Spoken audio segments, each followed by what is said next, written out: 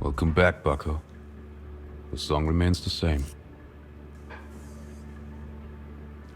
You mean the prisoner for her? It's certainly compelling. Big play, Bucko. Behind the white blue of his eyes, a rapid recalibration is occurring. Alongside fear and respect.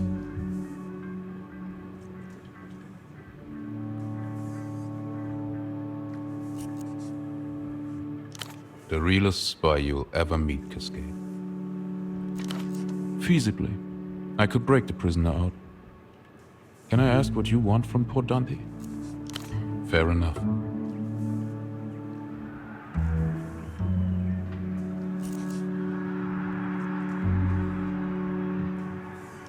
I can see the advantage, but it also represents a steepening of terms.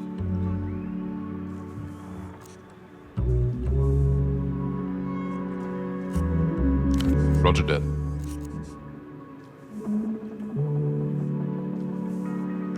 Diplomat, high-ranking, in a Russian cabal, would-be deserter. Something to do with the secret treaties, or at least we're hoping to play him as such. So I suppose for now, you'd call him leverage. Beyond the fact that they'll hunt me down, tie me to a crane and drown me in the nearest body of water. No, not really. Emter understand balance sheets, but they don't understand culture. That's why they are currently getting played by La Luz. You have direct access to Ultravioletta? Then it seems you have a very strong hand, Cascade. He holds your gaze a moment, then lets it go. I respect your position, for whatever reason. I believe you can deliver. Her face flashes on the underside of your mind. Expression stern behind a black cigarette. Yana needs to agree to this too. You don't have to emotionally pry bar these two girls apart. There must be another way through. Try Emter on the books, not off them. That junior negotiator already looked a little weak at the knees. The man puts a gentle hand on his headphones, as if to ground himself. The answer is yes, of course. There can be no other answer. A whole career cast off in a single moment. And possibly a whole life. We have a deal. How soon can you move?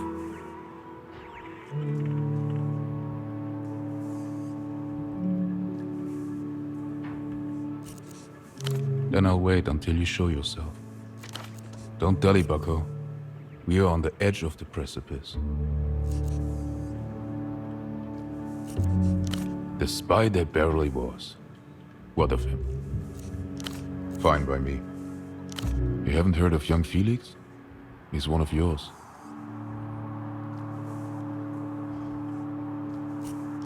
Close. A communist. The cut and thrust of the incident was a hostage crisis in Telico at the St. Covetta airfield, year 92. The militia Ruben Rouge had hijacked the plane and 36 hostages. So far, so socialist. The militia Ruben Rouge, or MRR, an extreme communist fringe group who have slipped further and further into darkness over their 10-year campaign. It was a domestic flight. They managed to hold on to about half the plane when they force landed. 29 passengers, 5 crew members. And one Telekian vice minister for transport who had gamely offered himself up as bonus hostage in a misjudged gesture of self-sacrifice. Election year. To delay, or ideally void, a major trade deal between Telico's caretaker government and Emter. The soul of the state on the line. But after 20-odd hours of standoff, one half of the MRR got a little weak at the knees, which fractured them into 2 camps. The first camp felt that their political point had been clearly made, while the second felt that, while it may have been made, it had yet to be underlined. So, to underline it, Felix Kaido murdered his dissenting comrades in cold blood, then demanded to negotiate with Emter directly. They ideologically diverged. Permanently. Okay, good to know. There are worse friends than you out there. Evidently, it took quite a dim view of both neoliberal monetary theory and lackluster communism. Post-violent schism, we got called in to drop the curtain on the whole affair. Whips of dust blown by helicopter blades, thuds of boots on ground, billow of trench coats, steel cackle of assault rifles. The empire without territory descends. Negotiation had manifestly failed by the time I was summoned. Next up, eradication. About the gist of the assignment, yes. We secured the airfield perimeter and then began blasting one of Ultravioletta's songs through the siren system. On repeat. The first time I heard her voice.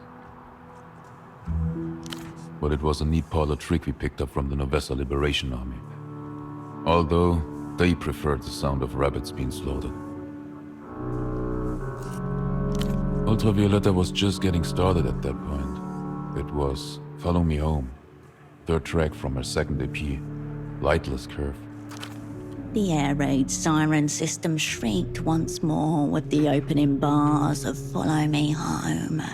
The 53rd time in succession, a line of armed, headphoned operants stood still and waited, all eyes focused on the Farrier 878 in the center of the airfield. After 16 hours of that pageantry, we went in. It was raining too, so heavy that it seemed like the sky was disintegrating. The usual thing that happens when an act of political terror reaches its climax. Terror sons to politics. My objective was to get Felix Kaido out alive for advanced questioning. I led the team. Logistically, it was a straightforward insertion. Psychologically, our approach was hampered slightly by all the heads. At the culmination of the purge, Kaido had his weak-kneed comrades shot and then decapitated with a gut-hooked knife. They stuffed the bodies in the cockpit and threw the heads out of the emergency exit door. Their faces adorning the runway fixed in expressions of mute agony, terror, or something beyond either. The demand from the newly crowned lineal MRR was to leave the heads of the traitors exactly where they fell, or they would begin executing hostages. On the side of the aircraft, in hand-smudged blood, written by Felix Kaido himself, the words, "Witness, tremble, victory." No contingent devours themselves alive quite like the hard left. Anyway, in we went. Got the jump on the commies early doors, but inevitably the firefight kicked off as they always seem to. Cramped, bloody, uncinematic. The ricochets were relentless. We finally got Felix out alive, snapping and snarling like some rabid thing.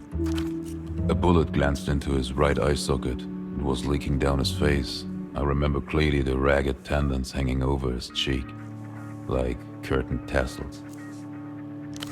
A few of them got knocked off the board. 9. And 3 more were maimed, but there is no line item for maiming in the post-operational review. One of them beyond recognition. No item for that either. Near zero, we talked for several hours. Or more accurately, I talked, and Kaido sat there staring wrathfully with his remaining eyeball. Eventually he was shot, twice, in the back of the head. The communist tasted red dust and smelt the dim sting of aircraft lubricant. A hangar creaked to his left. Behind, someone loaded a revolver and mocked his cause in a language he didn't understand.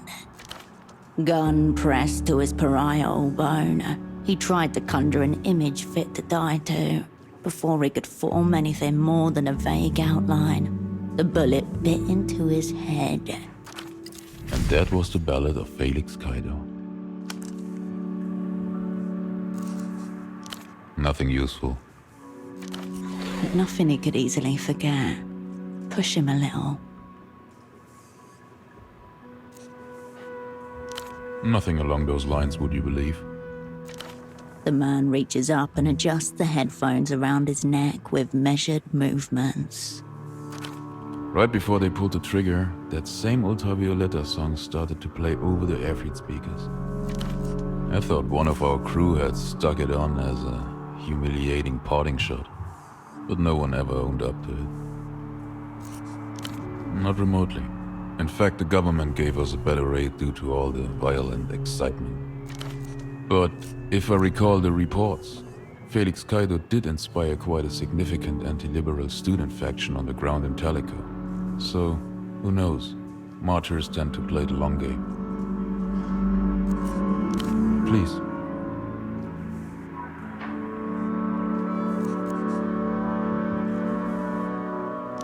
I'm inclined to agree. Hostage or criminal, in the arena of real-time violence, there are no politics. You think so? I've never quite been able to forget him so easily. Operant.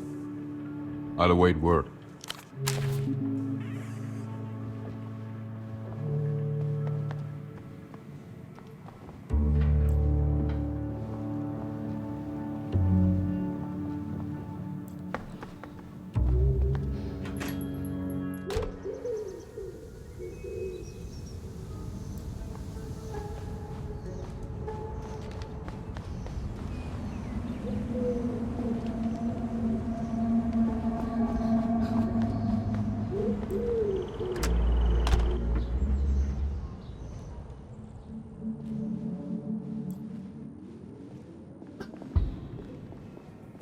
Hirsch, I've been thinking, or projecting maybe, future-wise. This question's skipping the needle in my head. What would Tempo do? Her.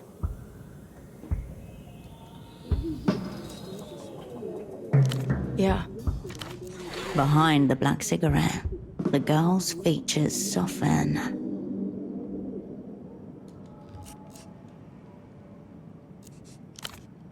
I am.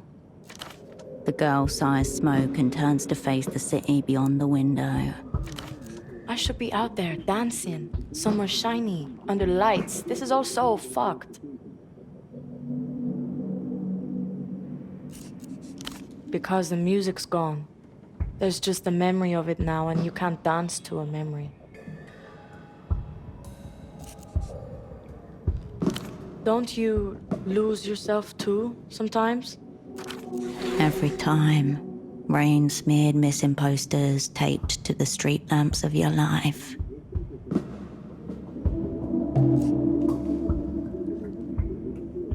Is that true, Hirsch? I fucking wonder. That was the deal, yeah. Setting her free in exchange for an imprint of her. But near the end, I started having second thoughts. New plan was to sell her back to the Luthians, imprint and ransom her, basically. Culture then cash, Tempo to a T. Had a deal, don't have the bootleg. So deal's vapor far as I'm concerned. Too bad. Deals are either done or not done. But I also want to help V. I really want to help her. The girl takes a skewed drag of her cigarette, then studies the embers intently.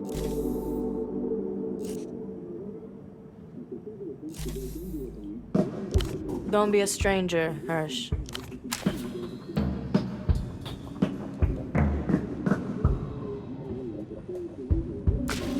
Hello. There's unease at her fringes, slow ripples along the shoreline.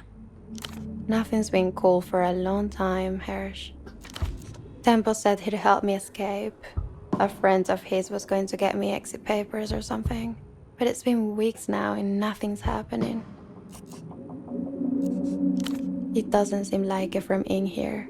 It seems more like the world has stopped. Mine has, I think. Have you ever had a day where, if you had the means and the power, you'd happily burn down the world and everyone in it? I see. I hope I'm not turning into a communist. I feel Hemmed in, Hersh. Like the walls are coming closer when I'm not looking.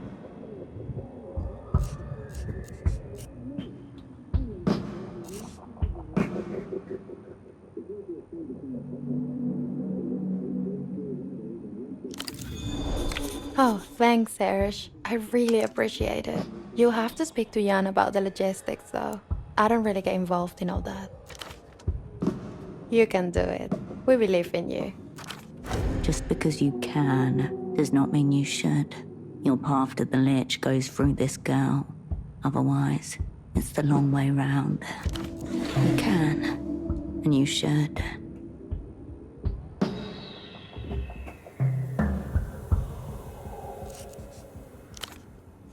I can't live here, Hersh. Also, I'm not very good with logistics. People usually wait around on me. One of the perks of being the top of the social hierarchy. Time becomes a suggestion, not a reality. And now it feels like I'm waiting on the entire world. I don't even know if it's revolving anymore. No. But there's pictures of me all over the place. Like, everywhere.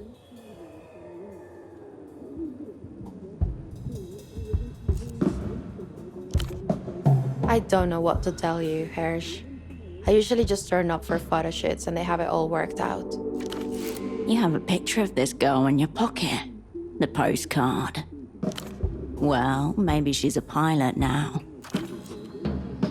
I don't mean to be annoying, Hersh. Sorry. I just need some help. And I trust you to see me through. I really appreciate it. I don't care about the name. I only really care about my new stage name. But that will come later. The first tram ride into Portofino. Holocene at your side. Face turned to the window. Giving a 20-minute answer to one of the world's most common questions. And that's why, philosophically, I disowned my name. A name can turn on you, Cascade. Far better not to have one. Or to have many. Actually, I think you can. A fabrication from the narcs upstairs. When I first joined the opera, I used an acute method of auto-hypnosis to forget my own name. The process took 7 months. Already forgotten, but not really. The girl stares at you, waiting for a response. Okay, Hersh. I'll leave it to you. Great, Hersh. I'm sure you'll find them.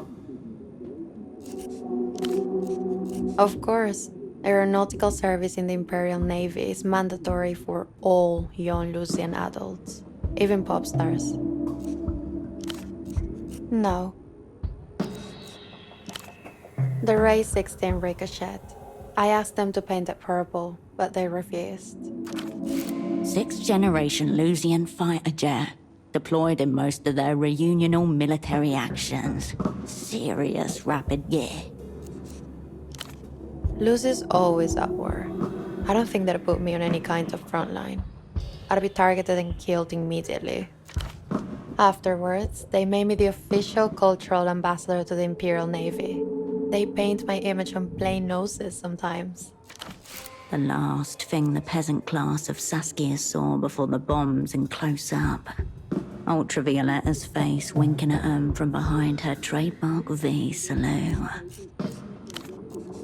I'm not going. Ever.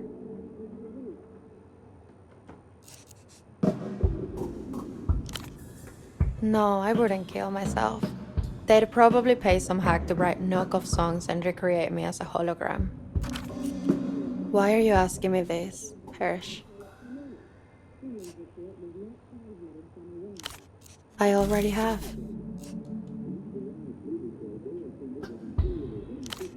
Sweet dreams, Hersh.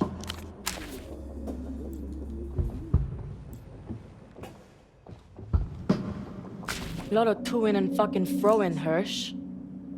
Yeah, Temple was gonna get them off his friend Reno, the dolphin cunt with the phones. He was fucking him for a while.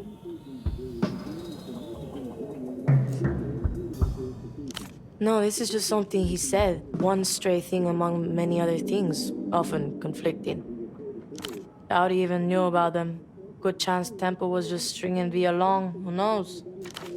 Operant, this is a once per eon opportunity to get a shot at the Grand Lich. Let it slip now. Who knows how far back it may set you. There are other ways. There always are. Fuck it. We make our own ways.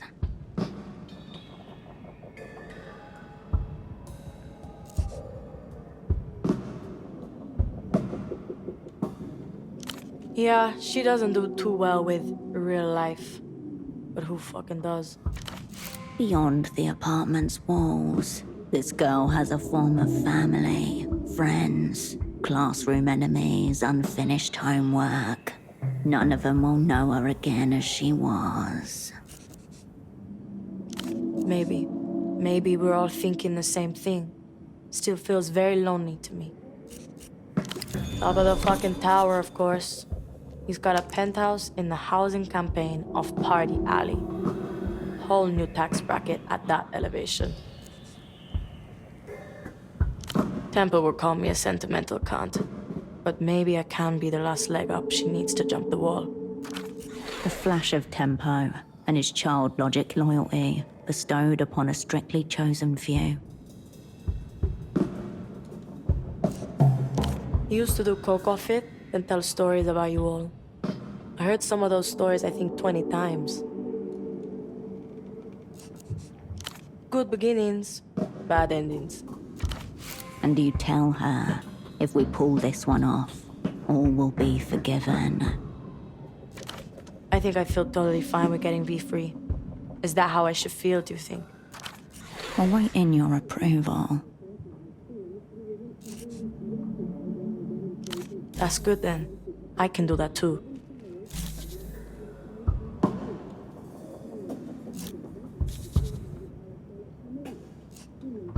Don't be a stranger, Hirsch.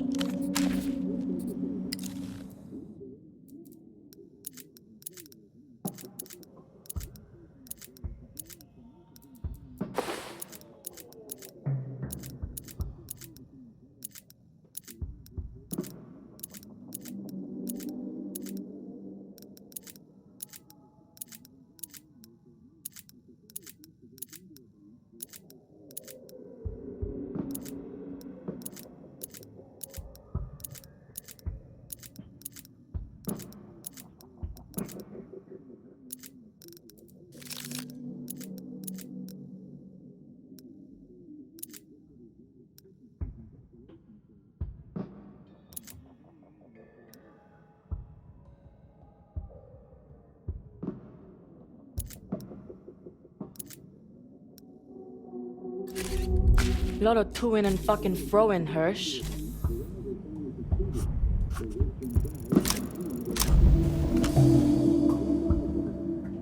On further reflection, names are hard, basically impossible. Following the example of Dosateo Fernandez, this problem requires a multidisciplinary conceptual framework. Giannis. Don't know what that fucking means, no.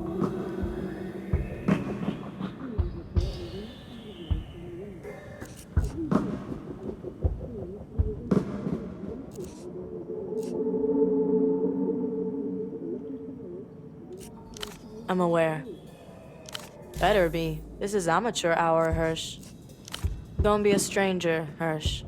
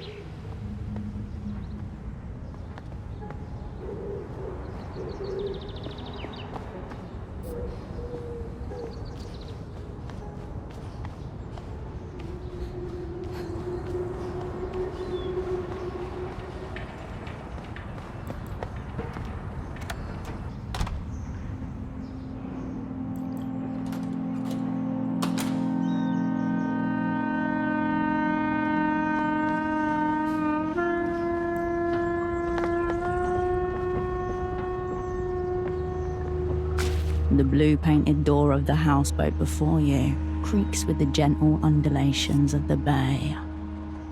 Busy. Come back later. Unmistakably the voice from the Miracle Line, Duchess. You hear her mumble something, then quiet.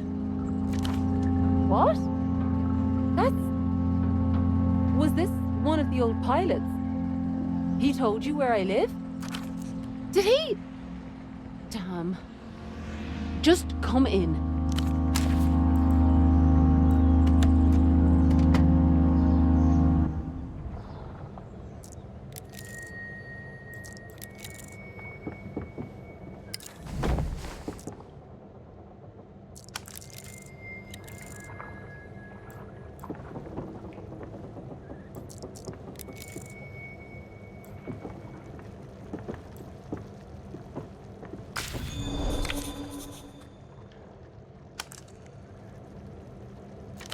The woman's eyes are sad but warm, crinkled against the sunlight filtering in through the gaps in the wall.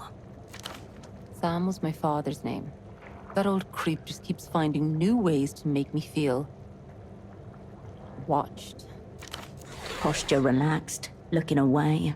She's confident that you aren't in on Pigeon's scheme. Do whatever you like with it. Big hips, nice lips. So hot. She wants it. I'm sorry the old creep made a fool of you, but let's not let it ruin our day. I feel like that would be letting him win. You're welcome, hon. It's nice to speak to someone in person for once. I'll have to grab the phone if it rings, but otherwise, I'm free to chat.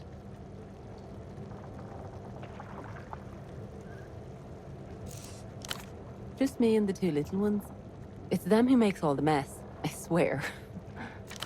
She laughs, but there's an uneasiness to her eye as she looks around. They make a mess together, with joy and abandon, but she stares at it all day on her own. Thank you, sweetheart. It does have its perks. I've lived here for 10 years now, but it still makes every day feel like a bit of an adventure. But it does get very cold in winter. Oh, and a family of moorhens have made a nest right by the window there. It's cute, but the screaming, you know? Now listen to me complain. Sorry, love. First time I've had grown-up company in a while. Guess I'm letting my mouth run away from me. Playing at a friend's house. You know kids, always an adventure to be had. I don't know what to tell you, hon. 2 kids, boat, Miracle Line. Oh, I'm doing a correspondence degree in psychology.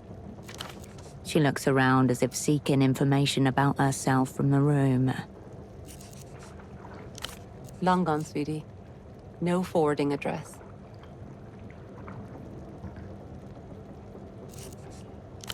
It was harder with him here, honestly. All we did was argue toward the end, which is way worse for the kids than not having a dad around. Barely any of their friends have dads around either. It was the Miracle Line that scared him off. Made him jealous. Couldn't handle it. Called me all sorts of names in front of the kids. Yeah. I had an interview at a sandwich shop. I sat down and started talking, and the owner recognized my voice from the line. It was awful.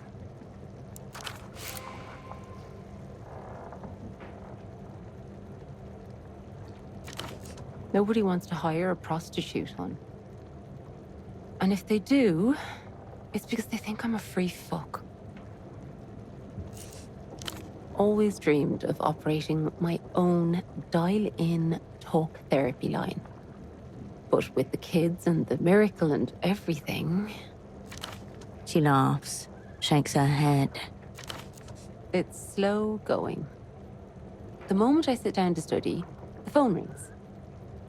Sometimes I try to give people therapy instead of sex, but people really like sex, hon.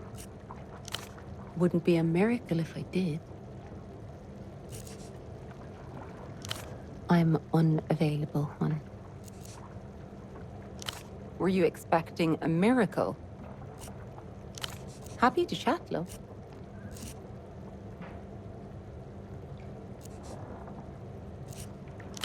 Not really. He just likes me to know that he's watching and to feel in control. He won't escalate unless he thinks I'm trying to escape. I realize how strange and frightening that sounds when I come to tell somebody else. But in my line of work, you just get used to it. Of course not, hon.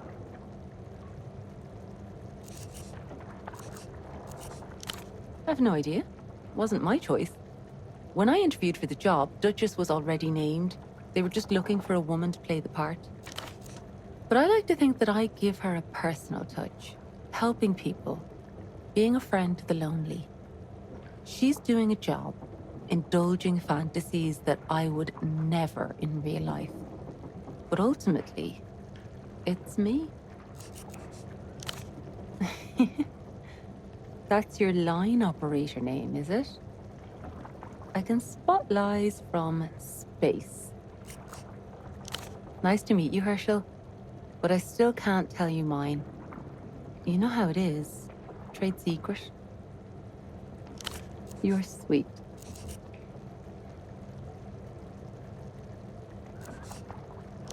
The Gap? What do you know of the Gap? The Gap is the most advanced case of erotic fixation I have ever seen. I've been in the deviancy game for years, and I cannot uncover its true nature. So what's your interest in the Gap? You're a friend of his? A therapist, maybe?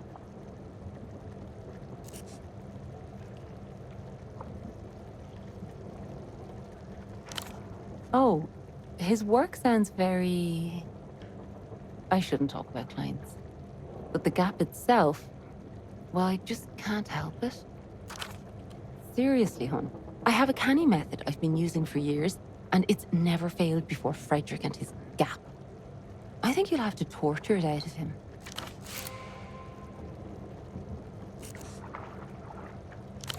Oh, Hon, I don't know.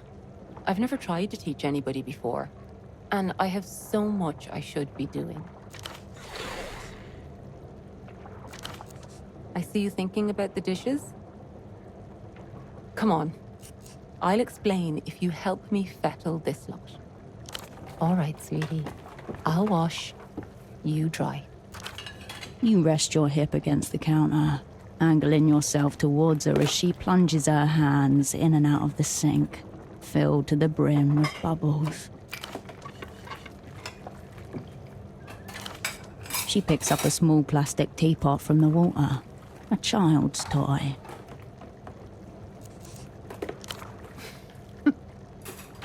You're so funny. No, listen. If you were to describe this object, you might go for the material, color, decoration. It's plastic, pink, has a crown on the side, and you'd be correct. But you'd also miss the part of the object that makes it what it is, makes it work, gives it purpose, because that's actually what the object doesn't have. It's the empty space inside. She tips the teapot, pouring water full of glitter and petals into the sink. Exactly. Clever thing. People are defined by their desires way more than by their possessions. But that's just the concept. How you actually pull off the method is much harder. You have to be like mist, vapor, something that can fill an unseen shape. Then you work out its edges. It'll be easier to just show you. But do you have any questions first? No one taught me. It grew out of a game my sister and I used to play. She dunks a handful of cutlery into the water, swishes it around, then hands it to you. It sounds silly. We would pretend we could reach inside other people, things. Then we'd just describe what we found. Then the more we did it, the more we realized we didn't actually need to pretend. We could sense what wasn't there. I think at first just silly things. Figuring out what someone was going to say before they said it. Freaking people out. Saying what was on their mind. But as we got older, we started practicing on each other. Or she started practicing on me, and I had to join in. She would lie just to see if she could get away with it. I was always better. You know. No, hon. Well, my kids might disagree. If one of them breaks something, I can always tell who. She lifts a soapy hand from the water and blows on her palm, sending a little cloud of bubbles flying at you. What kind of evil do you have in mind?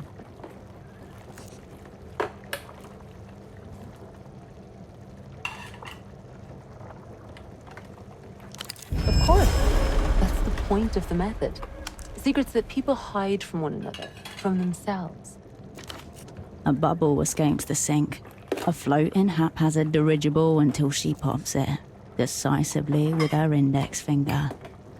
You have to leave your own personality behind. Forget yourself. No ego, no cleverness. Just let yourself sway, fitting whatever shape you find.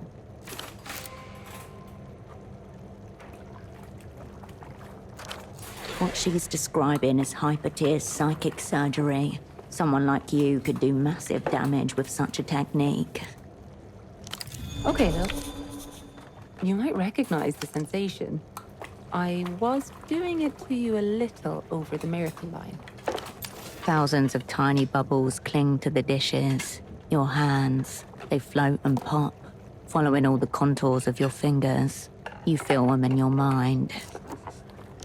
No, hon. Don't worry. I won't go far. Go far, all the way. Get inside, make a fist. She giggles as she pours into your head, tracing lightly over your psyche. Bubbles float around the spaces between your memories. I'm going to bring you with me now. You feel the bubbles coalescing around you, supporting you, lighter than air. You're afloat in the space of your own ego. Find an empty space. Feel around the edges. See if you can tell what it is. I can see a big one. I'll send you in alone. Your mind is yours. She purses her lips and blows, lightly, sending you off like a dandelion puff into the nothingness of Herschel Wilk. The shape is large and bulging. It seems made up of distinct figures, some more connected than others, but all touching. 6 of them. Laughter, trust, the warm echo particular to nights at the fogged mirror. The shape clarifies as you pour and grow, gaining definition and texture, flashes of color. You find a table, drinks, one man rolling a cigarette, another holding 2 glasses.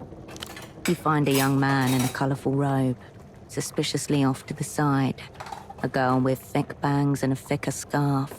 A pair of loafer pins, then the gift-wrapped box they came in. Your whole sick crew. The certainty jolts you back together. Space suddenly cramped and full. You become aware of the floorboards, the hot water on your hands. Oh, hon. I'm sorry that you're missing your friends. Maybe this is your sign to get them back. And that's all there is to it. She exhales happily, giving her kitchen a satisfied look. Now, go try it on poor Frederick, and let's find out what this gap is all about. Just make sure you come back and tell me when you do. Wow, really? Oh, sweetheart, you're angel sent.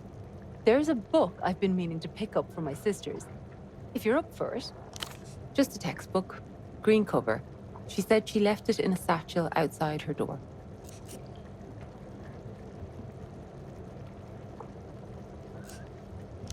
That's my book. How do you have this? Right, of course.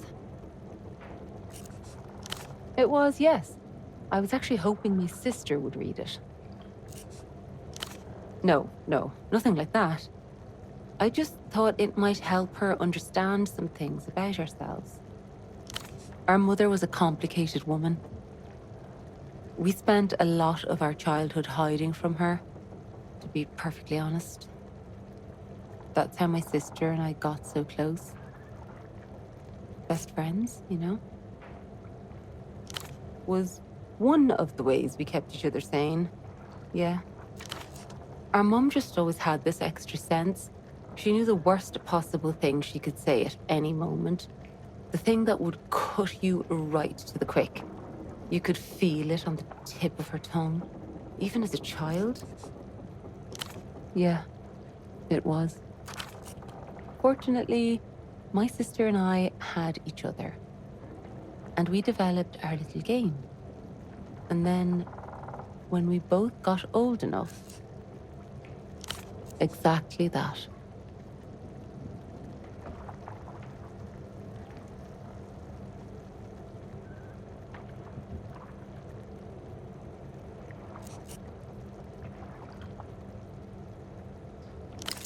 You want to borrow it? I don't see why not. I'm listening. Oh, ancient history.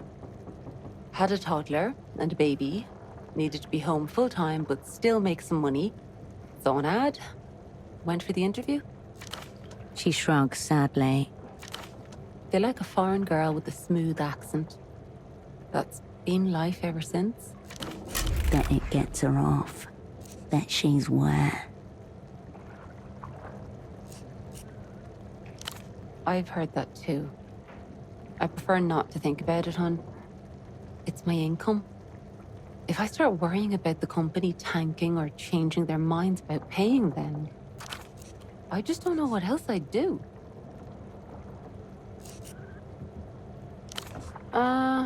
Most of the time. I had so much fun with you.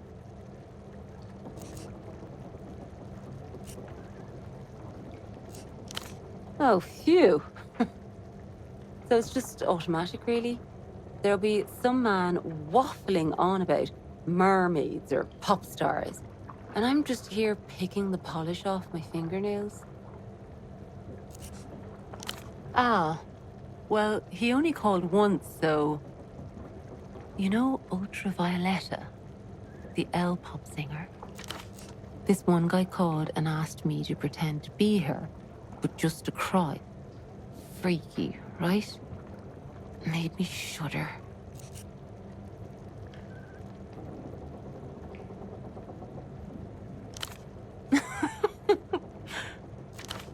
Oh, you were being serious.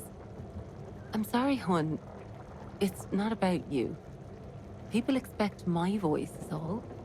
Duchess has kind of become the miracle. For me, right? If you need work, I know that Tonio in the alleyway is always looking for people to help him sweep up. No, hon. Not ever. Ouch. Sure, hon. Drop by again, Herschel. This was nice.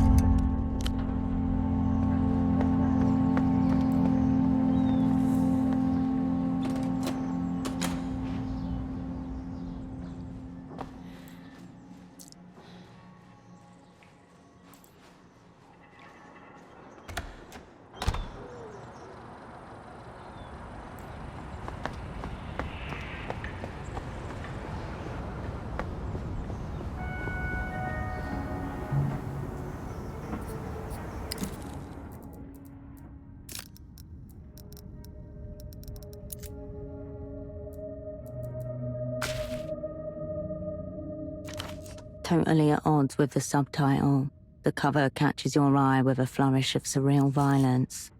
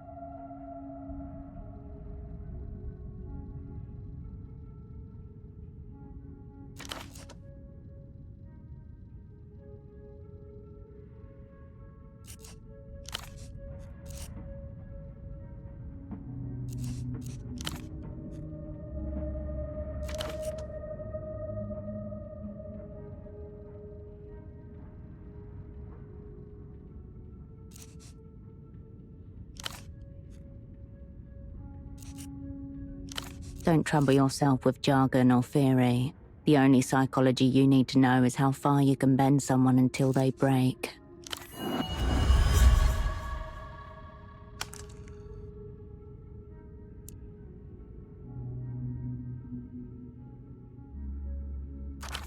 In weaker offspring, this often manifests in the form of personality disorders. Gross stress reaction, obsessive compulsions, fear and trembling, schizophrenia, mania and depression. Very occasionally, the offspring may overcome these disorders by developing their own false self, thus becoming their own shadow mother. Inconclusive, lack of significant documentation available. It's a clinical study, not a comprehensive diagnostic of an entire class of disorders. Other works are also available for mail order through Treffer University Press. Within the Grudging Sanctum, on pathological cartographies, the erotics of self-sabotage, the Womb Wanderer, a treatise of hysterias, borderline personalities and other feminine ills, devotion, depression, deviation, the daughter problem. You return the book to your belongings.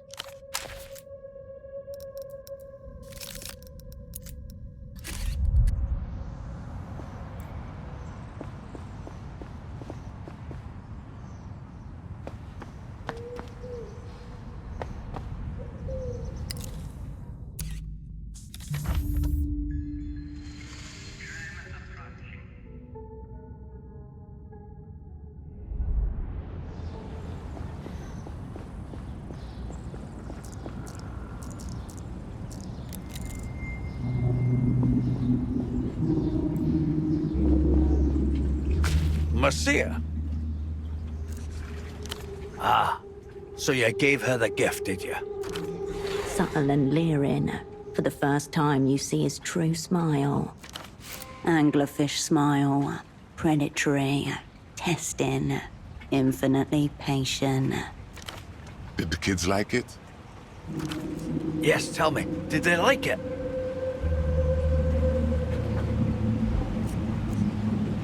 No play at all. Or well, hardly a game. I knew she wouldn't accept a gift from a client, so I had to improvise. Harmless, if you think about it. Technically harmless, weapons grade creepy.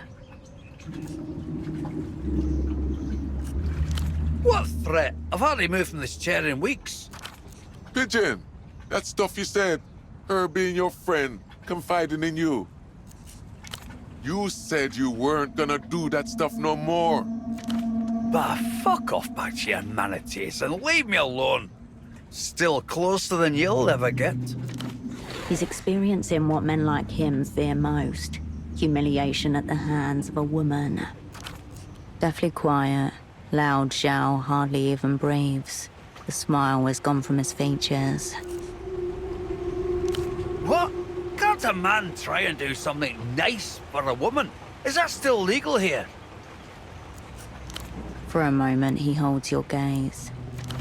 You can't live off phone six forever. Might be enough for these animals, but I'm a man. He wants the real thing. There is no end game.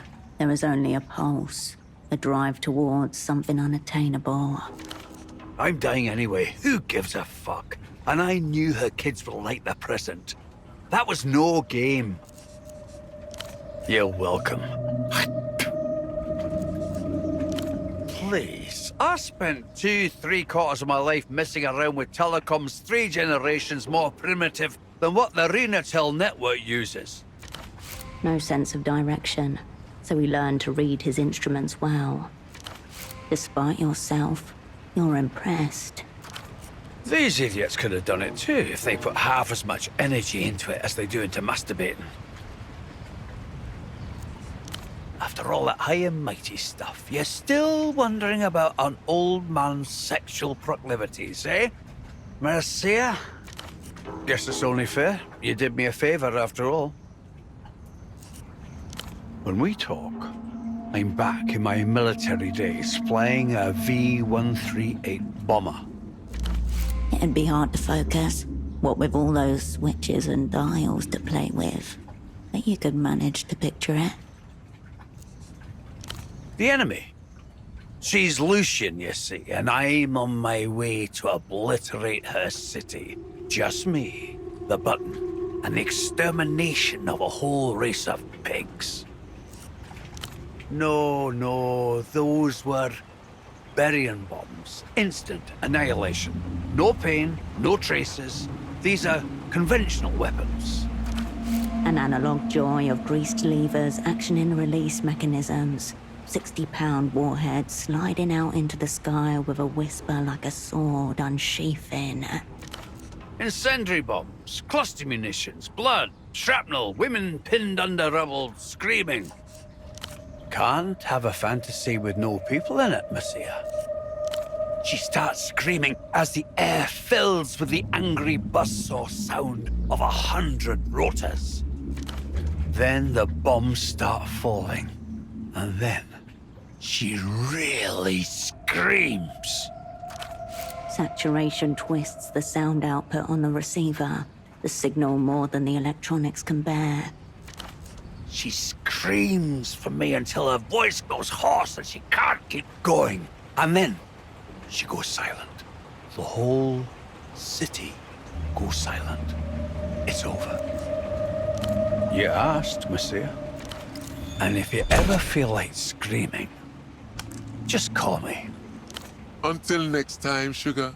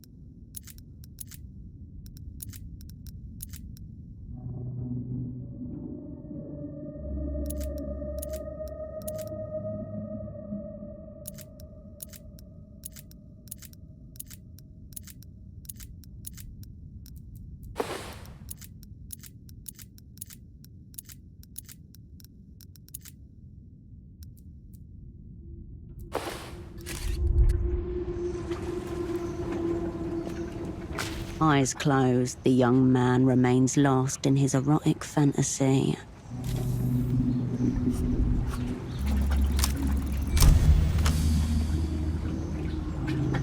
You draw on the teachings of Duchess, splitting your psyche into a Herschel-esque fog.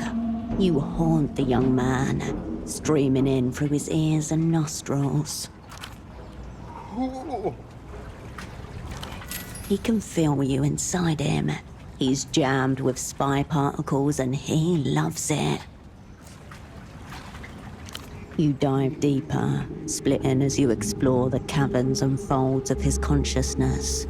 It is dotted with empty spaces, a childhood pet, a motor scooter, a Marillion SJ6, top speed 90 kilometers per hour, 150cc engine, entry-level model popular with metropolitan professionals and a subset of hardcore national chauvinists. None of these carry the awesome psychosexual fright of the Gap. Keep looking. You float down into the abyssal zone of the subconscious. At this depth, the voids move.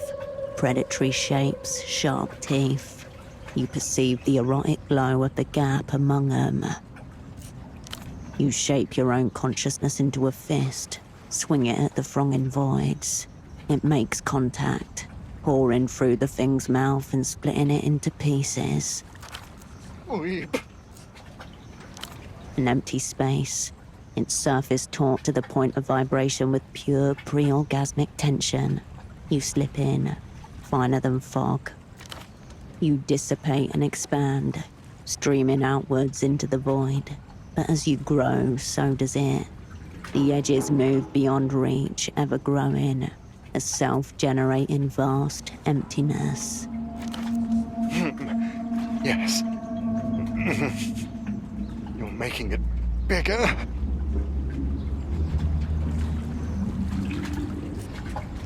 No, please. You've made it bigger. Don't you dare close it. The gap. The luminous gap of unknown origin. The portal from which the minister of mass culture himself will emerge. So that's it. The gap in the Grand Lich's official itinerary. Unknown even to enter. Wide enough for a bullet to go through. Whatever takes place inside this gap, it'll almost certainly be after the ginkgo has shed its leaves. You trivialize its mysteries when you talk about the gap this way. But yes, what you say is technically accurate. I also didn't understand at first. I thought it was just some primitive mind games our counterparties were playing. I thought once the gap closed, the negotiations would begin. But I had it all wrong. Not at all. I've come to grasp that the true negotiations have been with the gap all along. No one on our side is permitted to know, except for my superior, but they're keeping this knowledge very close.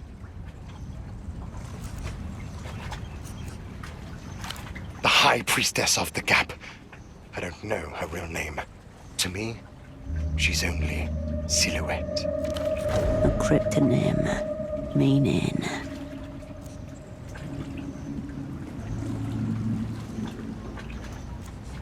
She's our best in Portofino, and the only one on our side who knows the nature of the gap. The name, the last thing to be traded away. In the central plaza at Party Alley, there's a little two-seater bar, very easy to miss. She's there every night. That's where we perform our daily stand-ups. Tell me, how did you... You're like her, somehow. Incomprehension, mixed with a taste of horror. A rivulet of blood emerges from his nostril. He wipes it away with his jacket sleeve.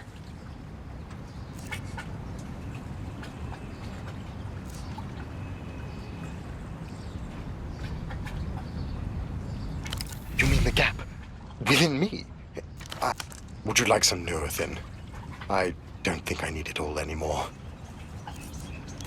amphetamines. I hope it helps you with your work. If you'll just let me say some goodbyes. You've wrung what you need from this limp rag. Time to move on. He turns back to the payphone and slowly picks up the receiver once more.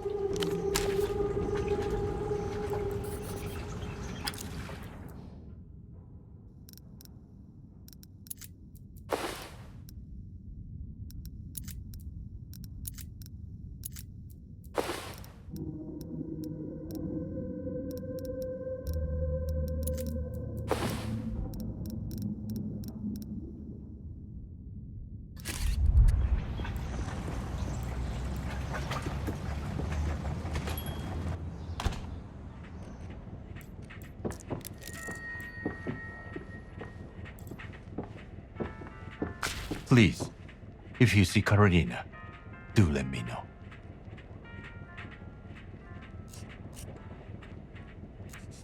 Yes, I was running a dream study. She was a participant. That was a long time ago. His fingers twitch like he's fighting the urge to shuffle the papers on his desk.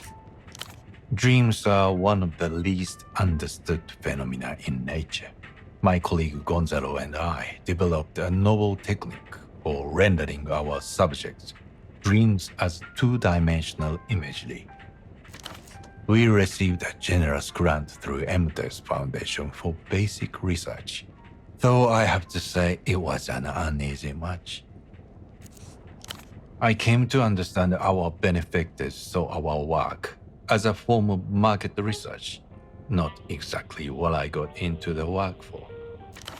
Banks of living data, silent, interlinked. Gonzalo and I wanted to answer a very simple question. Are our subconscious minds connected at some deep level? Yes. Countless researchers spend entire careers without a shot like what we were given. A smile makes a brief appearance on his face. A sunbeam accidentally puncturing a low, overcast sky. Equipment mainly, designed and fabricated to our own specifications. Neuroimaging tools, REM inducers, separate monitors for blood flow, electrical activity, eye movement. It's only when taken together that coherent, dynamic pictures can form. An astounding custom rig. One you must get your hands on. It was far from perfect, mind you. Some of the imagery came out skewed, whether that's the fault of the imaging or the underlying dream matter. We couldn't say. But these were early days. The potential applications, well, they were endless. Therapeutic. Metaphysical. Practical.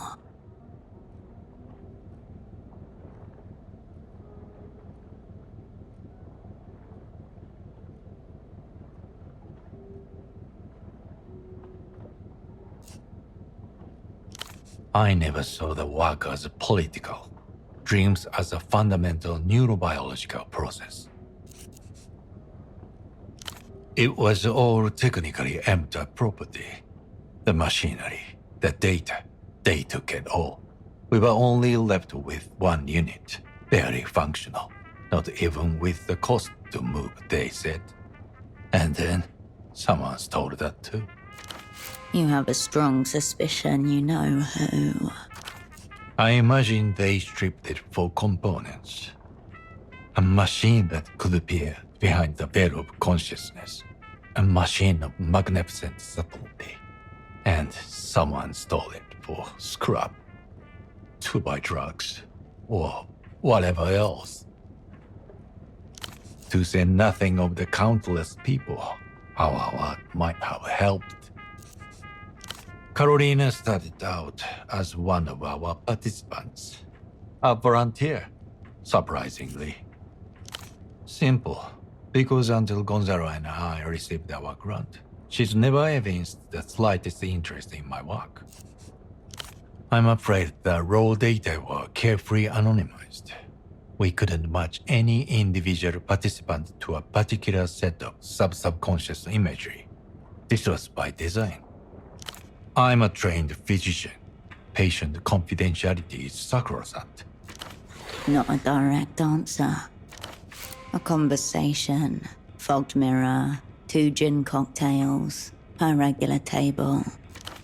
To be a spy like you, in theater, getting totally absorbed in a task greater than myself. And then she wasn't. And she did. When her turn as a participant concluded, she begged me to stay on. I thought, well, what harm? There was no real limit on our grant from amateur. And Gonzalo agreed. We needed an assistant of sorts. Yes, perhaps that was my dream. A dream that tastes like ashes on his tongue just now. She was responsible for organizing and cleaning the visualizations. A massive undertaking. Very labor-intensive. Approval.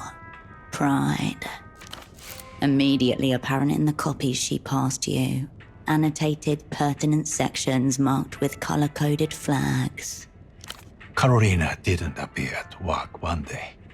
I went to the police, who had no information. I thought she must have been in some kind of accident. You must understand my fear as a father.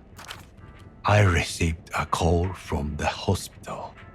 Carolina was there, in intensive care, barely lucid, handcuffed to her bed. There were 2 carabineros accompanying her. They told me she was under arrest to be charged with unlawfully aiding a foreign power, espionage duchess. The super broke, their spy service, the opera. Isn't that how they call it? I was in shock, borderline delirious. It took me some time before I realized what it meant. For his work, he means. EMTA pulled their support. The study was shut down within days. All our data seized. I was investigated too, of course, along with Gonzalo. The official part dragged on for several years before they finally closed it. He hesitates for a moment, then bobs his head in a single sharp nod. They showed him evidence, irrefutable, damning, and absolutely covered with Carolina's fingerprints. When she came home, I said some things. Perhaps things I shouldn't have. You gain nothing by making this poor man repeat the words he's most regretted saying in his life. Thank you. You understand. Of course. She left after that. Then I opened this clinic and moved down here to Kisak. And here he stayed.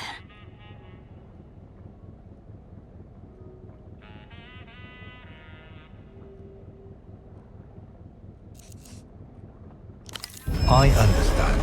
Karina didn't act alone. She was part of some kind of organized network. It's very odd that tricks the mind plays. There are times I nearly convinced myself it was my fault. Yes, something like that. In any case, that's all in the past. No changing it now. And?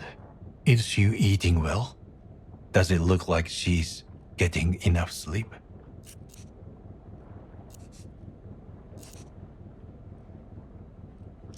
I had a suspicion. Here. Let her know if she needs more. I've got plenty. Wait, if you see Carolina again, please tell her. She's always my daughter. Thank you. I appreciate it. He gives you a slight nod, indicating that you may leave. I suppose that's fine, of course. He gestures to the small ladder leading up to the second level. Until next time. A ladder reaches towards the upper floor, creaking as the boat rocks gently. The doctor shuffles slightly as you ascend.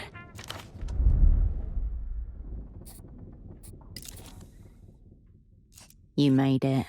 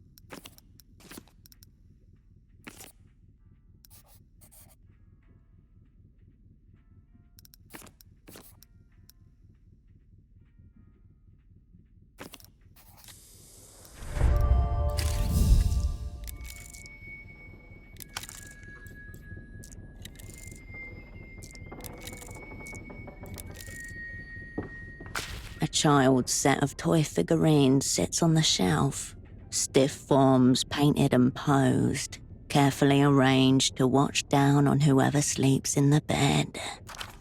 The paint is chipped and worn. These figurines have been well loved, played with often. He can sit at his desk and pretend there's someone upstairs.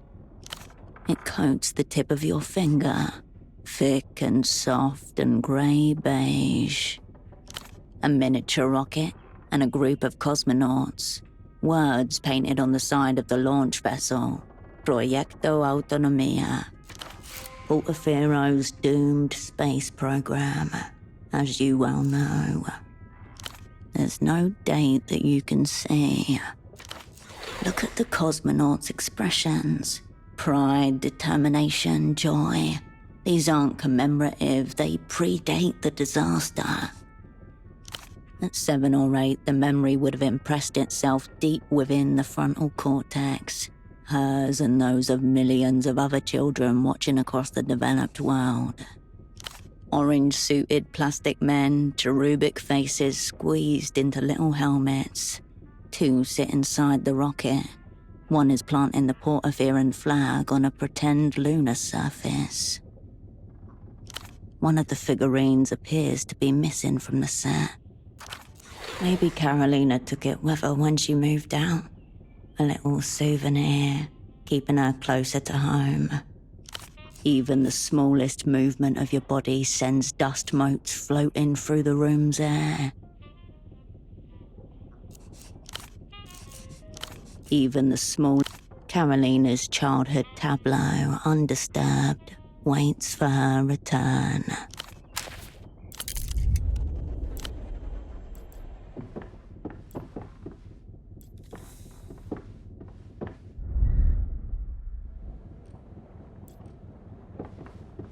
Hello, again.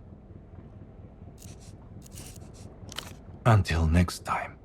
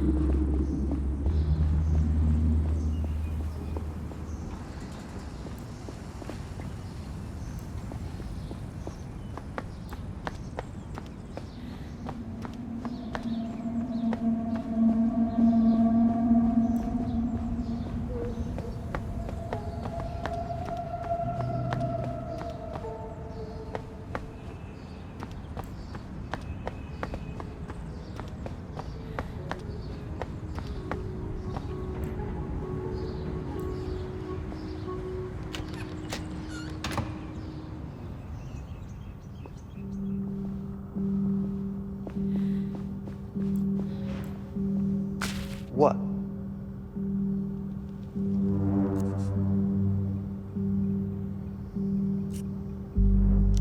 Are your ears decorative? fuck no. Yeah.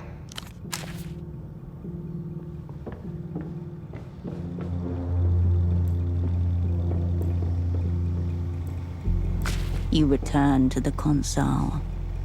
You back away from the console.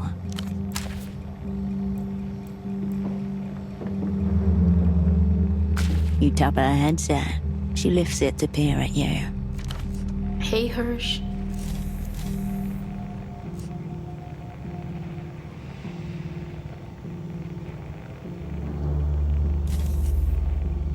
Oh, Dad. Oh. She takes the bottle, squinting at the label.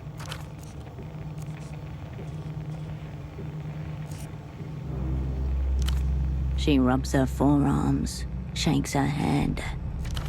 I know, but I haven't done anything yet. This isn't for... This is my job. I'm good at it. I have to do something. Loots. She thinks the bootlegging is an act of resistance. She still wants to be an operant. So appeal to her as a colleague. Take her seriously. Tell her your own professional problems. Ask for her help.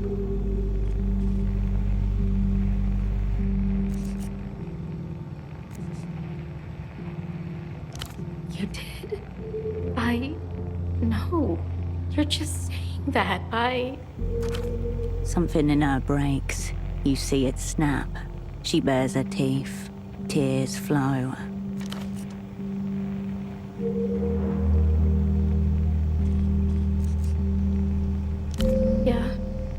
Yeah. I know. Poor thing. You can save her from this. Bring her back. Yes. Refurbish the tool so it may be used again.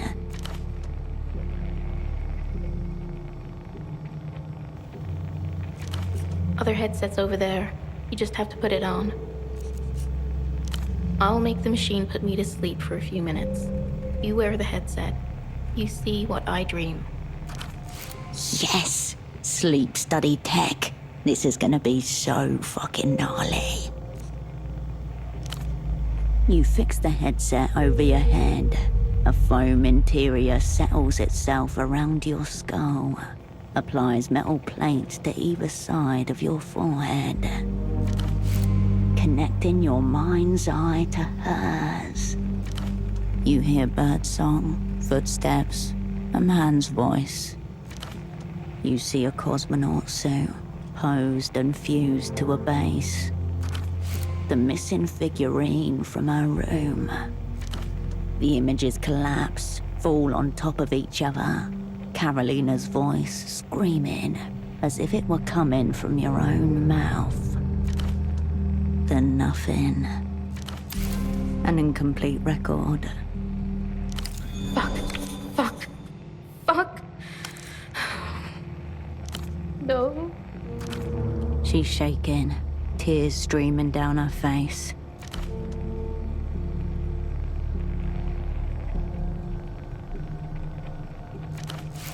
As she blocked the rest out. Not good enough. Yeah. I had it with me when they picked me up. It was?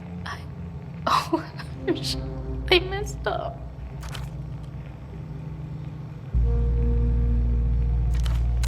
Unclear. Insufficient search terms. Oh, fucking hell, what did we tell her? The advanced cognitive maneuver, where you displace yourself into an object to withstand interrogation, remember? The one you claim to have done yourself. The one you lied about. You taught it to me. I think it kept me alive, but all my memories are in the figurine. Again, the Opera has no record of any operant successfully performing this maneuver, let alone cascade.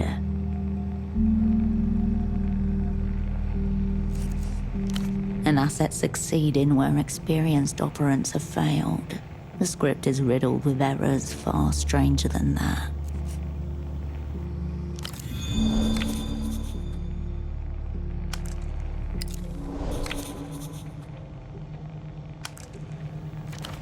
Forget that. Just flex your way into the console and override her controls while she's plugged in. Because she built it. She's a fucking circuit queen. Now get over to that console and get flexing.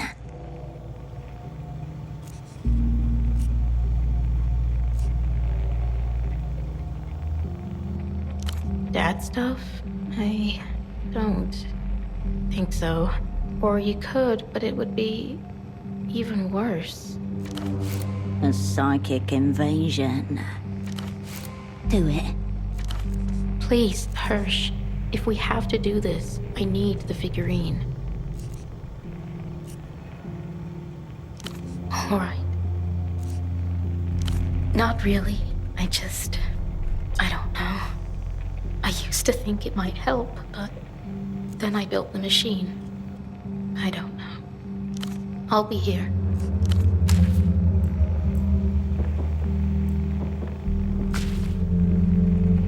You turn away from Carolina. You return to the console. You back away from the console.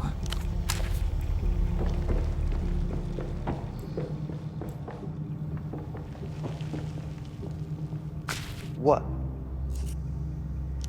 Fucking hell. You're not seriously thinking of tracking that thing down. Defensive, suspicious, morbidly curious. Getting tortured for your shit once wasn't enough. Now you want to wash too? A little fucked up movie night? You're twisted. I didn't look for that figurine thing, and you shouldn't either. Risky as fuck. You don't know that. She's more clever than you by a mile. Bet she's a better spy too. Maybe you're just jealous no one's ever wanted to torture you. Why, they tickle your feet with a feather? Knock you around a bit? Kid shit. Weeks, he said. The weeping eye had Carolina for weeks. They took everything from her. Flesh, family, the safety of her own mind. You got severely limited vision. This bootlegging shit, rank as it may be, this is strictly phase 1. Psycho market research and capital formation. Translation. They have no ideas and no money. Original features, you obvious bitch. Septimismo Productions. Skrrrt. Gonna rehab the fuck out of this place too. Turn it into a proper studio. Gonna have producers and groupies and monks and shit lurking about all hours. The fantasy of the eternal studio hang is more vivid in his mind than any actual production that might occur there. Then comes phase 3, youth movements, an actual 24/7 party scene. Streetwear labels, good blow. She's fucking masterminding it. She's like the heart-brain glue that holds it all together. Sick, yeah? Rune script. Ancient. Don't know where she gets that stuff. I think that she thinks the witchy shit works, which is good enough for me. Maybe it's all in her head. Maybe there really is new energy in the wires. Either way, it's doing something, and it's wicked. All right. Yeah, I know. But I'm watching.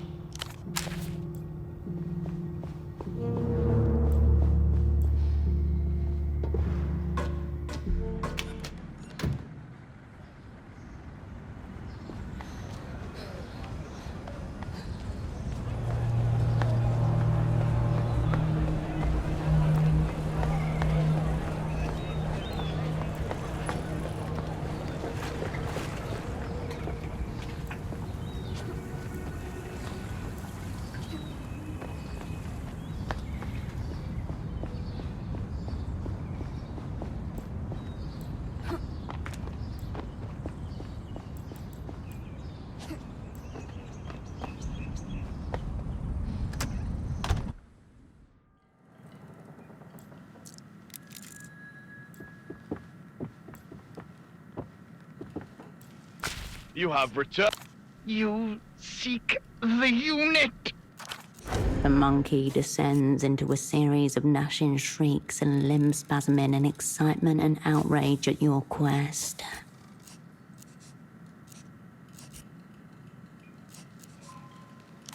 Yes. The monkey reaches. Behold the unit. Your soul is worth nothing. You were taught by fools. Farewell. You have returned for trade.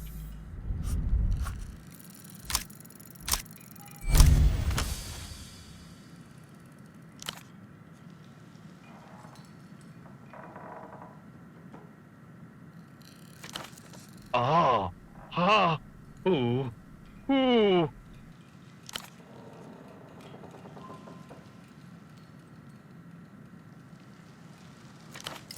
Oh.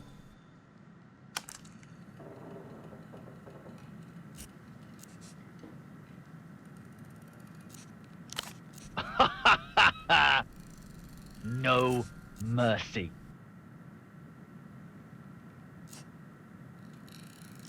Ah ha ha! Not if you like having eyes. Fang you! He flicks his ears in excitement. Commence economic combat.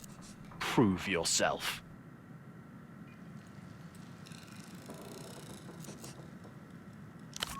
Fertile color. Pleasing hue. Ruttings abound. He flings the tiny cosmonaut figurine at you. Trade completed. Farewell, combatant.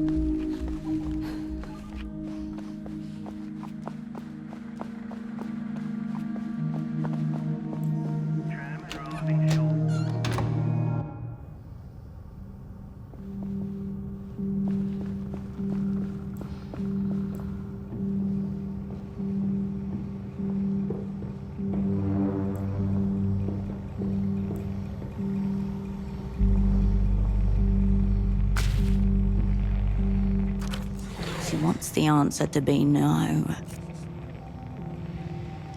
Her eyes settle on the cosmonaut. She hesitates. But Septimus said that it wasn't there. Yeah. He wanted to protect me. It isn't really up to me now, Hirsch. But that's okay. I know you need to know what I told them.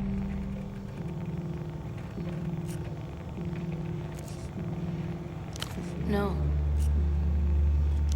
She takes the cosmonaut, smoothing her thumbs in an alternating rhythm over its torso. I'm trying. Her grip tightens on the figurine. Her nostrils flare. The shock of lost time returning to her. I can hear birdsong. Feel the hood over my face. It smelled like other people's sweat. Stale. The sound of their tools. Metal scraping. But that's it. Go get the headset, Hirsch. I'll turn off the REM repeaters again.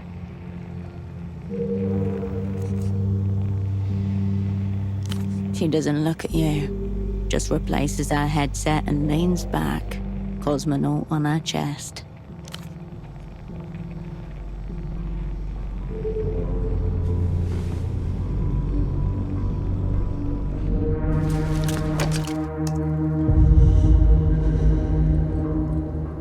Light refracts within your cornea. You are someone else, somewhere else.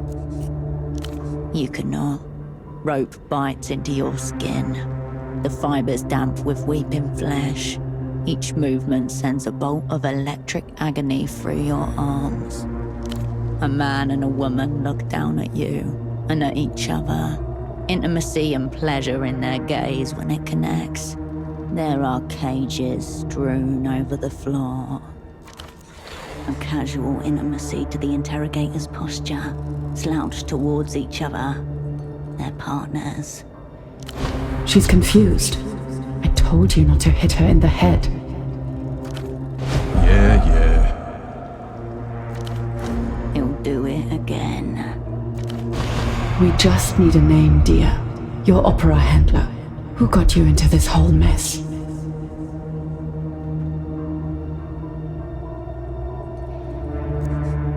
I'll try again.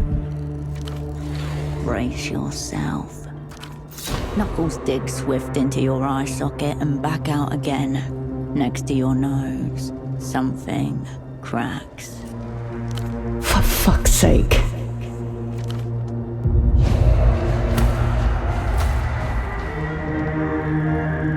The room scrambles, fades, returns.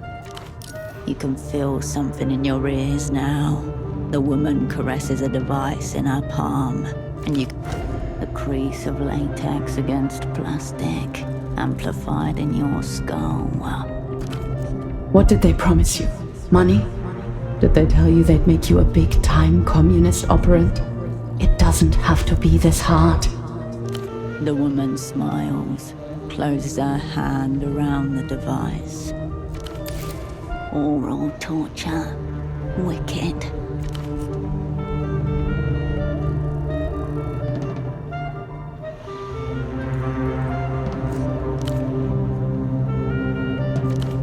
The device isn't making any sound. It's triggering a psycho-auditory response, tuned specifically to the individual. Don't pass out. Shit. Oh, there you are.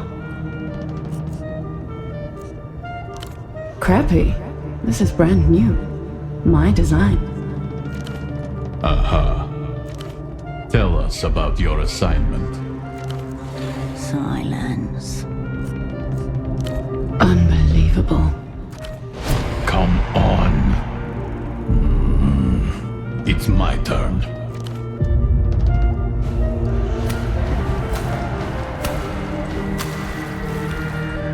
A white flash, cold, static. The room buzzes, fades, clarifies. You catch a glimpse of orange in the back of the room. Breathe easily. I smell death. Her wounds are beginning to decay. Disgusting. She's shivering. The sepsis will kill her before we get anything. Whisper into each other in low, urgent tones. They're beginning to panic. Look at yourself. He grabs your hair, forces your gaze downward. You see your bare chest, rotten and oozing.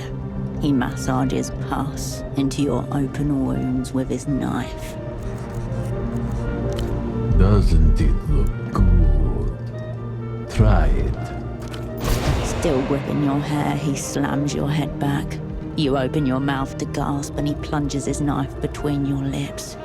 You taste the rancid, wet crumbs of your flesh on its blade. Bitter. Swallow for me. Pieces of you splatter across his face, black and yellow. He wipes his face, then forces his hand back into your mouth. His fingers plug your throat, you choke. Vomit splutters out of your nostrils. You cough. It burns. Did you like having his hand inside you? Do you want him to do it again? Maybe we should bring Dr. Hugo here to visit you. Is that what you want? To see your daddy? The doctor blows onto his tea.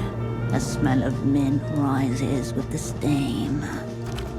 We'll say that his little girl told us that he was the head of the network. He'll die thinking you sacrificed him to save someone else.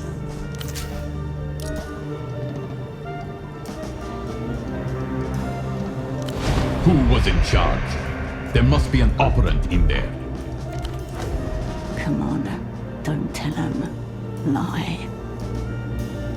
It feels like drowning, like clawing your way through dark water, like you don't know which way is up.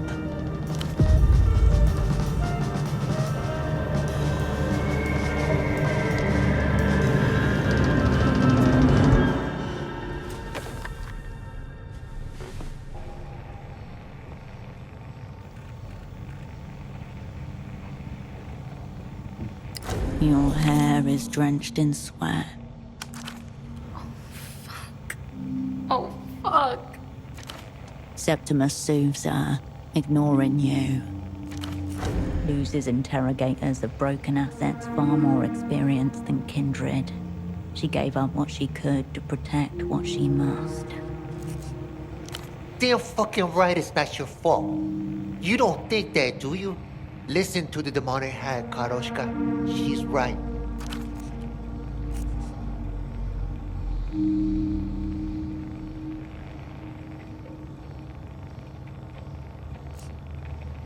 I don't want me. I want to die. Karoshka, please. We know what happened now. We can just move on. We can get some fucking takeout and watch Iron Pedal 7. We can go to the fucking beach or some shit. Sand?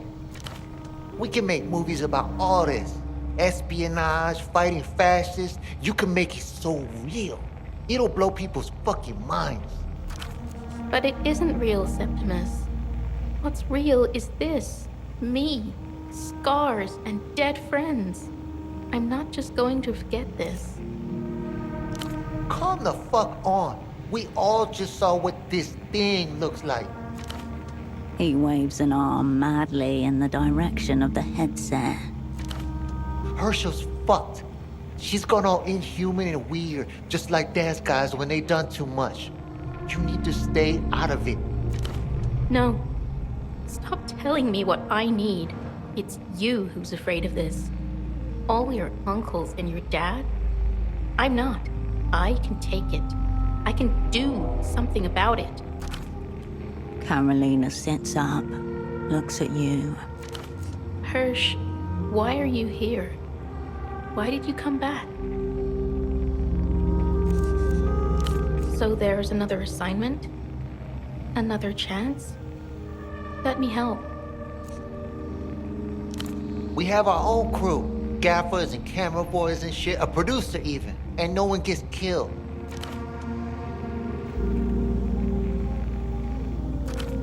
She means it. She's with you, no matter what. She smiles up at you, grateful and forlorn. Karoshka, please.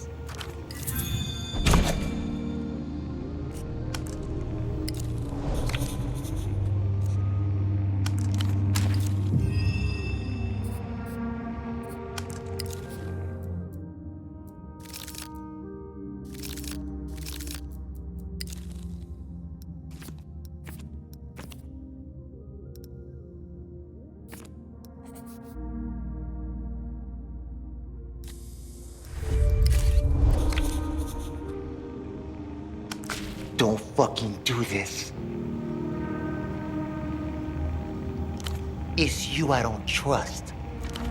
Carolina stirs, rolls over, buries her face against the side of his thigh. His fingers go to her hair, reflexive, blunt nails scratching gently against her scalp. Talk her out of this. She'll listen to you.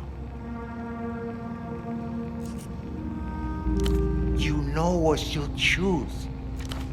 In her sleep, Carolina whimpers. You want me to beg? Grovel?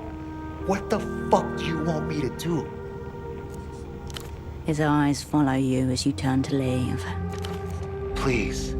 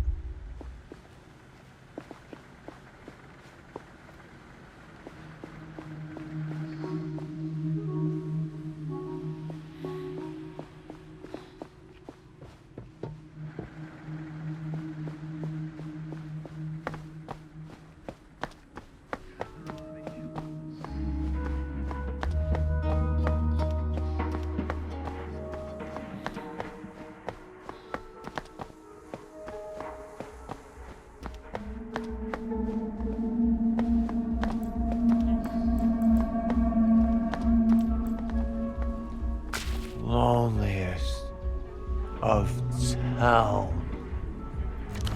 His half-hooded eyes struggle to locate yours. Goodbye. Be well.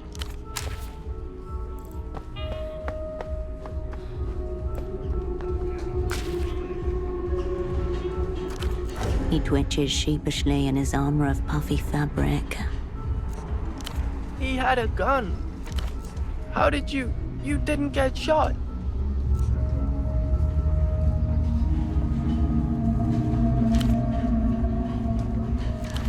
That guy's after Yana, isn't he?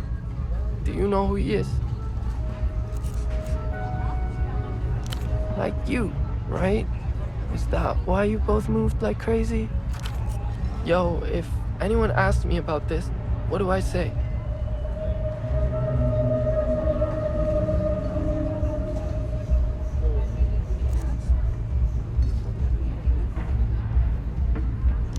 Okay, I'm good at keeping a secret. Must be. Yana trusted him too. Marco's hands vanish into his pockets. He settles down, but his eyes keep scanning the surroundings. Just pigeons mainly. Bit of people, nothing weird. Made the switch from intelligence to securities. Yana's using him as a doorman. Doorman's a good job. Lots of famous people started as doormen. Yeah, thanks. I've got it all under control out here. I think I'm gonna head home. Yeah, I think I'll see them and then stay with them, if you know what I mean. Yana and I aren't really... I don't know what I'm doing here anymore.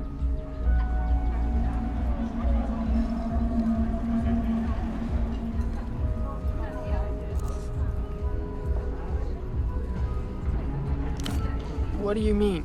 Like, if I stay now, then I won't be able to leave later?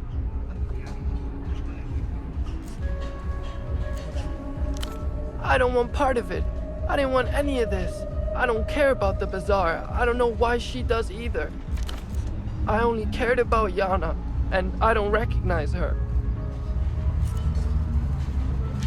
Yeah? Alright. I'll just take a break. Get my head right. It was nice working with you, Cascade.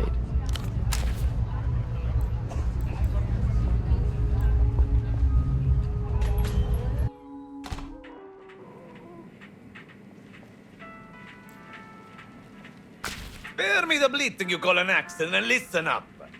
Metoprolol, you eunuch diddling azzurri. That's what I paid for, not atenolol. Your ears thrum at the mention of generic brands. Velotius, that you're intelligible at all is only the byproduct of my concentrated effort to withstand the ugliest sounds the human glottis is capable of producing. The other better be here by tomorrow. Of course I fucking know the process. A series of phone numbers scribbled hastily, but not quite legible from where you're standing. There, a direct line to his suppliers. If the good doctor won't sell, you'll have to go over his head. Tell your delivery boy that if he gets the wrong batch again, he's dead. Trust me, Mama, this is calm. Now, what do you want?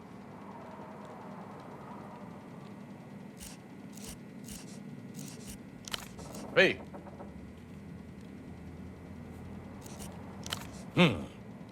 Treatable. Riding the spastic dragon.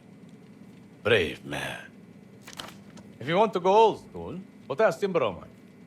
Get it right at the base of the motor cortex. Smother it like an aging relative with a big insurance policy. Rendering the patient almost vegetative. No neurological activity means no seizure.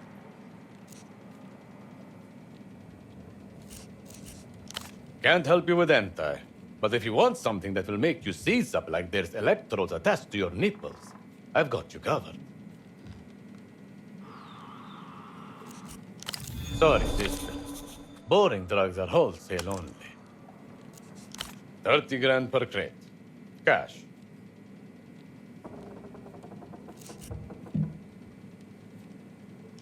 I look like I give a fuck about micro-trafficking?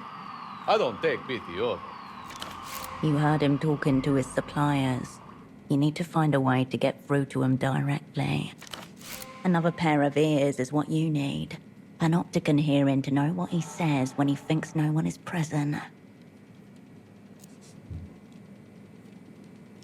You already have Ramses's crickets in your pocket.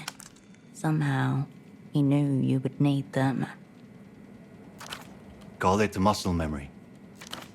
Surveillance master, wiretapper extraordinaire, a man capable of planting an invisible bug on a moving tuk-tuk. Alternatively, your friend could just get a fucking prescription. He knows full well you wouldn't be here if that were an option. Do with it what you will.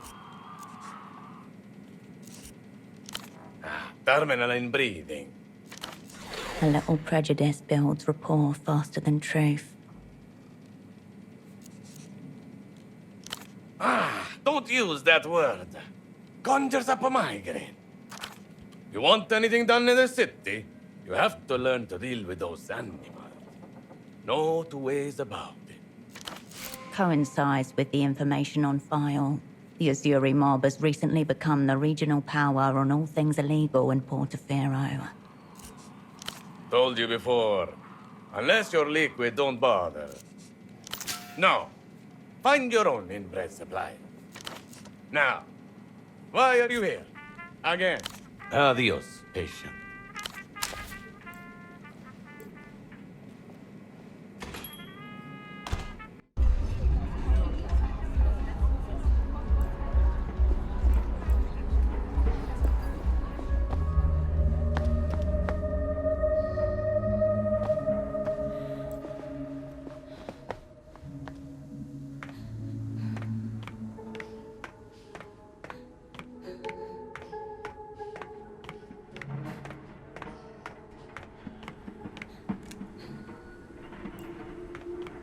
You step up to the terminal again.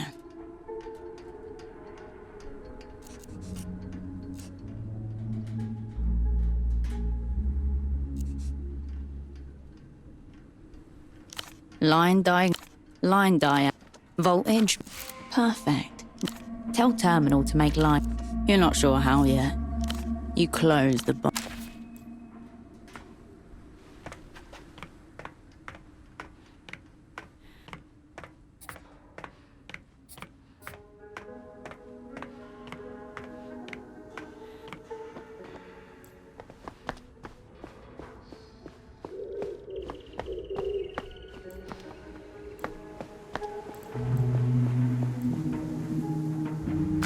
An old bench kneel, marks to be revered from. You settle in once more, a small rite of maintenance. For a while, the city asks nothing of you. Time simply passes. People float by in the distance, trams rattle overhead, but all you care about is how your spine seems to be rippling with ease.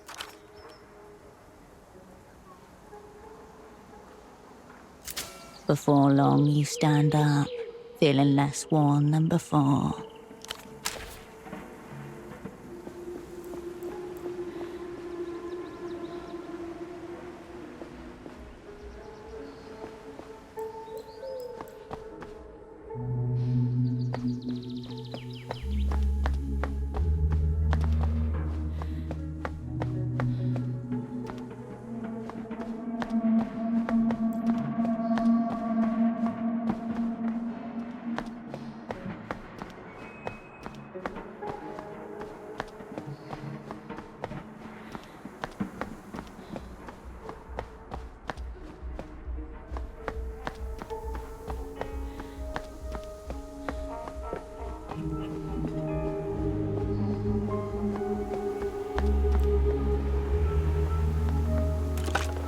You pick up the payphone's handset.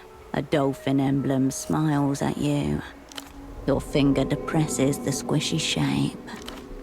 Something tense inside you relaxes and unwinds.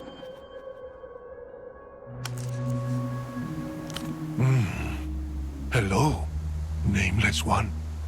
Fine, fine. Just now, I'm thinking about eating a roast goose. Doesn't it?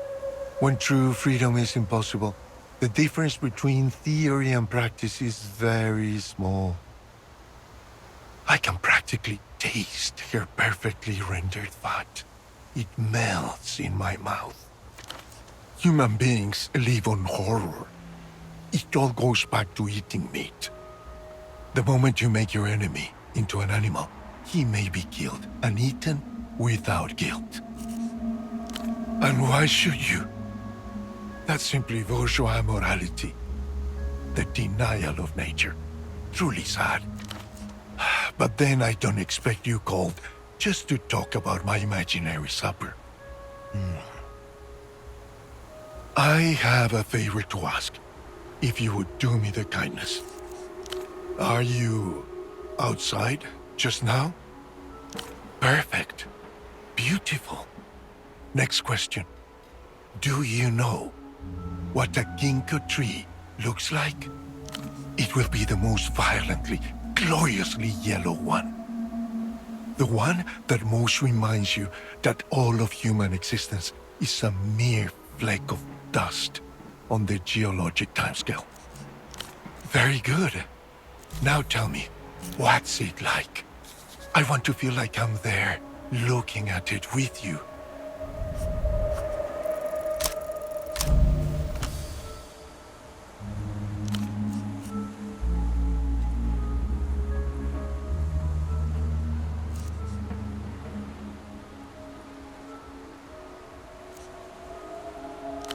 Full of ghosts.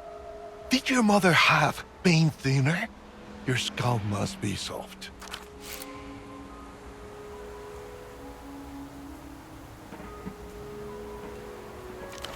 At least tell me, has it still got its leaves? You're capable of that, right? Woe to me for having such a petulant foam pal. Fine, forget it. Don't forget me, my dear. The receiver clicks back into place. The Reno tail dolphin eyes you expectantly. You step away from the payphone.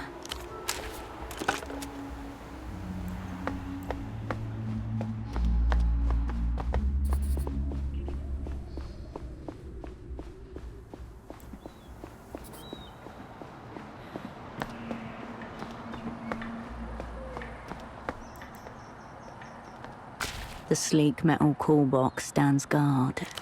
This has to be Reno's Peter Tear. He's one of the...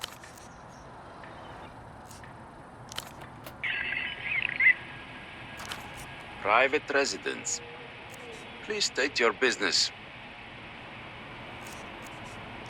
The business has concluded for now.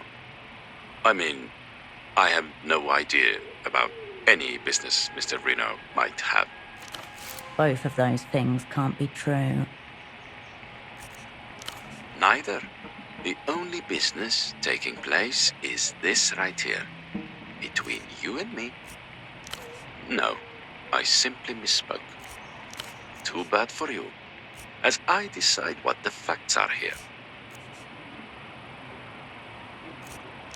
The business has concluded. Both of those things can't be true. No, I simply... Too bad for you, as I decide what the facts are here. You sure don't look like one of them.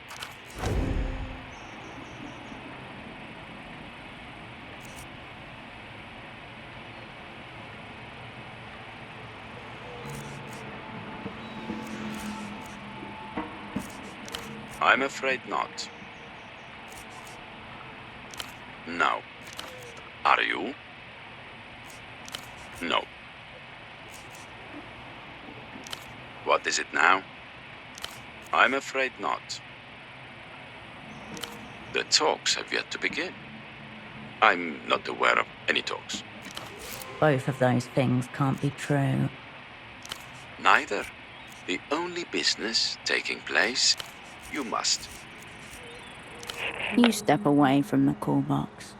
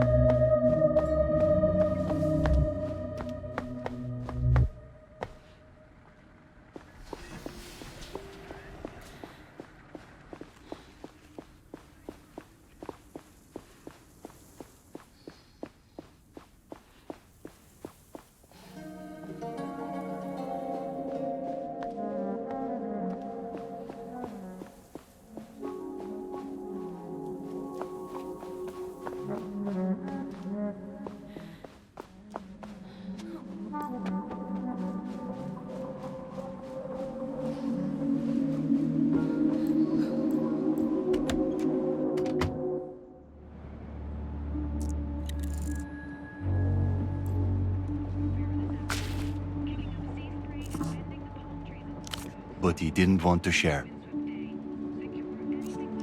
So if he has supplies... Good news for us. Gonza's clinic. How buggable is it? Sounds like the next step then. Remember to give me around half a day after the deed's done, yeah? See you around, H.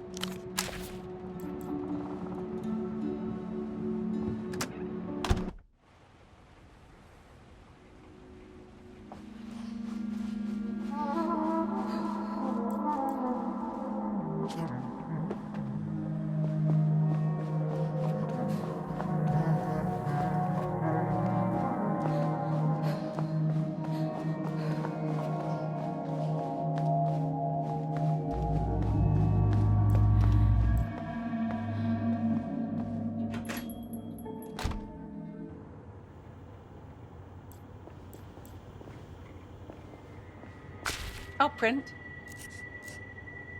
I'll be here if you require anything. The fax machine, you turn away.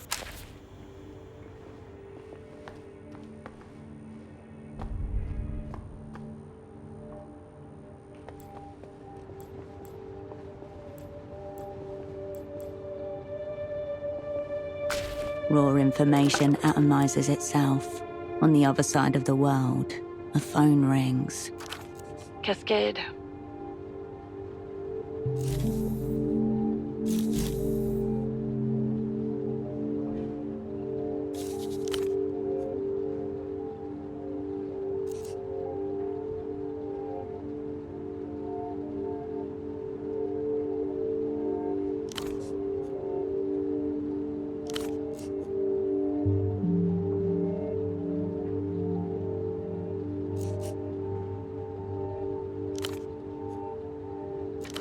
Even more daunting than collecting, such a set is the task of arranging and displaying it.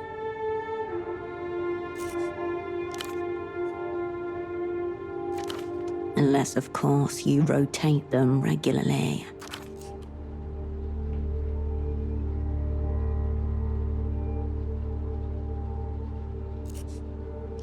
I suppose that's a reasonable goal, so long as you don't lose sight of your assignment. Was there anything else? Go on.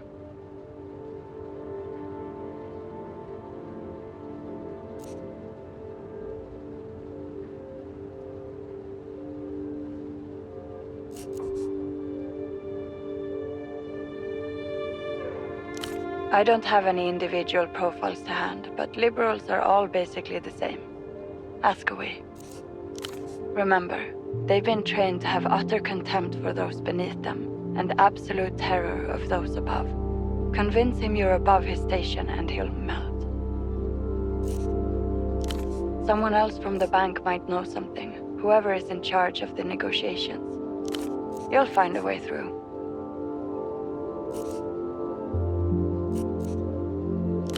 I told you, I can't send you on. I can only advise.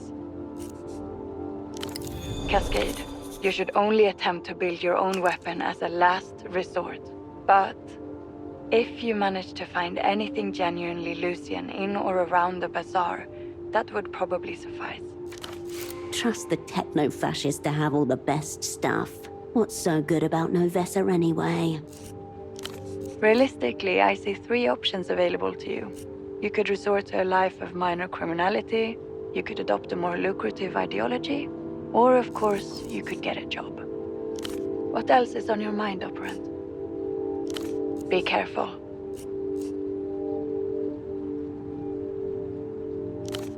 Fine. Your old schnapps then. A ripple through your heart. She remembers. She has a copy of your pomegranate folder open in front of her. All your patterns and tells, itemized. Was it as you left it?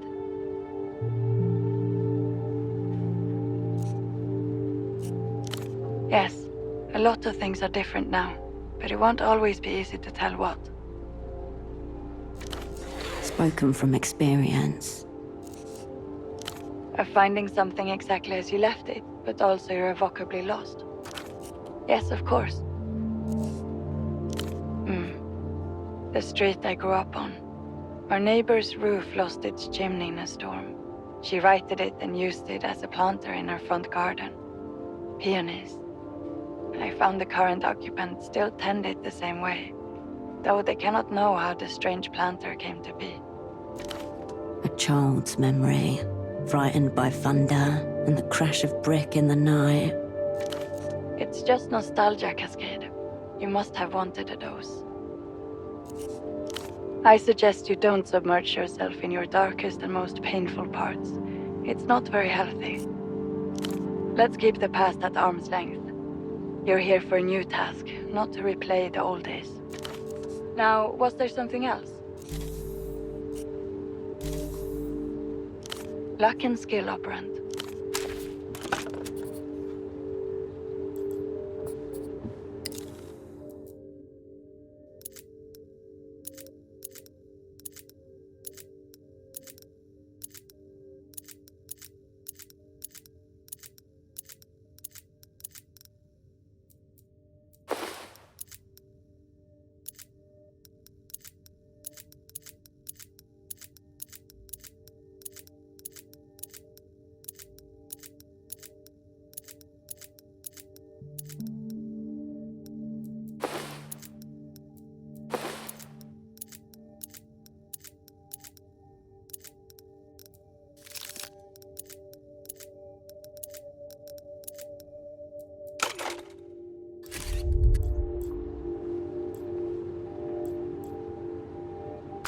Raw information atomizes itself. On the Cascade.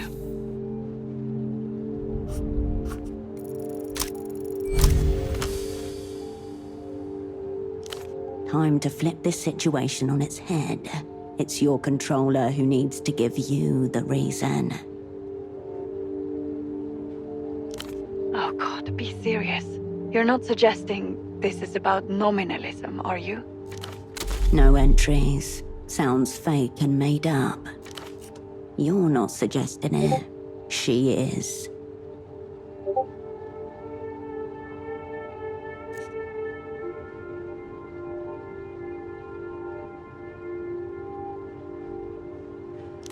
But that's the thing with these new watchwords. All you have to do is say, this initiative supports our nominal pillar, and they'll throw gobs of resources at you, whether anything comes of it or not.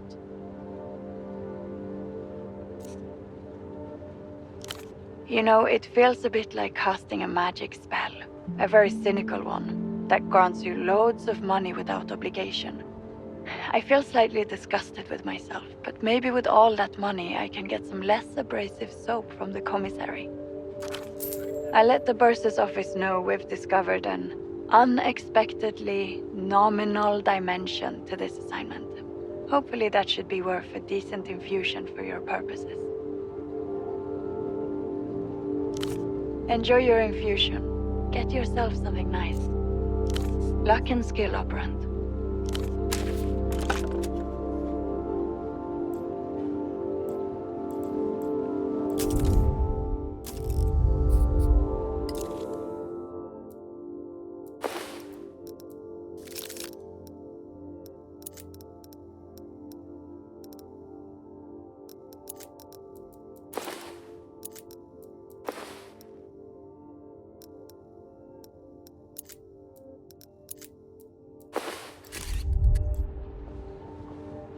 The stereo is right where you left it.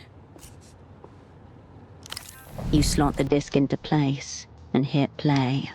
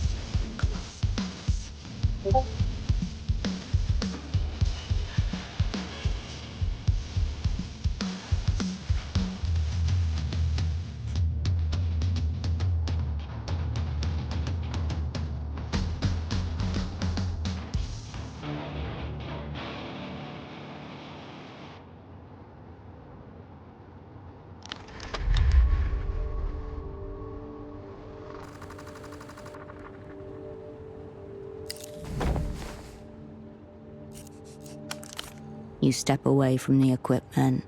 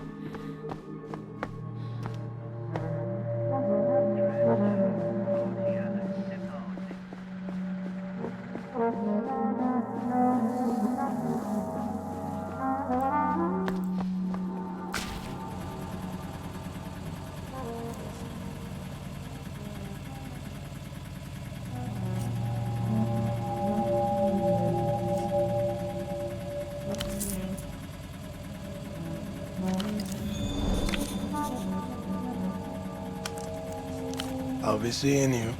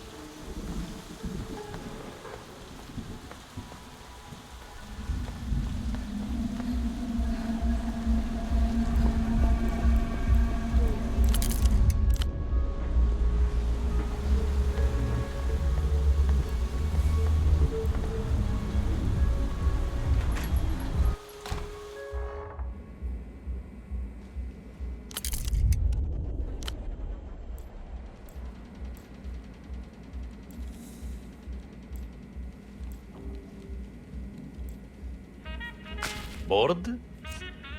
What do you want?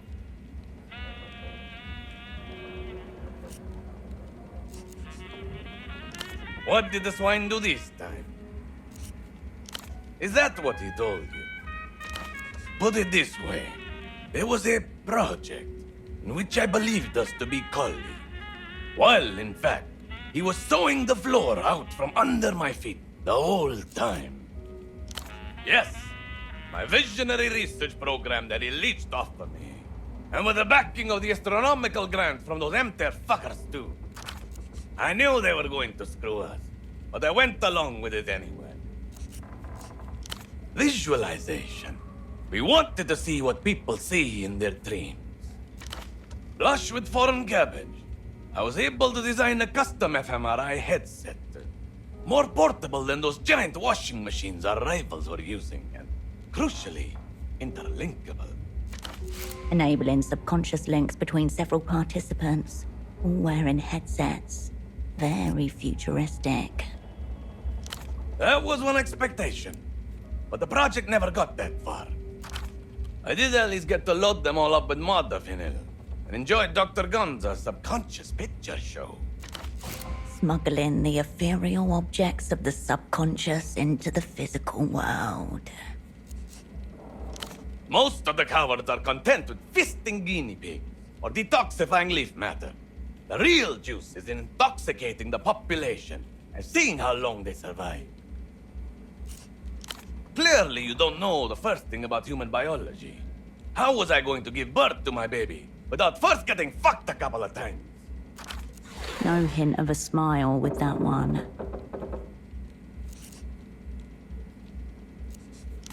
I got to see the subconscious picture show. Who else gets to say that? Is that what they're calling it? Put it this way. I get a call from Abe one morning. There's someone in the office for you. So I come in, trustingly, like a slaughterhouse animal. And there they are. Goons of the medical board.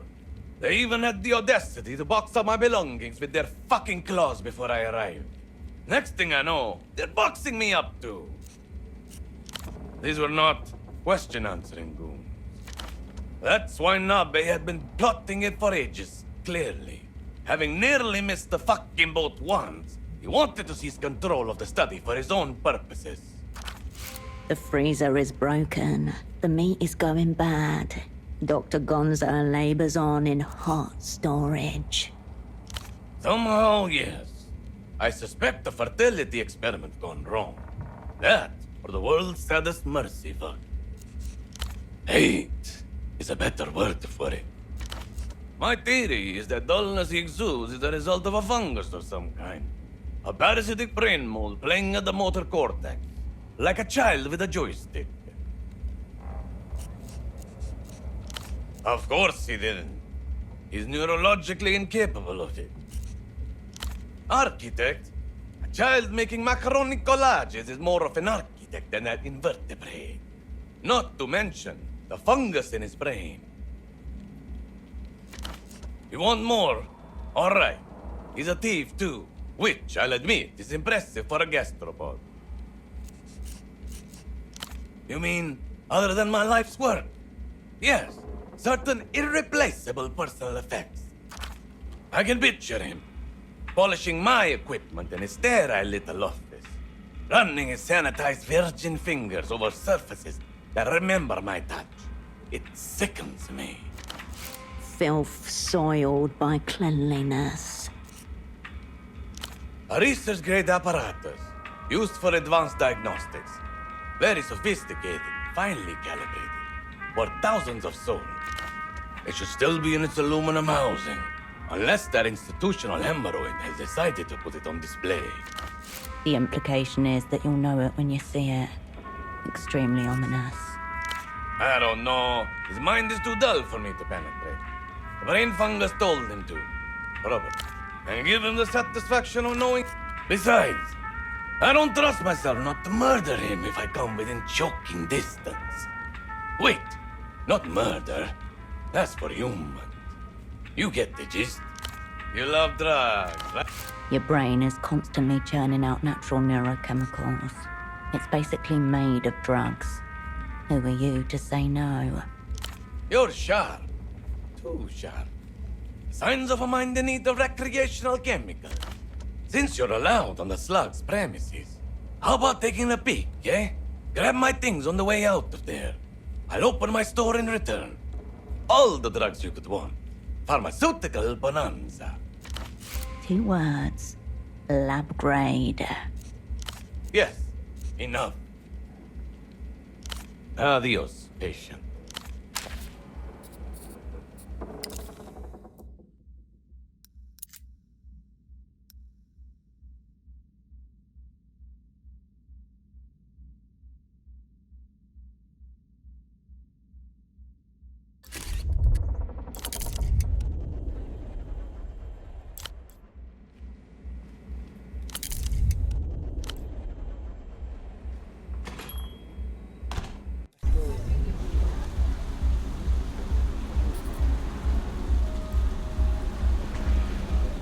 The grinning financial sitters, the metal, the blade of light, the tensing in your gut as another piece of the doom puzzles.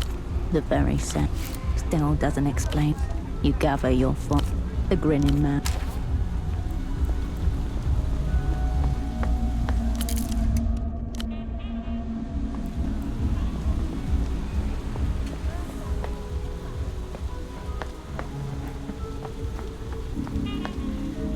Loneliest of town.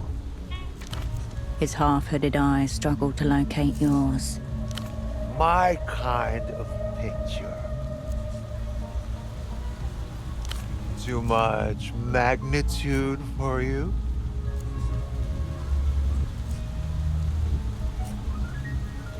Goodbye. Be well.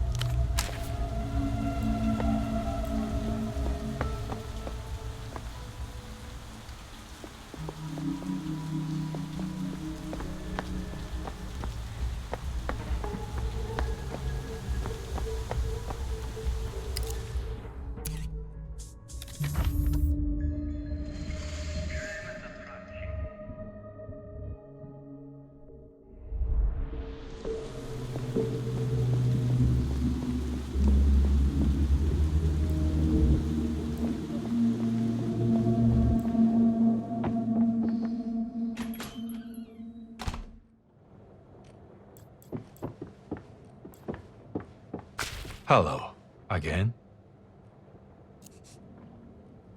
Yes. How did she look to you?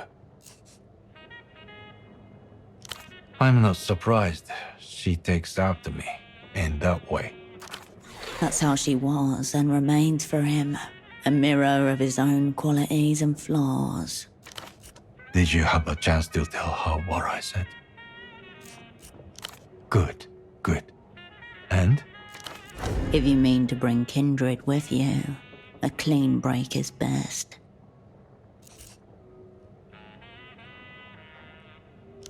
Oh, that's good. That's what I hope to hear. I appreciate you stopping by to let me know. It feels better to know. No, it's just a medical dummy. Though, it wouldn't be beyond Gonzalo to have had it modeled on someone. Plenty. But it's not a thought experiment I'm willing to engage in. The doctor takes a sip of his water, eyeing you wearily. Yes. Sure, when you look at it on paper. I suppose I wanted to reconnect with my roots. Get my feet back on the ground, where the real people are. He turns his gaze away from you and begins to shuffle the papers on his desk. Complicated subject matter.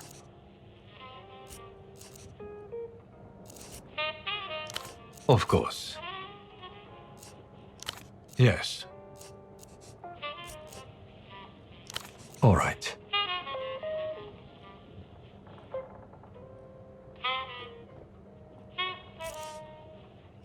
Right.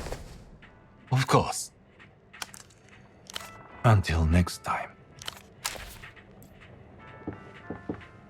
The one personal touch in the otherwise sterile, blank clinic. The wall has been decorated with photographs, documents, evidence of Dr. Hugo's existence. No baby pictures, no first day of school, no birthdays, no holidays, no sign that he has a daughter at all. Rendered a non-person for her betrayal.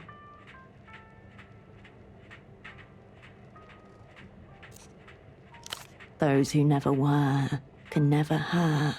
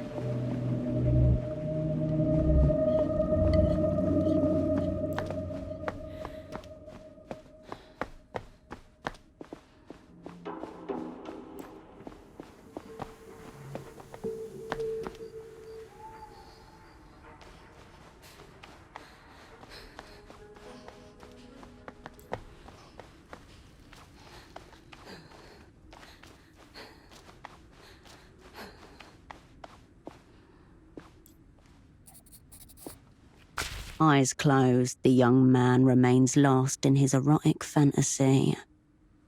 A half-second glance is all he gives the wheel presented to him, before turning back to his phone call. The wheel itself isn't distinguishing enough. It could belong to a number of high-end model sets. The rest of the model train is still out there, somewhere. Finding it might give you more leverage.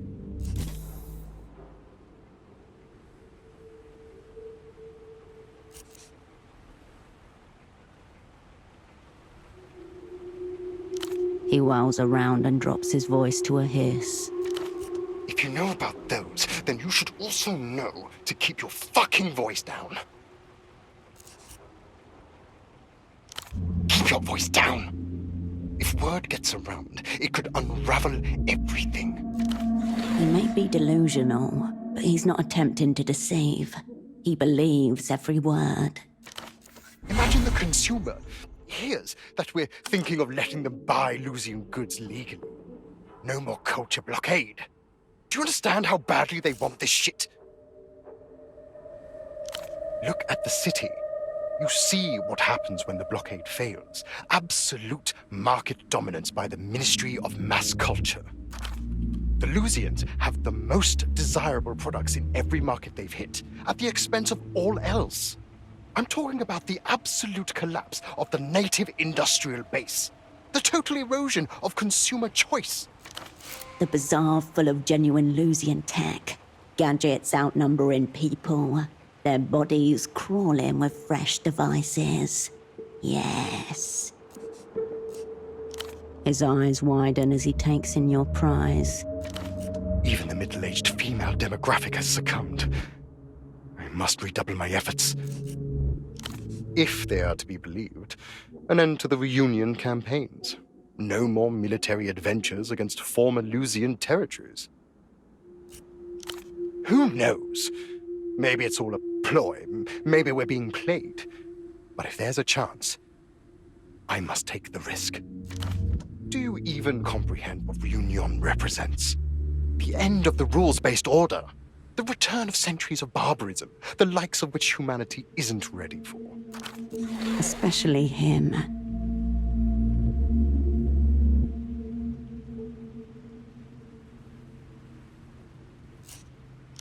Exactly. And if international investors don't feel safe, how can we possibly guarantee market liquidity? La Tour Volga, the whole post-historical framework, it's teetering. Am I the only one who feels it? Hold me. The gap isn't part of anything. It's the absence of everything, all-encompassing. Now, shh. Shh. That's more like it. Understand, I am not exaggerating when I say I may be all that's standing between the shit-crusted rock and the carrier groups of the Lucian Empire. One false word, one ill-timed leak, and this is all done for. Done! If you insist, be quick. Good. The insidious gap is far more enthralling. Warily, the young man watches you go over his shoulder.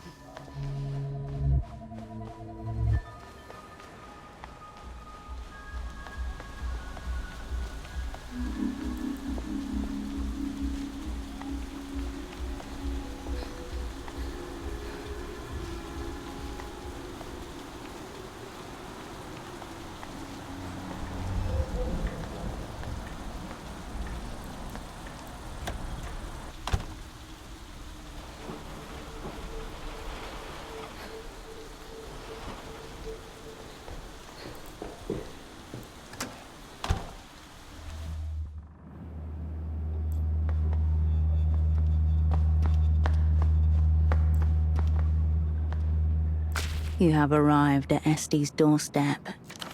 It's dark. You won't endear yourself to her by knocking now. Come back in the daytime.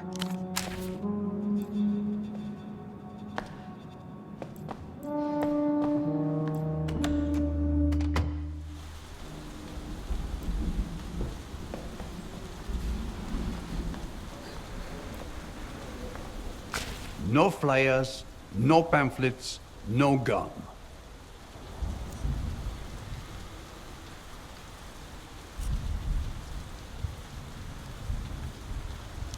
You mean Mr. Reno's place? Terribly gaudy. Rich people today, they don't build the way they used to. No classical sensibility. You've already passed it on your way in here. Head back outside. It's the door opposite the bridge. The one with the curb box. Can't miss it. Not technically a part of the campaign, actually. Zoned differently. I suspect so that he can get around various regulations.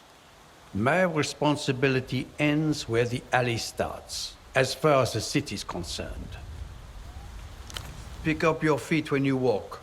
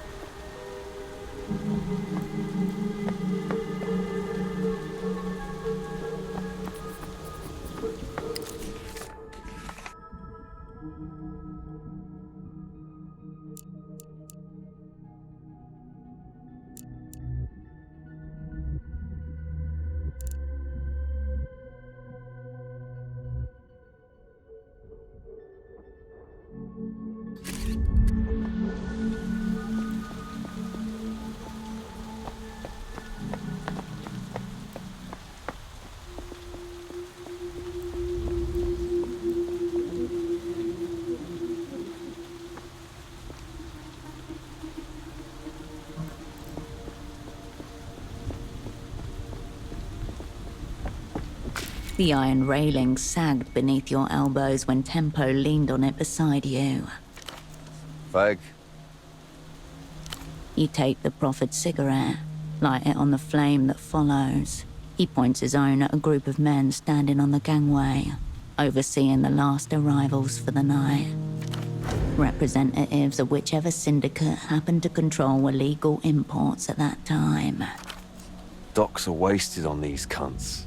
There are two classes of people like us, them who know how business works, and them who know how culture works. Not enough of us, sadly. We don't form a class.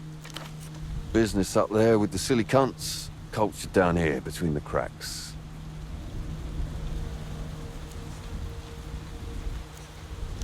Them? Nah. They're in the right place in the wrong position. Hey, cunts! Watch your backs! The figures turn to look, and the two of you vanish laughing into the night.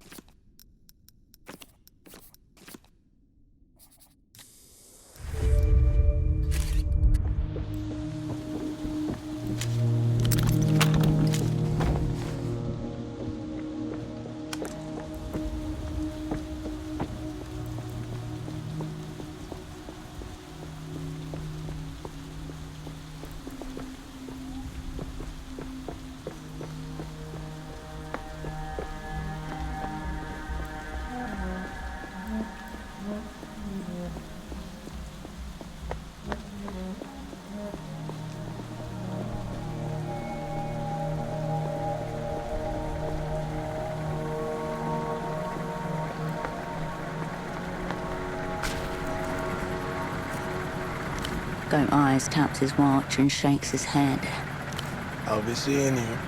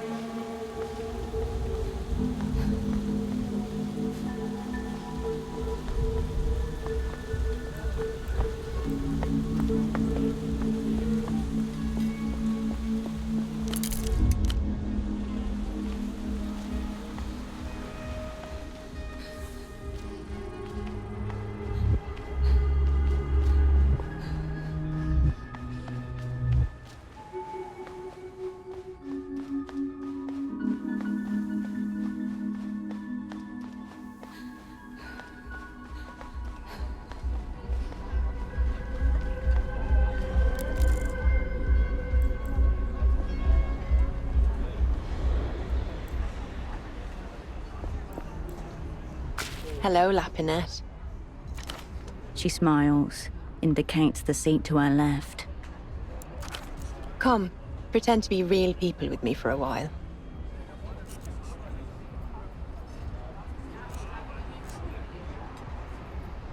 Bravo, you found my name. Now sit. She isn't remotely surprised or on edge. If there's such a thing as off-duty in this business, then you're looking at it. Not one. Now sit down. No need for a scene. She leans into you. Your thighs touch on the bench. Welcome. Let me introduce you to our barman, Diego. Hello. Not so fast, Diego. Let me also introduce you to the worst calamanic ever put to glass. Diego's very bad at his job. Your mother's standard loadout was also a calamanic.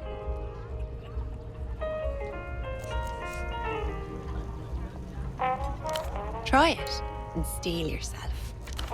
Her eyes sparkle, delighted. She's inviting you to participate in the ritual humiliation of a third party. You sip the calamanic. It tastes exactly like a calamanic. Thank you, miss. Incompetence, both of you. Nobody in this city respects a good tincture. Now, Diego, please debase yourself further with 2 more calamanics. Actually, no. You've done enough damage on that front. Just straight mezcal. Bring the bottle. Coming up, miss. Look what he's reduced us to, sharing a bottle like 2 doe-eyed secretaries.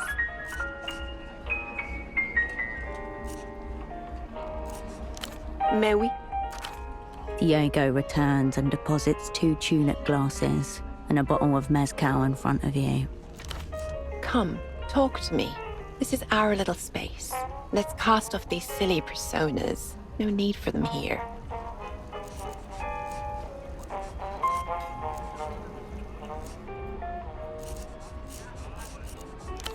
Fear not, Lapinette. I had the same idea myself and tested it out. There's nothing behind those eyes. Watch. Diego!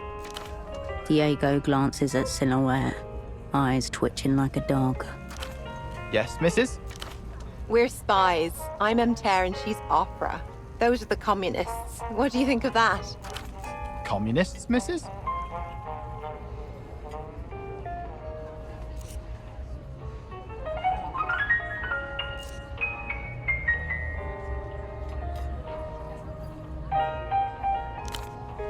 I don't always remember my words right, miss. That's all. Aw, look at that, Lapinette. You've hurt his feelings. Now, back in your area, Diego.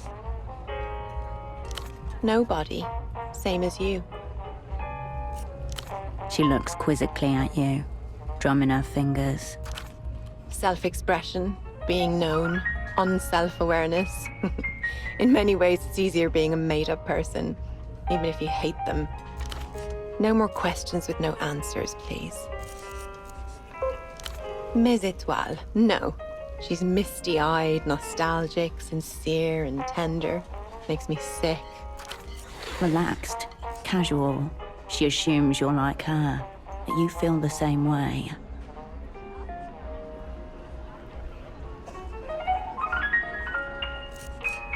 In a way, it's all just work. I have to pretend I care who you are and what you want with our basement, but don't worry, my pleasure was real. She swallows the contents of her glass, nods at yours. Fine, fine. I find that my hatred for her helps me stay in character, keep her distinct. Operants begin to blur when they identify too much with their persona.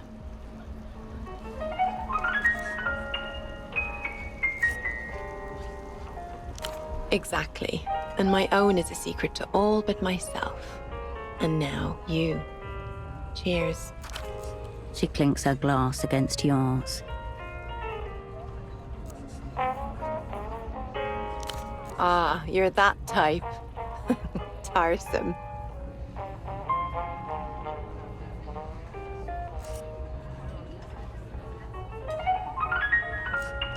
It is despair, ma Lapinette. I don't want to talk about it. Truly, I loathe them all. I can't answer that for you. I thought you would know. Her expression changes into the sweet, blank smile of her persona. I'm just here to learn. The more advanced sonnets are still way over my head. I suppose writing poetry is a little more fun than editing it. Yes, please. Yes, I'm afraid he's in love again. With a woman. And less tragically, with alcohol. Down your glass and I'll tell you the story. It's a good one. No. Flirtatious, but firm. She won't talk unless you play along. The mezcal is light, airy, cold. She watches it disappear into your mouth. She tips her glass to you, drains it, and refills both. 3 years ago, Solar Point. Metamoto's out on an assignment when he disappears, last seen entering a public bathhouse. Solar Point, a small coastal area of Lagundi, a Lusian colony famous for luxury tourist resorts. You should picture an orgiastic ritual of sweat and steam, yes. Days pass. We dispatch an asset to retrieve him. He's not in the pools, nor the lockers, nor sequestered behind some crusty hole in a bathroom wall. Oui, ma lapinette. A fuckhole. You're full of fuckholes. At least 3 of them. So is she. Eventually, the asset finds Metamoto in a storage cupboard, naked but for his shoes, which he's tied together in a way which allows him to hang upside down from a coat hook, like a bat. A big, meaty bat, let's say. Asset tries to wake him, but Metamoto isn't having any of it. Yells at the boy to leave him alone, that he's a moperant and will be activated at dusk. Dusk comes. Our asset is still in the cupboard, cowering among the buckets and detergents. When in walks a gigantic woman, so big that she can pick Metamoto up by the ankles, which she does, and swing him bodily around, which she does. Vraiment. Can't wring out a human being. I've tried. She used him to mop the entire bathhouse every night for a week, until he became so waterlogged that she had to replace him. Apparently, he was rigid as a frozen sardine the whole time. That's also how he got the hair. She dangled him upside down, and it's been like that ever since. I don't know whether it's permanent or he styles it that way himself in homage. I don't know. Normal. One doesn't really notice hair unless it's doing something outlandish, no? Au contraire, you're supposed to remember it very well. Then you'd have done the same to me.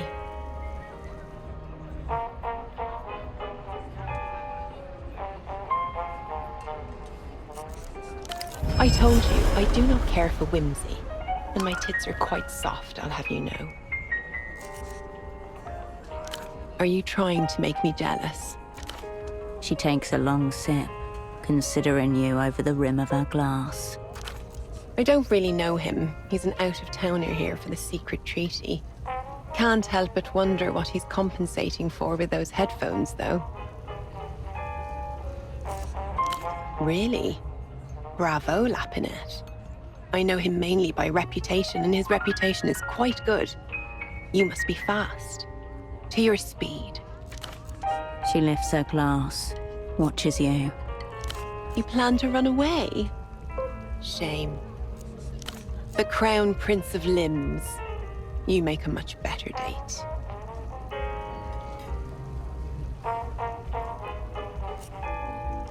As in, the gap in his schedule? Magnifique. Let's not talk about Frederick. He is to espionage what Diego is to cocktails. The barman winces at the sound of his name. Diego, what do you think of my friend here? What do you mean, miss?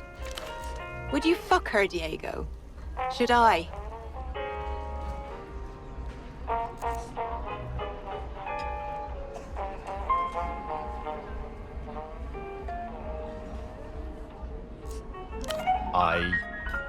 I don't. An unexpectedly good answer. What about you, Lapinette? Would you give Diego a go-go?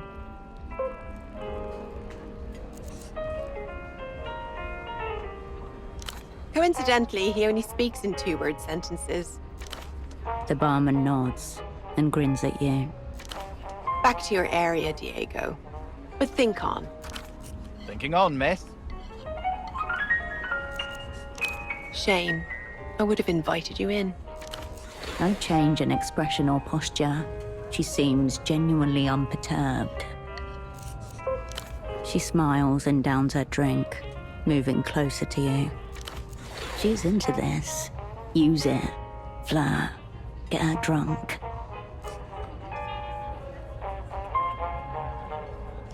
Okay, my Lapinette. Good things can't last forever. Time to pump me for information, right? But I want something in return. She places her hand on yours and glances around, humming happily as she does. You could teach Diego here how to make a proper calamanic. Or, if you'd like something less impossible, you could kiss me. Deep tongue. According to her, the bartender's basically an unprogrammed augmentoid. Get in there and pilot him.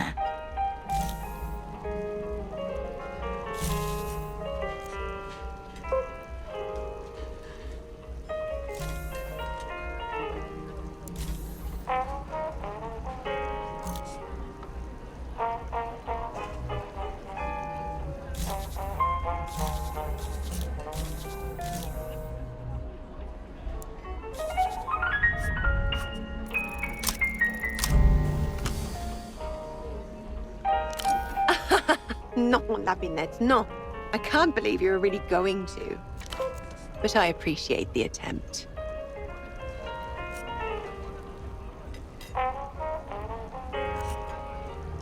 I did. Until just then. Don't worry, I'll tell you what I know. Even though I don't know more than anybody else. The mysterious gap isn't that mysterious. The Grand Lich and his entourage will visit the Lusian war criminal shrine at the top of Portofino. They call it a pilgrimage. I call it group masturbation. Either way, that is where Facundo Reyes will be. When he will be there, you'll have to procure from other sources. They haven't told me. Beside you, Diego puts down one glass and picks up another. Probably to prevent the exact type of incident you have in mind. Your controller needs to know about this. I hope this was everything you hoped for. In another life, Lapinette. She smiles, sadly, and turns to her drink.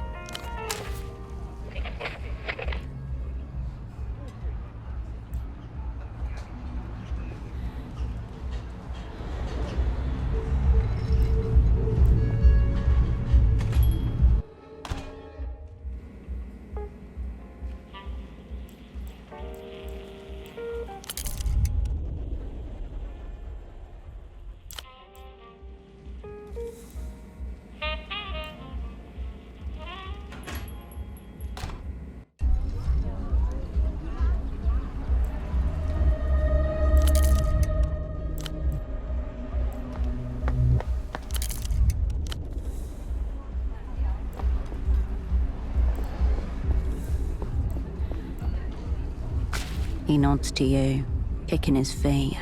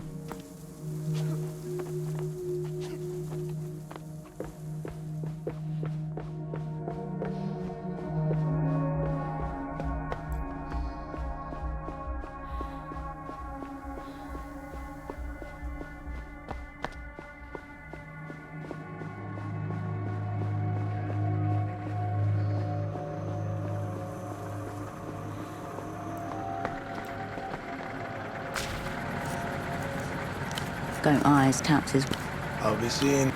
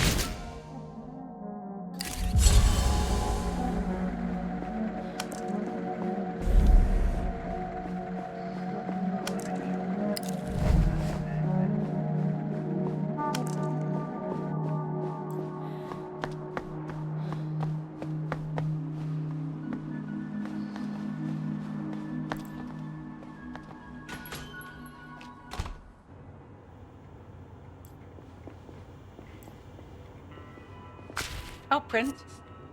I'll be here if you require anything.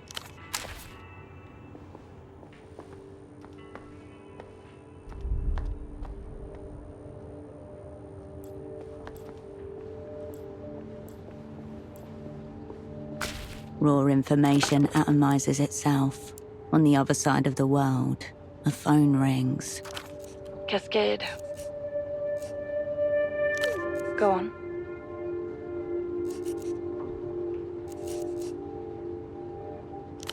Yes?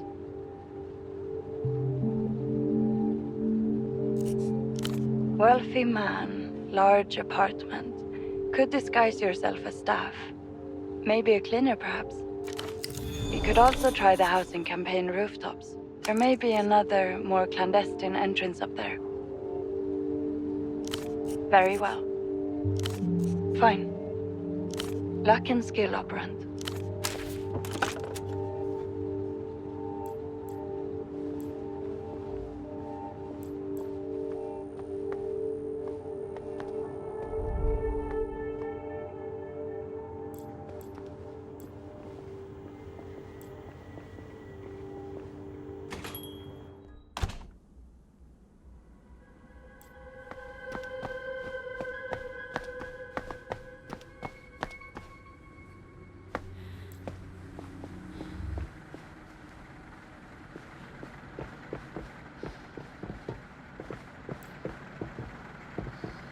Ahead, the electric...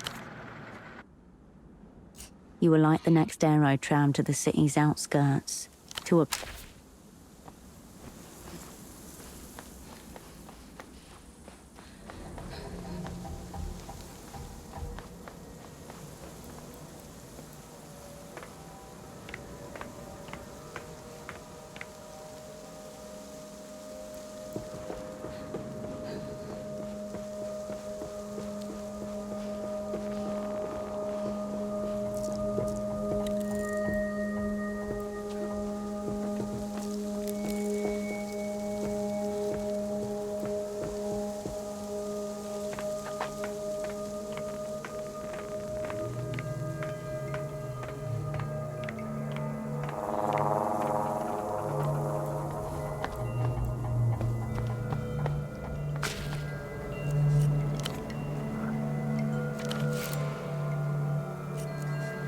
Your words don't carry the weight they did the first time. Their meaning is adrift.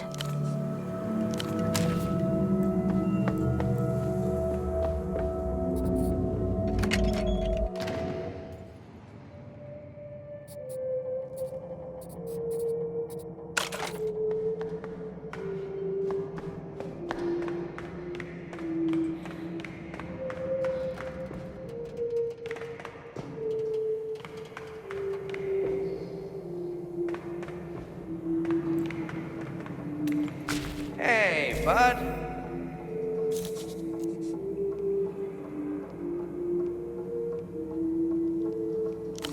Keep you moving. You'll be fine. Well, I'll...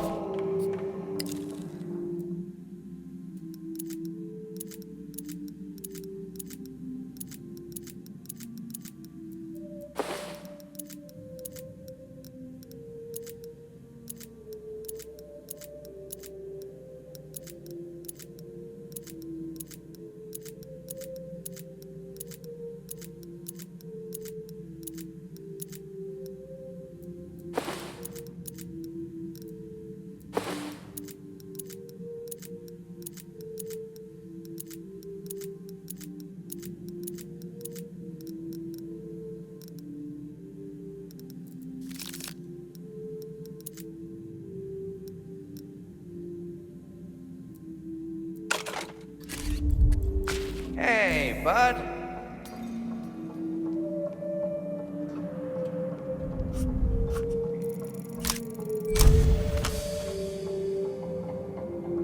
Diagnostics complete.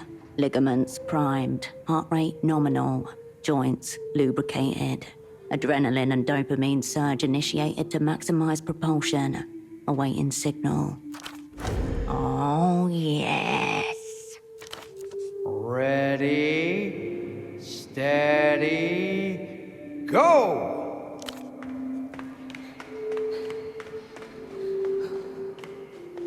Warning. Vertical drop ahead. Torque and acceleration throttle due to survival drive. Provide vocal input to engage. Ultimate overburn.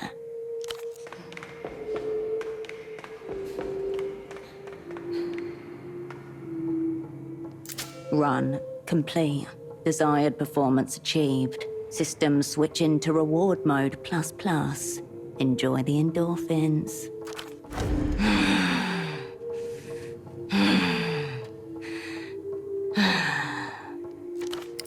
Stupendous stuff, bud.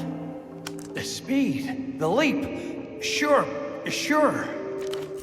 But the magic's in the keeping on, isn't it? To keep being stubborn against the world. Why, yes, just now. A lady came barreling past, almost missed her. She was speedy, intense form. A thief. Oh, that's terrible. Had I known, I'd have tripped her clean. And with the pace she was going, I doubt you'll catch up to her. I'm sorry, bud. She's one of them scrappers. You can tell by the non-ergonomic rags. Poor things usually gathering copper out front, muttering to herself. No, that mad dash for the exit's the first time I've seen her inside the silo, in fact. There's plenty of side entrances and emergency exits, I'm sure. Not that I've explored them myself, but a curious soul would. Good luck catching her, bud. You look a bit pale, bud. What happened? Glad to hear it. Keep you moving. You'll be fine. We'll all be fine.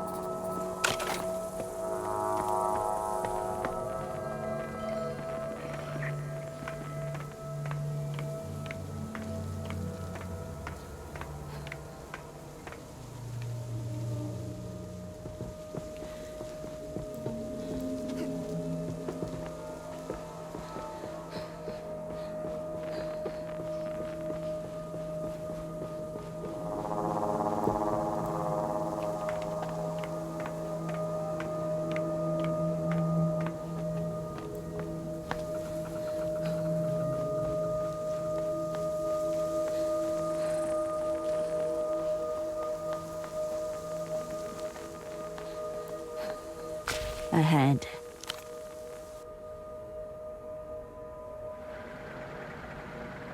You catch the next aero tram back towards civilization. RTLA, approaching. Tram 2, PSAC, departing.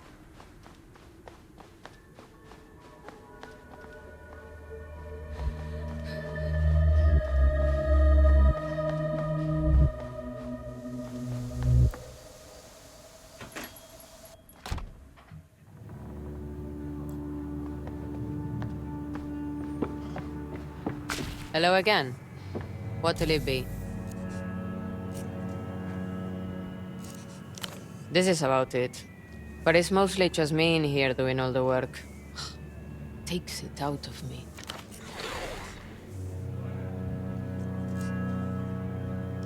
Yeah, we have a couple of kids who come in and clear tables. Sometimes I let them serve, but they're unreliable.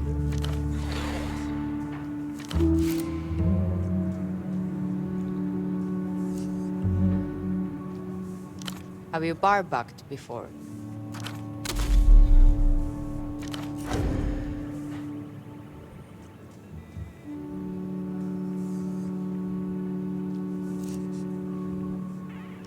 Hesitation, as she's caught between a need and a worry. Fine.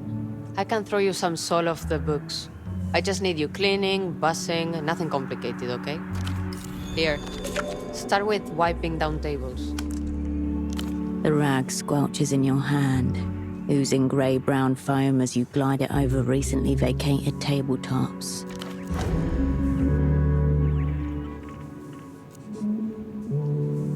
You dump the cloth into the tub of lukewarm water behind the bar, but it dirties again within seconds. Dunk, wipe, over and over. Hey, it's been 4 hours. Take a break. She's used to it. Stopping is almost harder than trying to keep up with the work.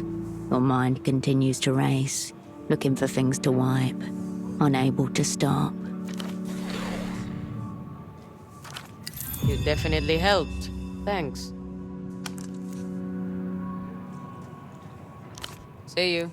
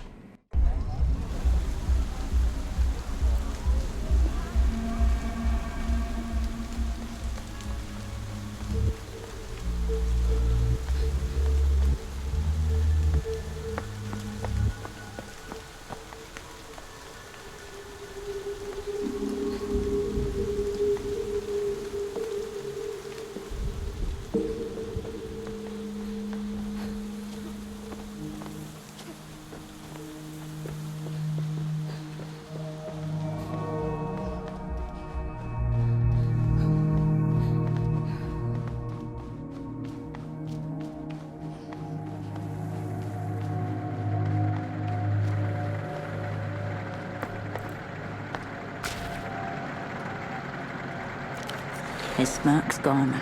Just a tight line now. Barely there.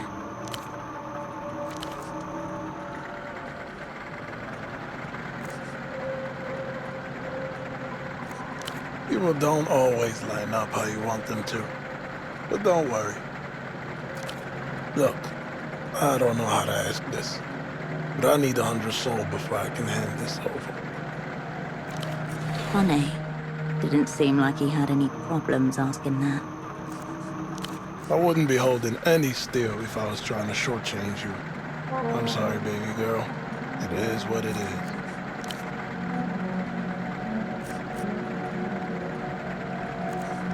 You asked more nicely than I would. The meat was in the lot behind Mezquita al Nor, a mosque in Old Viudas, way east. Tourists don't go there. Hell, most Portofirans don't. poorer than the rest. Used to be butchers and livestock there. Slaughter lanes, lime tanks, cold rooms. Not a place for living these days. But people do. Anyway, the guy holding wasn't the guy selling. Wrong voice, wrong accent, wrong smell, you know. Doubt he had your order, so I walked. Old Vuda shifted around him. There was a route traced for him, but he veered off. Around the corner, a car kept waiting. Engine ticking. In the trunk, carpet and old robe. Yeah, I'm thinking so too. Paid off a logistics clerk down in Kizak. Works one of the port depots. Would open it for me. A few hundred sold for 20 minutes. He's tired. The kind of tired that comes from surviving the wrong version of the night. He wants you to think it was simple, but it wasn't.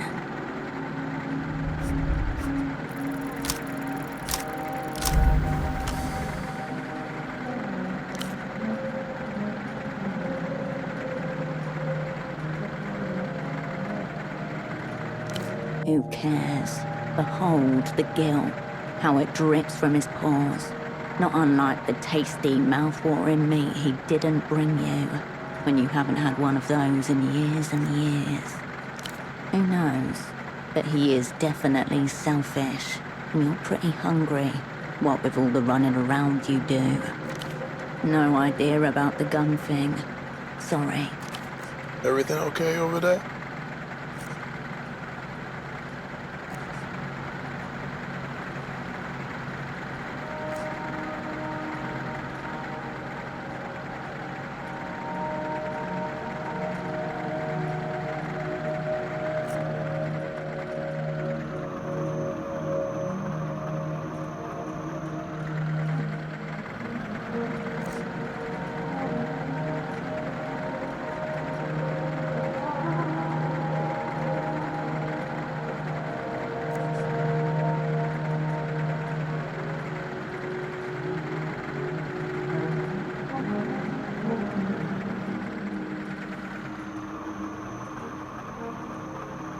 He takes the cash, neatly, and tucks it into his vest. Swear on Rostam's name. You won't regret this. Triple-stitched premium nylon. Expensive. Inside, a familiar sight. A Roram-mapped 12B. Heavy-framed, semi-automatic. Manufactured in Kino's Gambit. Slide coated in dark grey finish, fixed barrels ported, machined for high accuracy pressure. Next to the weapon, two 12-round magazines wrapped in waxed paper. The young man studies you, not daring to ask. He came through.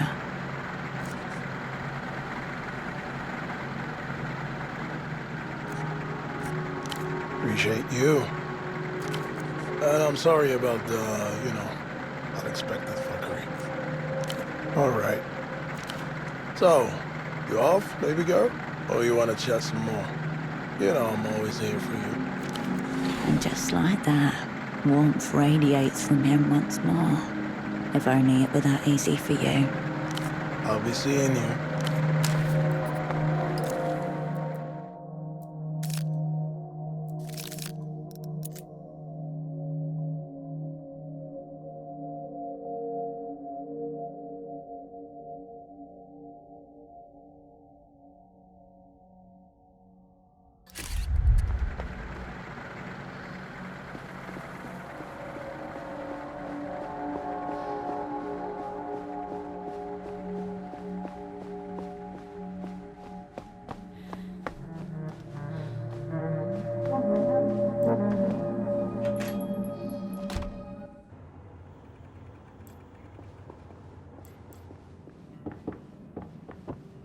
You return to the workbench. Your reason for being here is simple. Glue two pieces of a toy together. If only it were as trivial as that. Your dexterity may be severely tested. There's not much you can do to repair a single train wheel without the train.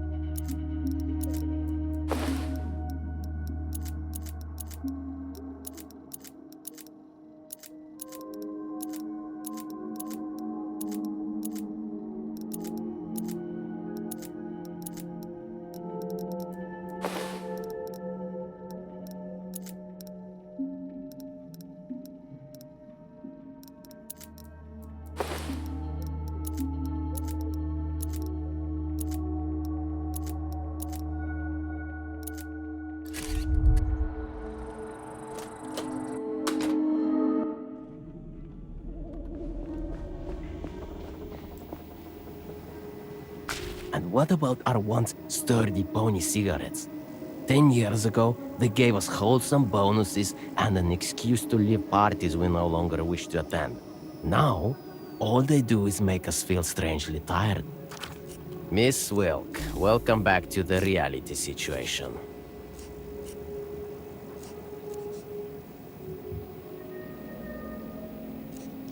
That depends on the reality we're in. Sometimes we come to mutually beneficial trade. In others, your reality's hateful assassin, the one who brings down this entire partisan offensive.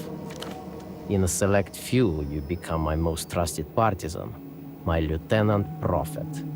And in some, we never meet at all. Since you have nothing to trade, I can only deduce that we won't be making an exchange today.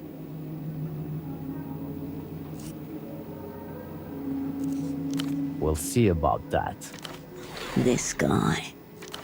Seeing as the metaphysical superweapon is already in my possession, I anticipate that one, or both of us, shall die. There will be no professionalism here, only opposing forces colliding in the dark, as the powers that be never intended. In any case, you are just today's attempt. If you fail, they'll just send another and another, until one of you succeeds. Cameras loom as silent observers behind you. Shake your head all you want. If you fail, they've always got more copies. Your data records all backed up in the mysterious satellite facility B. Like you in every way that matters, except that they haven't failed yet.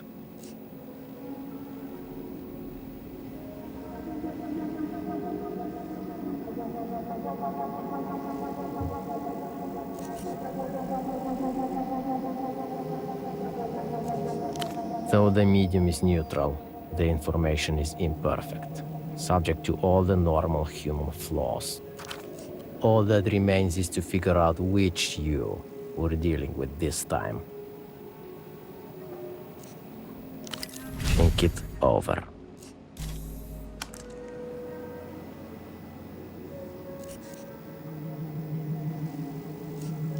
With absolute relish. Thank you. First off, let's dispel the pretenses. My loyal partisans are all too familiar with the ancient astrological ritual you're here to take part in. This is where the shambling, money-stuffed corpses who govern our reality kick back and ritually sacrifice one another before an effigy of a giant astral shrimp.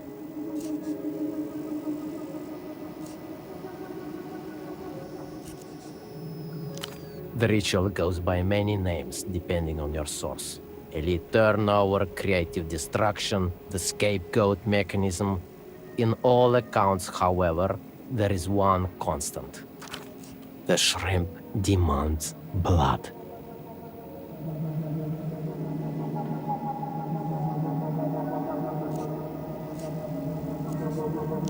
That's not my interpretation.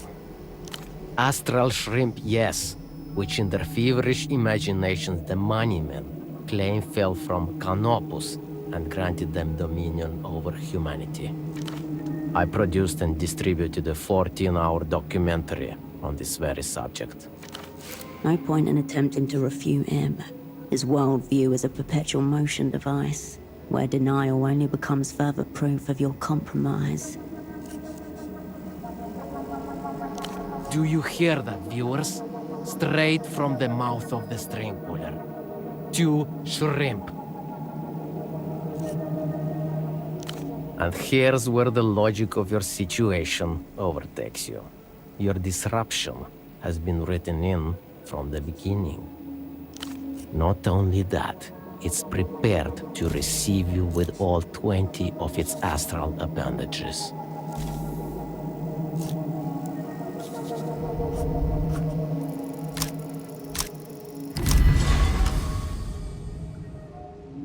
He is infringing on your sovereignty. Make him answer. You don't, but this does. Approximately the size of a large lemon, matte coloration. Appears to be a Dulceola F-33 hand grenade, designed for anti-personnel use in close quarters. Take courage. This all made sense the first time. You will be engulfed.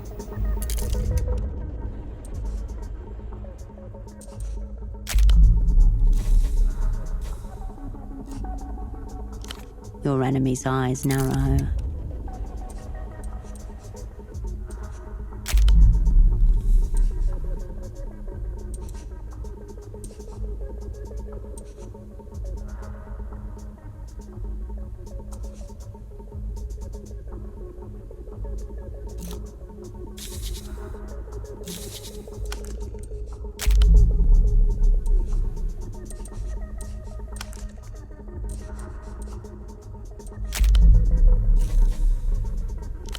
A man with a grenade in his pocket is a fool on every day but one. There is nothing to talk out.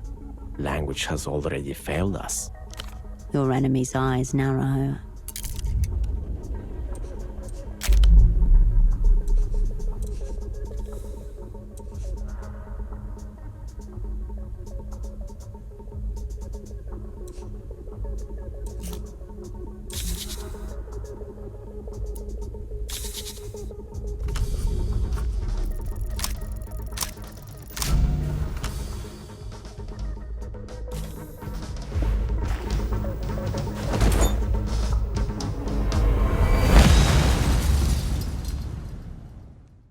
At the critical moment, you flinch. As you hurl yourself through the air, you hear the unmistakable ping of the lever releasing.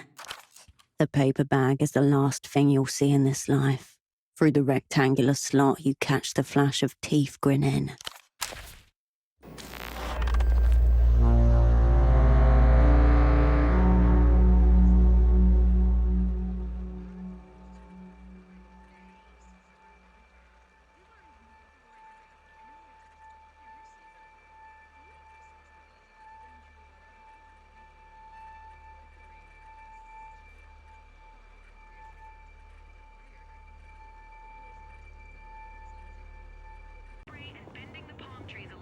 I'll print.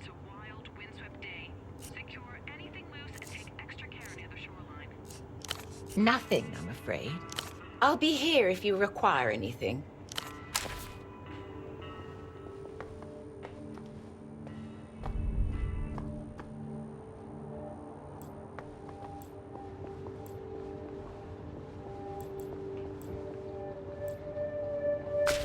Three posters stare back at you from the wall. A watchful triad, ready to creep into your midnight hour.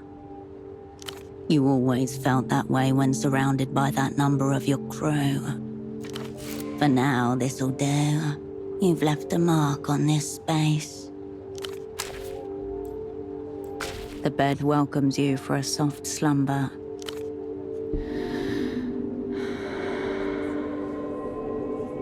The stillness of the room quietens your mind as you settle down.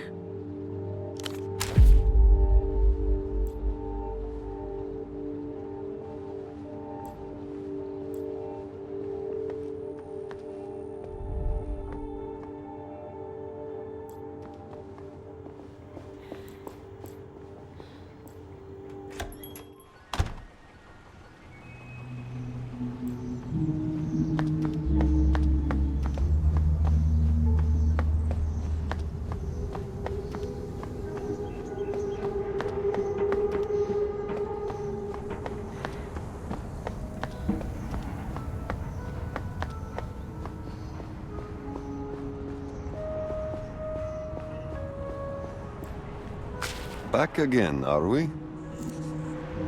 Awful. Still. Absolutely not. I can see the stress in your pores. I expect you to look effortless. This is what's there for you.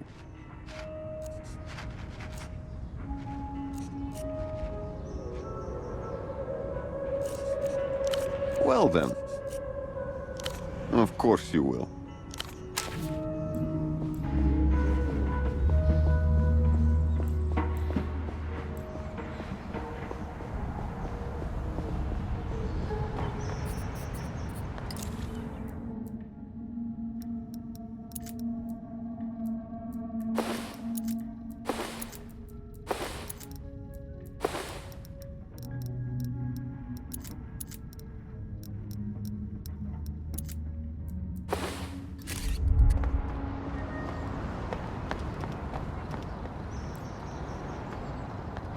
The sleek metal call box stands guard.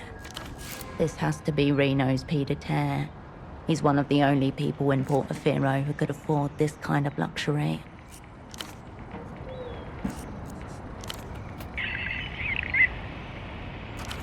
Private residence. Please state your business. They're already up here. Have been for a while.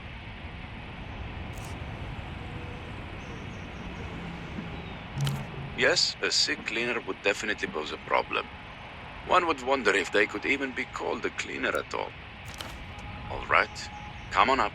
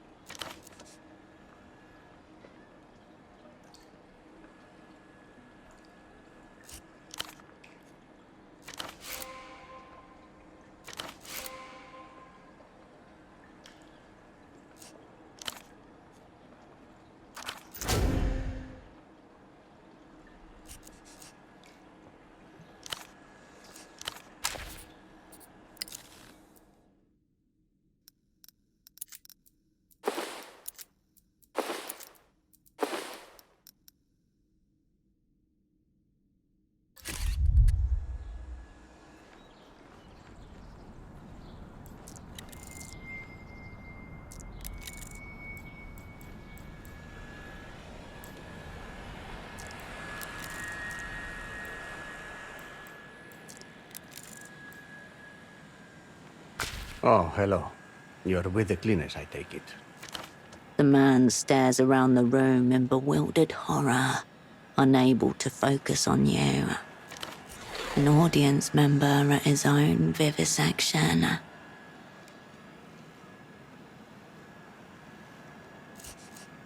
Good. Good. Have you perhaps seen my model train? I suspect one of your colleagues may have misplaced it. Stop all the clocks. A purloined model kit. This investigation is priority alpha. Still looking around the room. He doesn't really register what you've just said. I'm Reno, or Renotel. What can I do for you?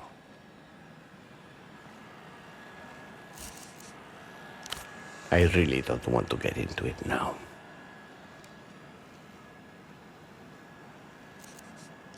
Oscar, he's alive.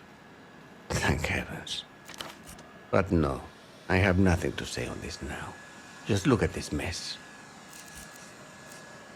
Yes, that's me. He doesn't like being called the phone guy.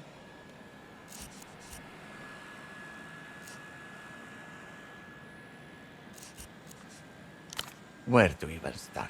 It's an extremely rare kit. A type 04X. Chrysanthemum sorrow. I'd really like to find it. Yeah. It hasn't been available in any public markets for nearly 2 decades. The only way to appreciate them is through their model versions. That's one way to think of it. Sometimes I'm not sure I can handle it, even at its smaller size, though. He throws a searching look at the empty shelf, as if expecting his precious chrysanthemum sorrow to have materialized at the evocation of its name. Oh, thank you. It must be around here somewhere.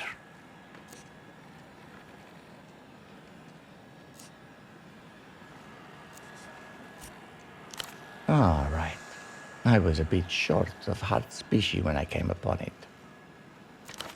Curious, not surprised. An important part of any Dinotel employee's compensation package. Very valuable if there's a liquidity event. Company script. Funny money. I've always been drawn to alternative worlds. I find they stimulate new ways of thinking about our own world and how to make money in it. Where is anything in this mess? I was nearly finished with it.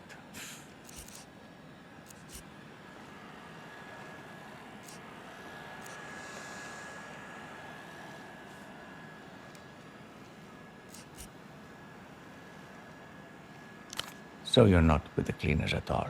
You're one of Tempo's unspecified associates. What are you doing in my home? I've heard. Yes. I thought maybe he'd just gone underground. He always had a way of turning up somehow. 5 weeks ago, before his last trip to Laluth. Too quick. Practiced. I don't know anything about that, I'm afraid. I wouldn't use that word. We worked well together, on a spiritual plane. We saw the world in complementary ways. I don't know how to put it. I dealt with the overworld, he with the under. Safer for us both that way. Of course I knew he did business in Luth. He built the bazaar up himself. No way around it. He was always bringing back new speakers and displays and so on. He was mad for Lucian stuff. L-pop, the rest of it. Oh, business at first. But it became something else quite fast. I first took note of him when he turned the abandoned silk factory into the bazaar. Put him on many radars, both here and abroad. But, well, that's over now. Excited, I would say. He had a boyish glint in his eye. I believe he was using a large deal of cocaine at the time, so I didn't necessarily take his words seriously. Big words. Faith, forgiveness, friendship. If you knew Tempo, then you know the sort of thing I'm talking about. Uttered with great solemnity one instant, then spat out like curses the next. They seemed to take on their own solidity, detached from any human situation. Yes, you might be right there. No, Tempo never cared for the high arts. He was more about the streets. Is that an opera? I've never heard of it. I'm sorry. I don't think he ever mentioned you then. A little prick to the ego. Did you have any other business here, or...?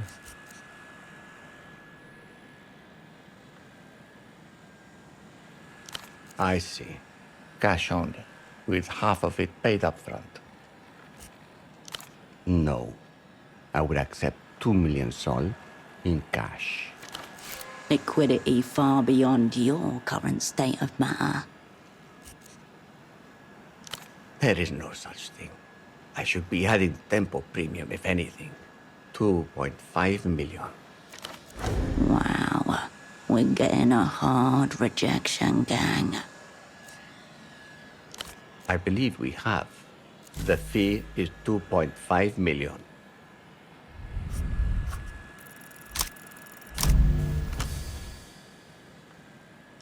A man this wealthy could not possibly care about earning 2 more mil. That's a little excessive, don't you think? 2.5 mil is fine. Oh, look, the papers have a price. Either pay it, or take your bartering elsewhere.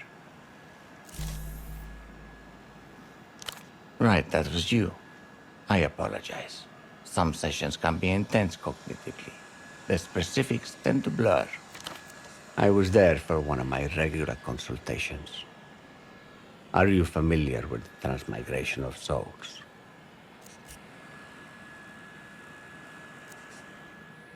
That's terribly reductive.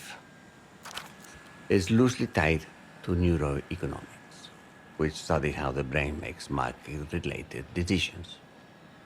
The market is, for the most part, ruled by investment cycles. I've grown rather weary of it. A mutual acquaintance helps me bypass them.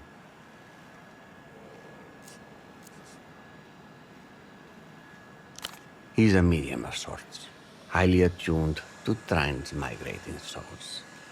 These interstitial beings are a rich source of counter-cyclical investment advice. He is able to channel them.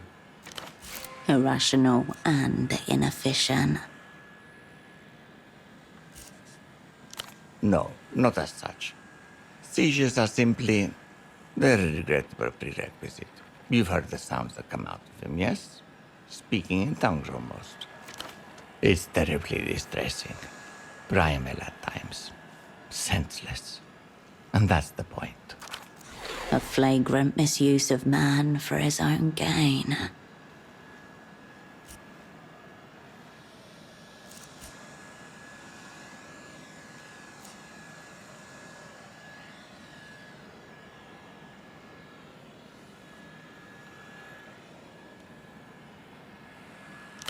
Not sure who this they is, but yes, you seem to get it. Little is more valuable to my business than discovering the gaps in my thinking, and therefore the market. We do. Which? He shakes his head slightly, as if having forgotten the concept of business matters entirely. There are no tricks to it. It's largely compound interest and time. You know how superblock communists build their economics on 3 pillars.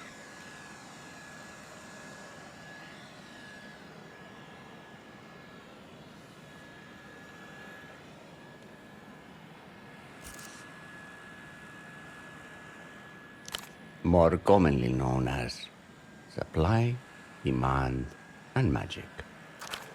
As we in the developed world don't have the luxury of relying on magic, We replaced it with compound interest. A different type of magic. Look it up. It'll change your life. No magic required. Well, it's not very politic to say, but most people suffer from poor impulse control. No different to the beasts that wander the wilds. To tell you the truth, my own impulse control, or lack thereof, has been a lifelong curse. Well, my business endeavors have succeeded because I've spent years fighting my own wiring. To not fall prey to market logic, but instead bypass it. Often by esoteric means. Yes, a fascinating topic, and one we've already discussed. I don't know what you're talking about. Certain lies are so brazen they offend on professional grounds. Oh, right. It's possible I offered up my pied-à-terre as a venue. More as a courtesy than anything. A quid pro quo, even in the legal murk of the developed world.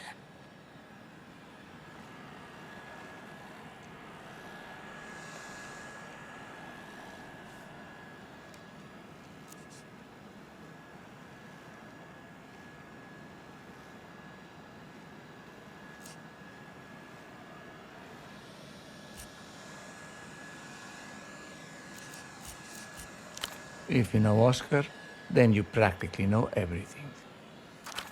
Let's be clear that any dealings are strictly speculative. That said, I'm in the process of acquiring and rehabilitating a certain piece of disused infrastructure. It seems like a non sequitur, but this is the way of men of business. That's correct.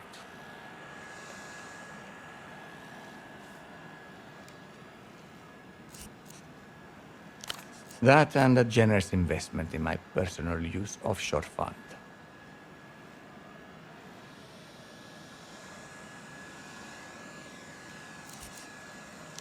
No one can own a celestial body. Property and salvage laws are very clear about that. I'm afraid I don't know anything about the negotiations themselves. I'm just a friend of Oscar's, as they say.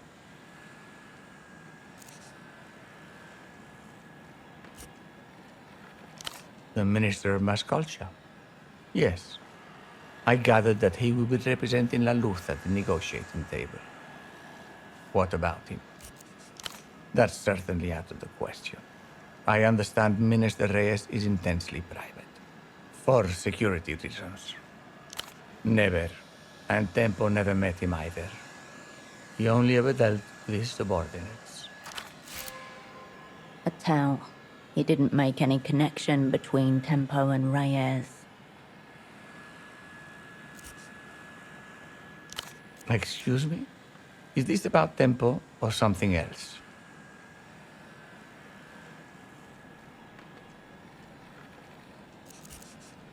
Right. More big words. I don't know anything about these matters. And even if I did, I don't think I should be discussing them like this. Only tidbits here and there. Nothing that would be useful to you, I imagine. Well, there was also his deputy, the junior to Oscar's senior. Though I have to say, the young man seems quite stressed. Yeah? Yes. I think dear Oscar may have delegated his duties a bit too aggressively. That's it, Frederick. Strange young man. I think this is his first big assignment. He's the one to speak to, I would say. Now please, let's never discuss this matter again. Be well.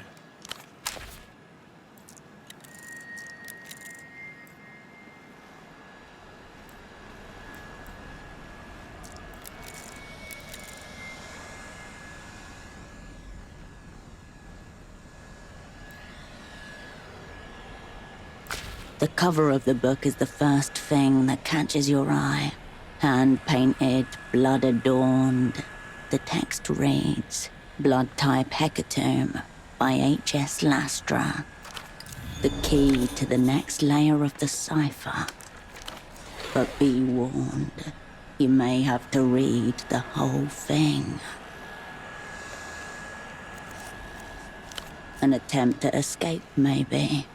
One not diverting enough to drown out the incessant knocking of the world. A couple of chapters from the end. You are preparing to strike the cruelest blow. With a furtive glance over your shoulder, you slip the book into your pocket.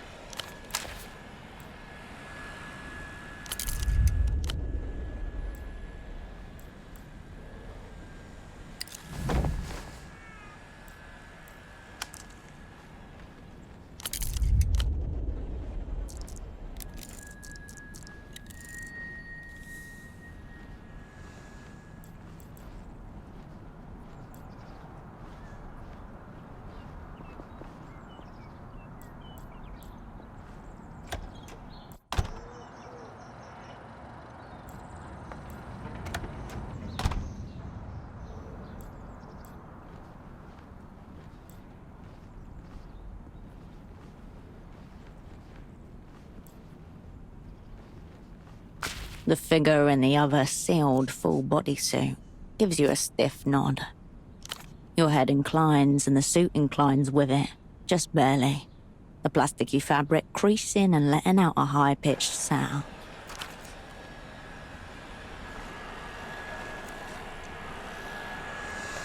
The figure shakes, not its head, but sort of the whole top half of its body.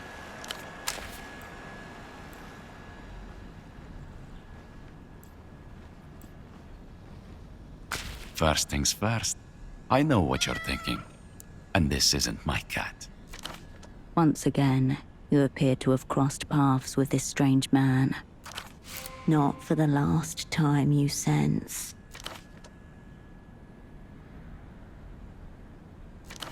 I sensed that it was only a matter of time before we came face to face again. But I wasn't sure you'd find your way up here. This lapdog of the techno-fascists has been following your scent with impunity.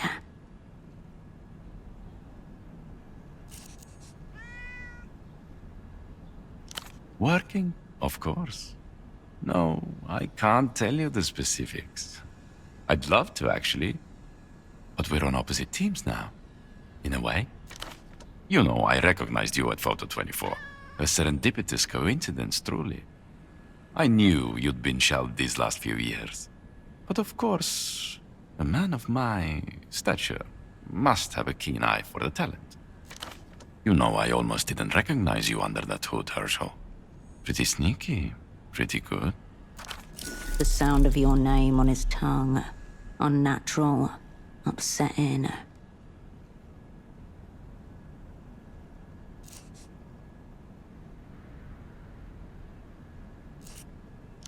Of course, Herschel.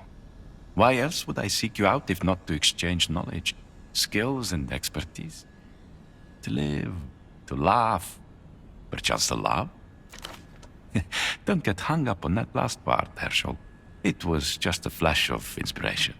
Our friendship goes way back, and I wouldn't want anything to soil it, you know. Way back. Where? A flash of inspiration. He seems to be drowning in it.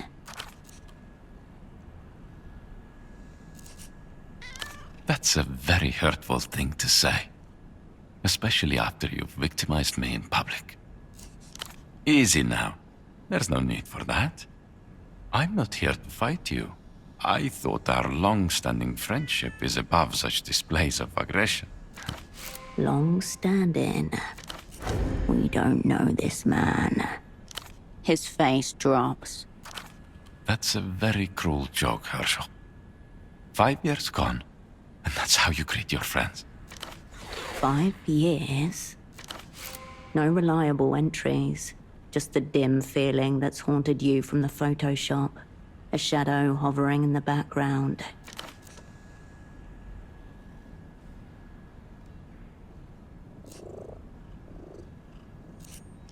This pretense of ignorance is really hurtful. Really, I expected you'd treat your old colleague, Ignatz, a little better than this. There must be something usable in here. Searching. Wait. Ignatz. A name from Taxman's ledger.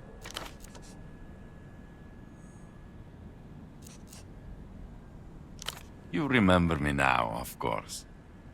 I know. I've changed. The coat. It's a recent acquisition.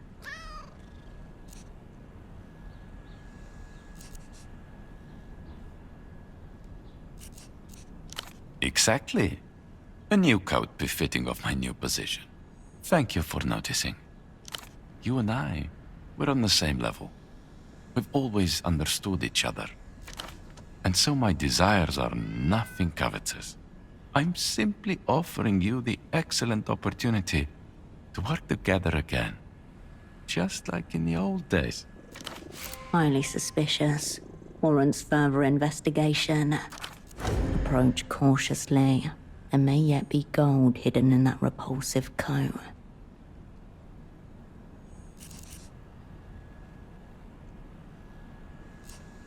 Your old friend Ignatz has been moving up in the world. I'm on a very complex and sensitive assignment on behalf of my new employer.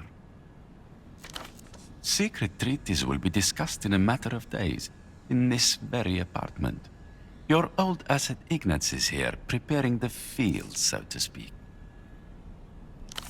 Fucking leaks, Herschel. Unbelievable. Who was it? You can't blame me for trying, Herschel. I'm a go-getter, you know this. Nice try. You know I can't tell you that. Don't worry, it is not the bank. A man's got to know who he is and who he isn't. Otherwise, who is he? Please, Herschel, that's a very offensive term to use. Some of them are very honorable people. Servants of the state, like you.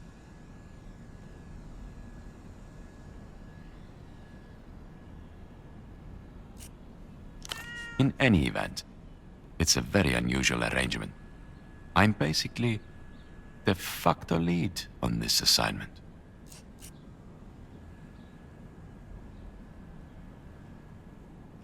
It's very offensive to imply what you're implying, Herschel. My position is perfectly legitimate. Legitimate? Currently, I'm overseeing the sanitation technicians. It may seem pedestrian, but in reality the responsibility could only be handled by someone at the level of de facto lead. You see before you the aftermath of a soiree organized by the owner of this place, Mr. Reno, and those leaky empter animals. My new employer suspects some pre-game empter mindfuckery. Work with me and I'll tell you all about it. These aren't normal cleaners, Herschel, despite how you may perceive them. If they came in their true form, it would arouse many suspicions. These are very highly trained specialists, retained by my new employer for the most complex and sensitive assignments. More than that, I can't tell you for your safety and mine. Think like an animal, Herschel.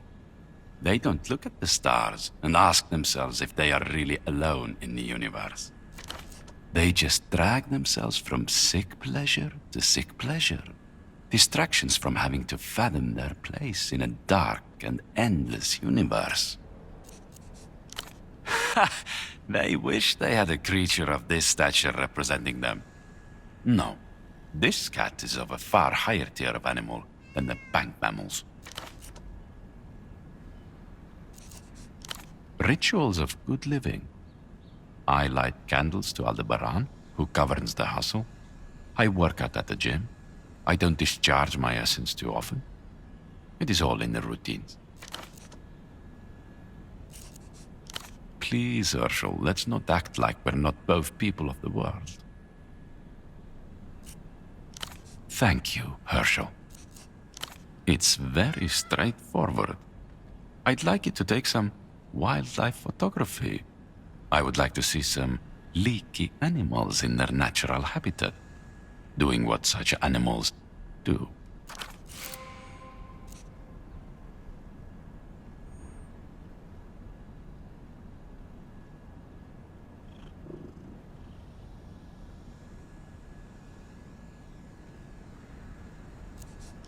You misunderstand me. I'm not concerned with the bank's wayward negotiators. I've identified a different target embedded in the talks, of a far more secretive nature. One of the men providing physical security for these upcoming talks is a filthy carabinero rat. He's leaking information to his controller. I need a photo of this leaking in action.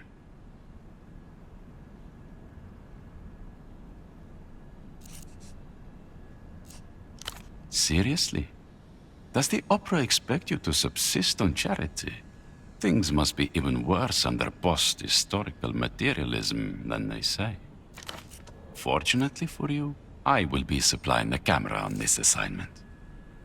Herschel, you of all people should know that power differentials matter. My new employers have trusted me with this site here, which is of much greater importance. The wall of glass behind him is quite something. The Carabineros act as empty security detail for the upcoming talks. And just like their masters, are notorious for their unreliability and corruption.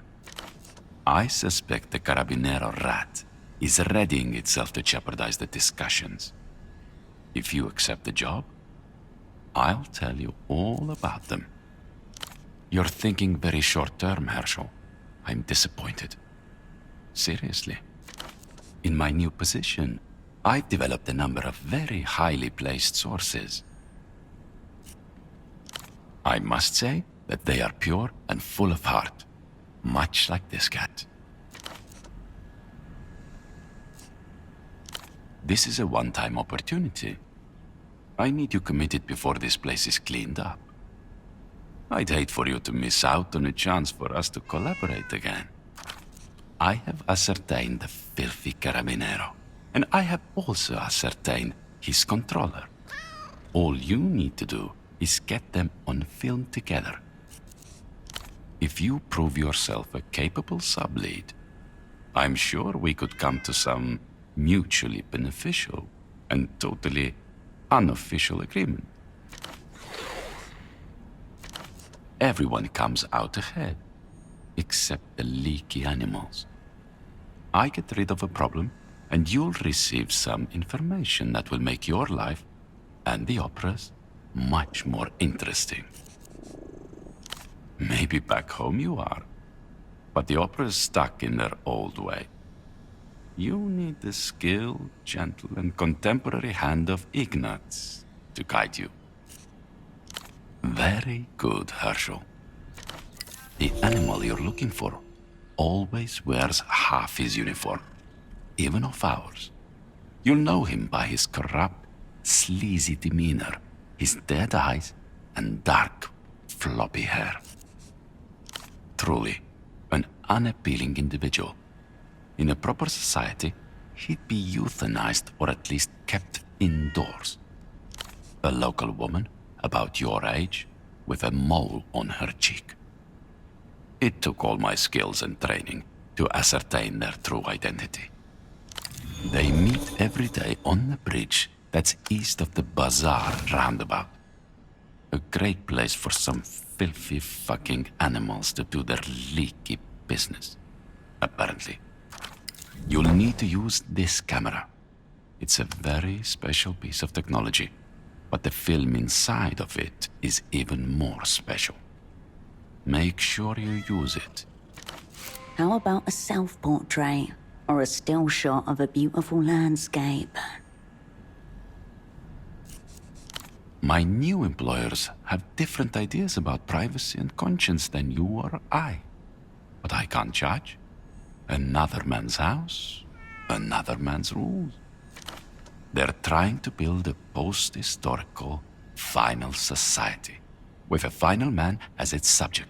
So naturally they can't have old-style thoughts going around. That's how I understand it, at least. A psychographic camera.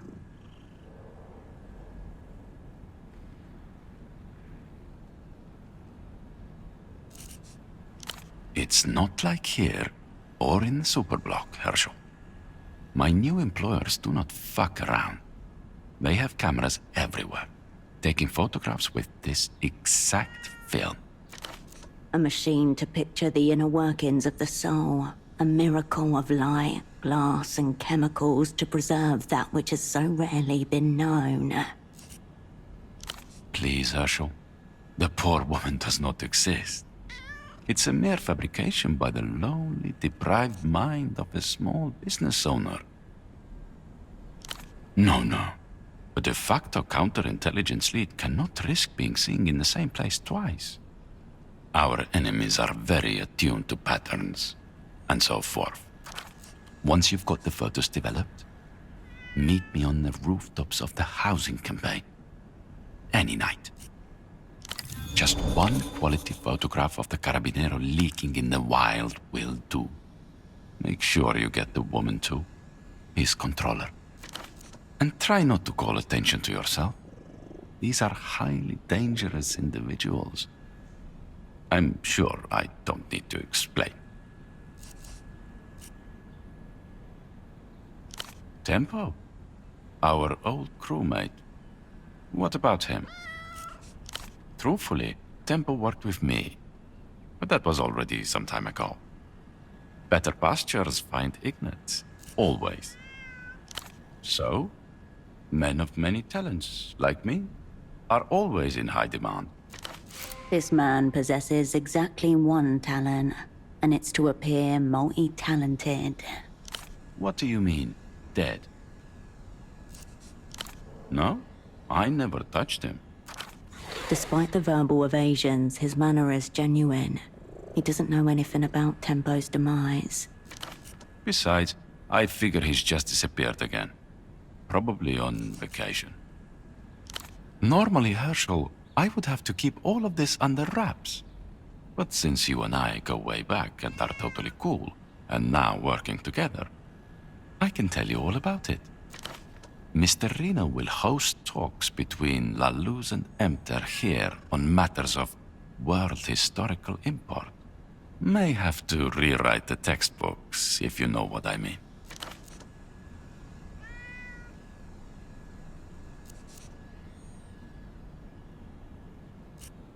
The negotiations are yet to happen, Herschel. I am very good, but I cannot see into the future, obviously. Safe to say, a clash of ideologies is happening right here, all around us. Around you, cleaners continue their work diligently. Monks in thermoplastic robes, carrying blunt machines. You're probably thinking, how did my old pal Ignatz best me? This is what I mean by observations. I've been extremely diligent in my observations. Our friendship means a lot to me, Herschel. I would not be wasting your time like this. I understand he gets the rights to certain highly coveted flight paths. Mr. Reno is going to the moon. I trust this will stay between us, Herschel, seeing as we're friends and all. She's beautiful, isn't she? Purebred, probably. They have papers when they're this beautiful.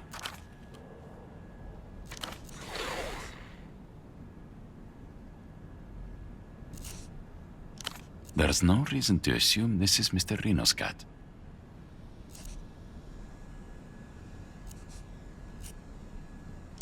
The cat is its own animal, free from the burden of society and property rights. Herschel, the cat doesn't need property rights like you and I do. It is beyond such realities. Its power is symbolic. That means that it's important just because it exists. Though economic realities are important, an open mind is even more important. I'm not saying this to disrespect you, Herschel. I'm just reminding you, as a friend, to always be curious.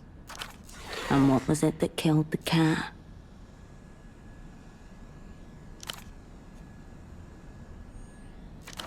People like you and me, we're not supposed to meet a cat like this.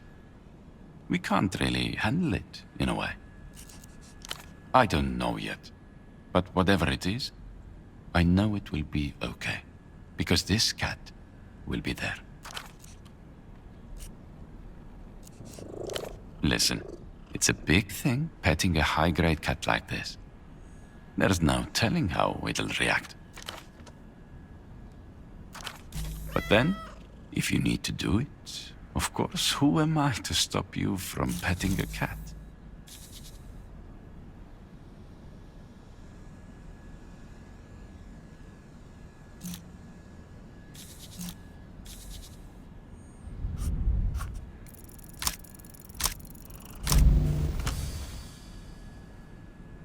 Your fingers hesitate just above the cat's surface. Is this really what you should be doing? I told you, Herschel. It's not as easy as it looks. I know. We need to restrain ourselves, or it'll be all we discuss.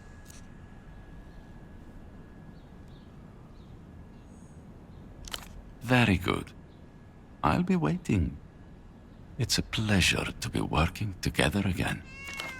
You have never.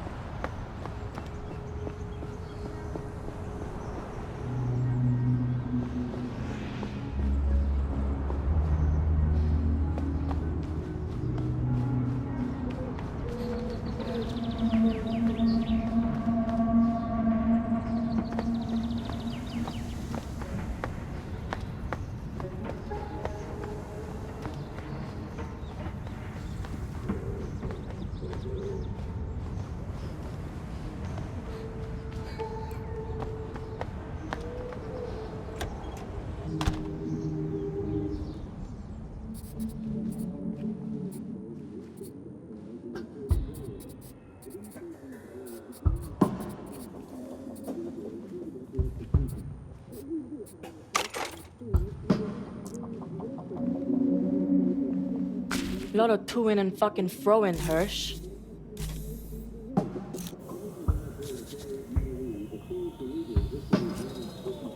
Don't be a stranger, Hirsch.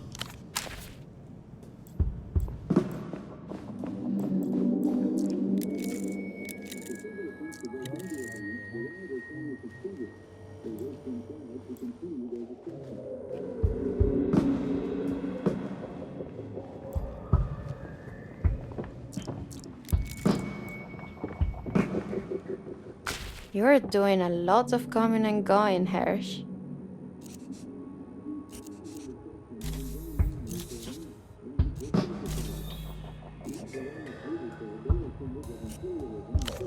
Go ahead. No problem, Hirsch.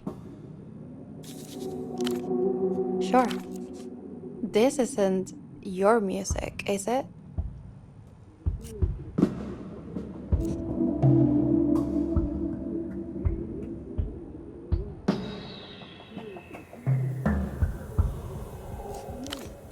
Oh, okay. Good. No problem, Hirsch. Sweet dreams, Hirsch.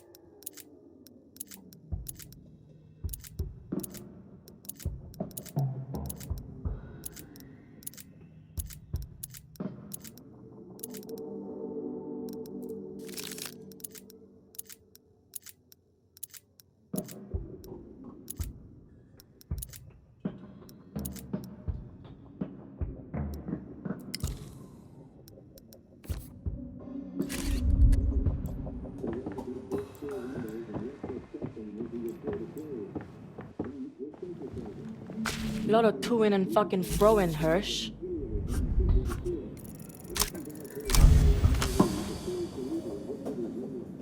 A good cryptonym reveals nothing, yet means everything. The seeming arbitrariness of the sign only strengthens the bond between operand and asset. Why's that?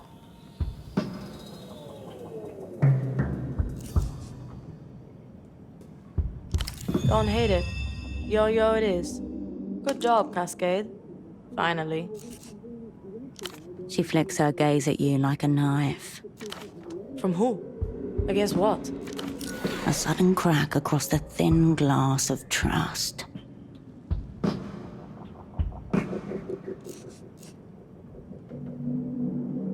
You wanna hand me over to the slinky reprobate. You'll lock her up in his diddler dungeon and ram the key up his ass. You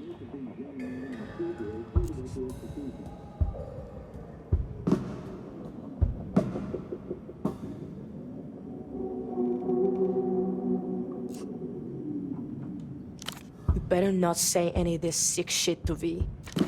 And what are you getting out of it? Thought I was fucking opera business. We called you, remember? You must have thoughts, Miss Big Time Spy. Gauging you. Hard. A mega gauge. But then I'll fill in the but. That probably isn't in your best interests. Say we take this deal. What happens to V? She'll hate that more than anything. 2 aerotrams crisscross somewhere above you. The apartment's windows rattle in their frames. Cheap glass. This is a sick little game you're playing, Herschel. Massively fucked up. Casually asking me to betray my friend. I'm kind of impressed you sunk this low, to be honest. Didn't think you had it in you. You didn't hear the word no in there. Speak your piece.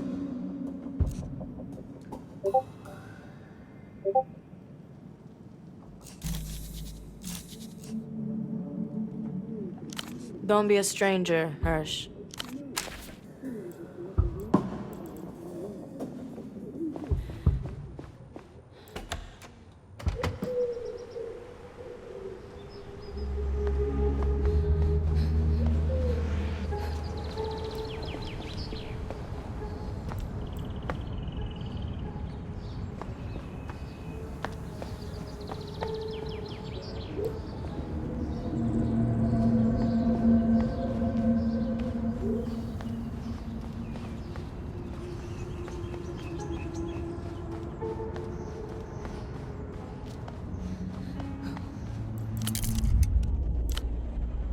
The clinic's metal door is scabbed with rust and surrounded by graffiti.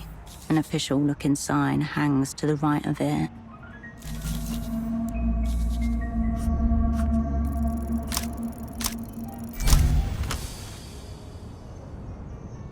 The pins dance for you. Pressure just shy of arrogant. Tension held like a cigarette kiss. Click. No squeal, no protest. Just the quiet pop of metal given into a woman who's done this before.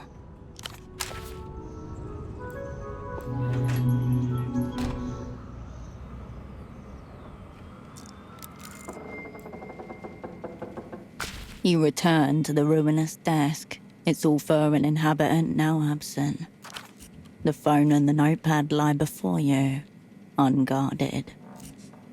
The drawer slides open with a wheeze. Inside, a collection of branded pens, scissors rusted at the joint, a pair of latex gloves turned inside out, and a breath minting case. A dozen or so pens, all from medical conventions, some cracked, others with logos half rubbed off.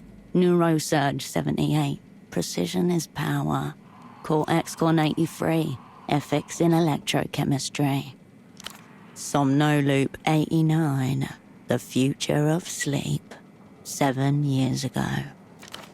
Each pen a time capsule, a version of himself with cleaner hands and hope that already a near-decade-long abyss separates him from. Capital mints, strong enough to banish the deep. The artwork, a triumphant mint in sailor boots delivering a left hook to a giant shrimp. A muted clink, the sound of something moving rather than jangling. A single black pill plops out.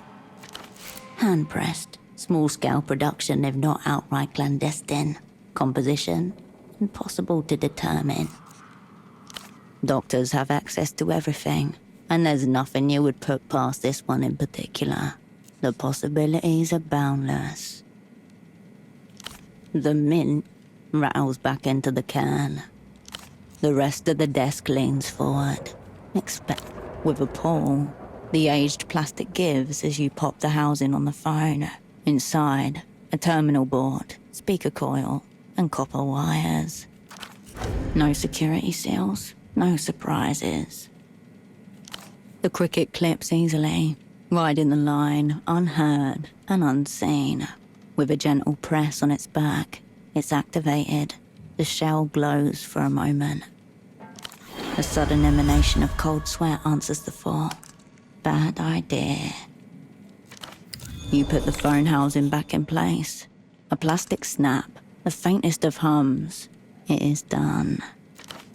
Ramses said he'll need half a day to capture anything significant. The paper displays clear evidence of having been balled up in rage and then painstakingly unfolded, but the numbers on it are still legible. 3 numbers, quick to hand and scrawled in rage, for people called frequently from the depths of distress. You squint at the digits, trying to commit them to memory. The sequence of the numbers is rhythmic, almost rhymed. You commit all 3 to memory and archive them away. The notepad remains where it is, among the ruins. Thick paper, government grade, embossed seal of Portofiero's medical board. Each envelope slit open with surgical precision. He used a steak knife. A second and final warning for continued deviation from sanctioned neurological protocol and the threat of an upcoming review. You glance at the date. 6 years ago. He kept them all because he's proud. 3 used, 2 capped. The glass barrels are etched with wear. Nestled close, a lighter and a metal spoon. All labelled the same. Midazolam plus oxcarbazepine. He's shooting his own mixes. Not recreational, not exactly. Self-testing. You turn away from the ruins of Gonza's life and profession.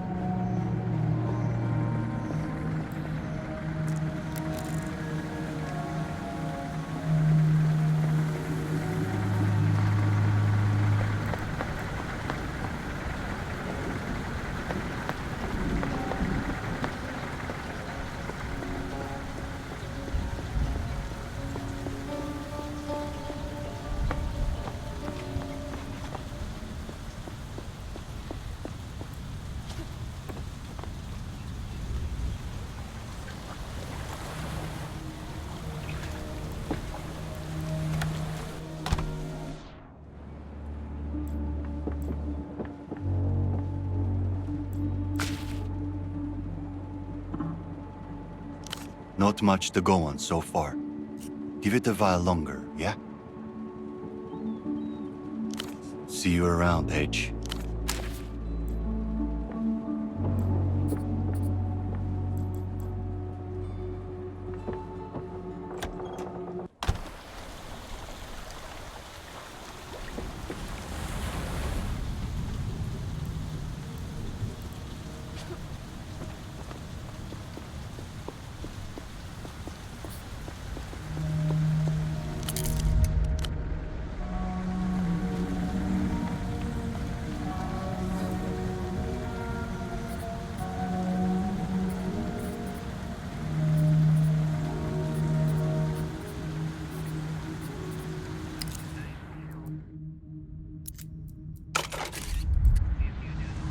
Heads bent together, the man with dark floppy hair and the woman in the pelota jersey are lost in some private conversation. That's a cop. And she's... Huh. Well, she's the bartender from the Fog Mirror, Lucia. The Carabiniero murmurs something to her. She frowns. You cannot hear the exchange. In your hands, it feels consequential. One shot, make it count.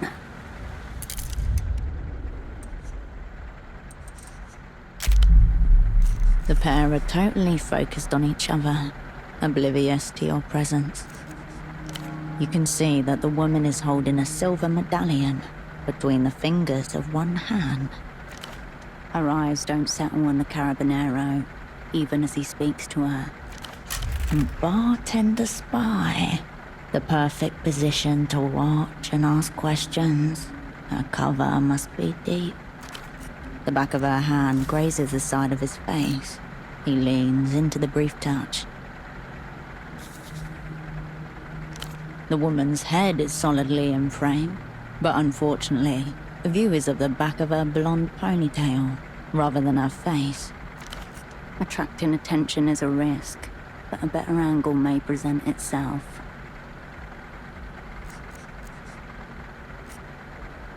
Lucia's head turns to follow the high-pitched sound, but in the ambient white noise of the bazaar, she cannot pinpoint its origins.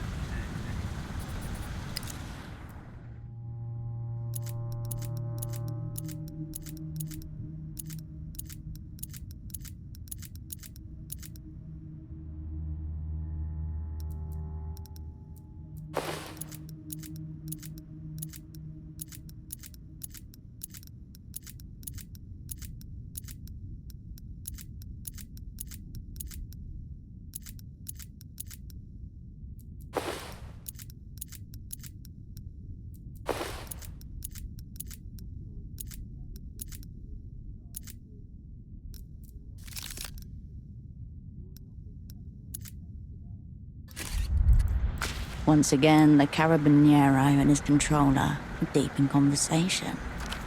They don't notice your approach.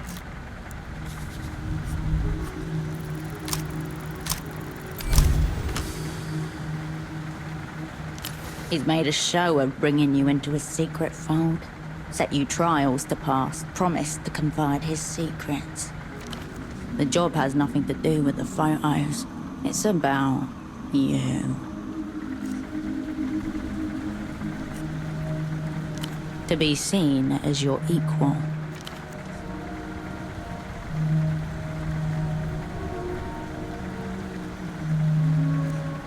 Oh, it's absolutely a sex thing. Though thankfully not directed at you. These people he's fixated on aren't spies. They're just having some minor affair.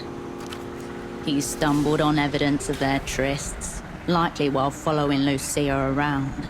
He's 100% stalking her. And in his espionage-obsessed imagination, he twisted it to suit his own interests. Are you sure you want to think about that?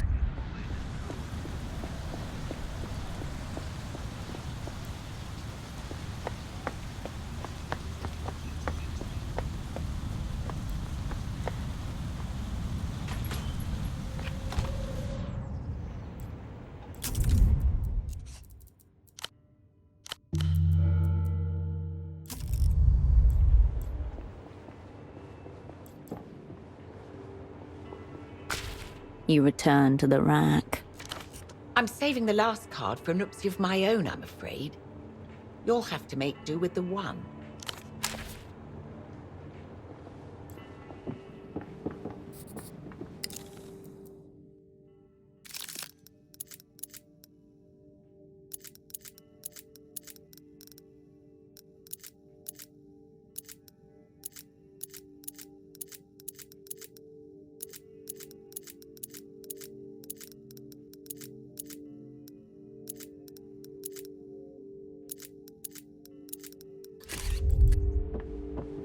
You return to the workbench. The wheel is just a decorative add-on. It protrudes somehow from the front of the train like the statue crowning a ship's prow.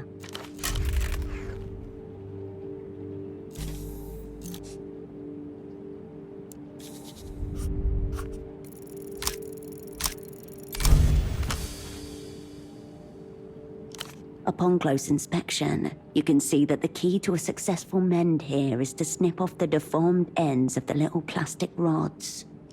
The blades do the job beautifully, opening and closing with the delicacy of dragonfly wings. The subtlest of pleasure, you watch as the plastic surfaces melt ever so slightly under the corrosive effects of the glue. Once everything is covered that needs to be, you make the two pieces kiss and watch the plastic bind. Crowned with its free-spinning bronze wheel and curling designs, the train is a thing of exquisite craftsmanship.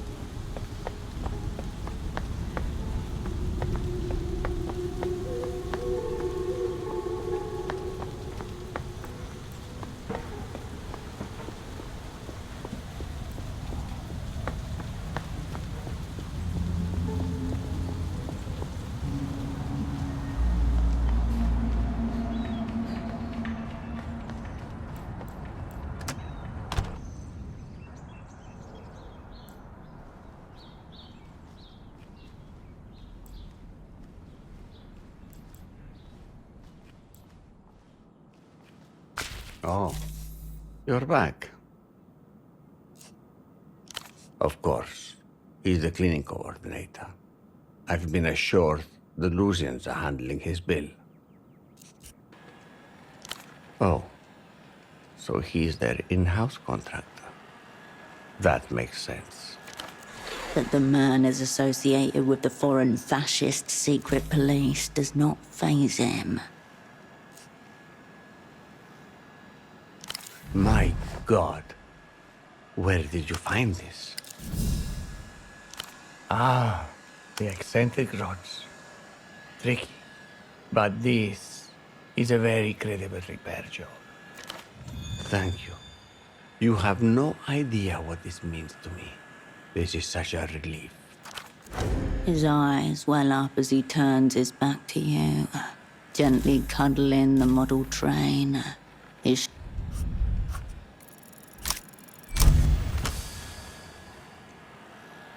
You don't have the money. You need to make this about something else. What does he want?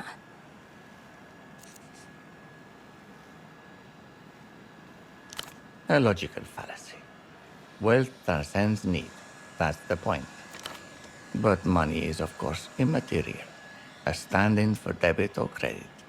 It's the debit, ultimately, that is important. He looks around his apartment, hands upturned in front of him, as if beseeching the world for something you may owe. Borkibel. Borkibel. This cat thing must be really upsetting him. He's lost it. Just pick me up a bag of boar kibble, please. You can have the papers. I just need the kibble. It's less a catch. More, well, the kibble. It's in the animal zone. Lightning flash thunder. A crackle of electricity in the air. So you've met the king. Good. You know what you're agreeing to. These exit papers. I need a name and a photograph. He takes the postcard and pauses, a look of recognition flashing across his face. Cool. Dangerous, certainly. You're picking up where Tempo left off. He brought her here once. She played the piano for us. It was rather lovely, much nicer than her standard L-pop fare. It's hard for him to remember. He swallows, tucking the postcard into his shirt pocket with a strange gravitas. Tempo almost cried even. Borkibel. Yes, this photo will do just fine. But she'll need a new name too. What will it be?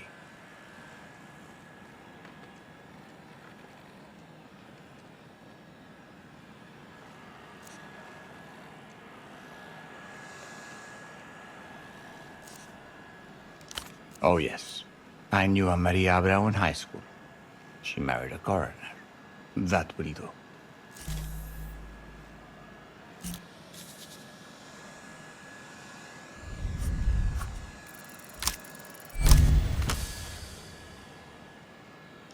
This is a certain O-scale replica, of which only 15 commemorative models were ever cast, by Tovarna Radosti, no less.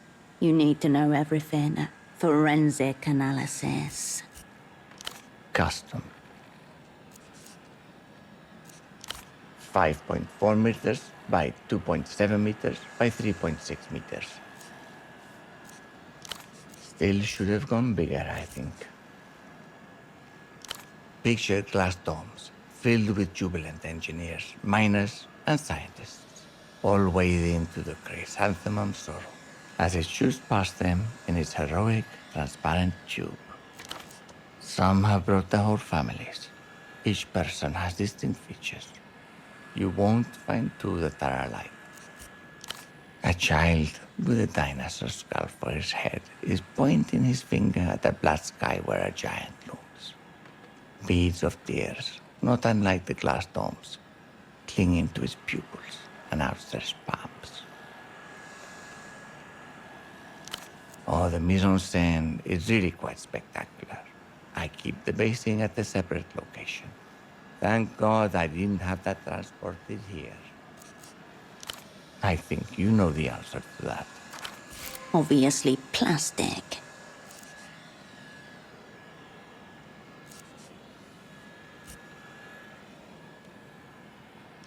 I haven't had a chance to varnish it yet. I kind of like how it looks without. If it feels so wrong, why does it feel so right?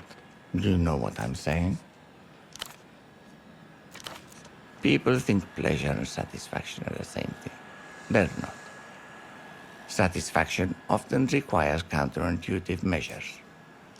With models like these, there's always something else. Sure. I'll be here.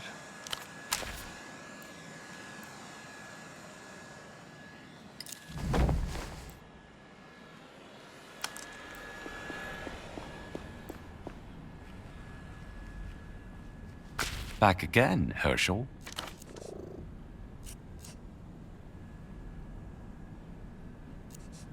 Very good. You have never.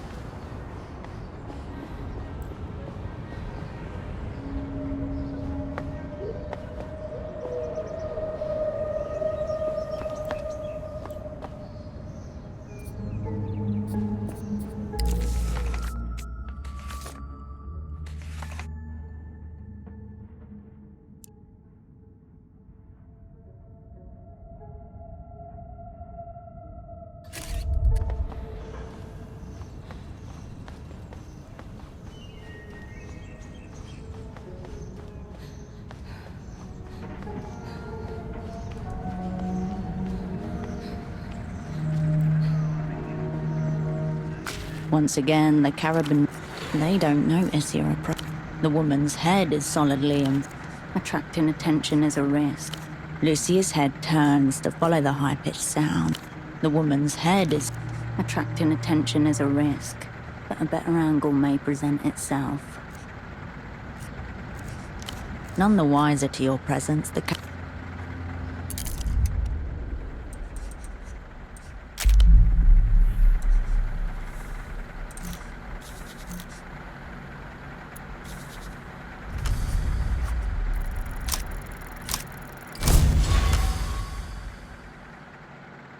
press of your finger, the click of the lens, just as she blinks and he opens his mouth to say something. It is not one for the gallery spaces, but both of their faces are most likely visible. She closes her eyes.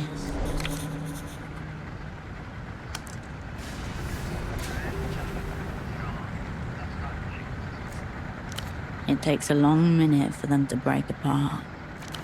You're not supposed to be here. Too late. The light has been let in. They're trapped in the film now. You need to leave.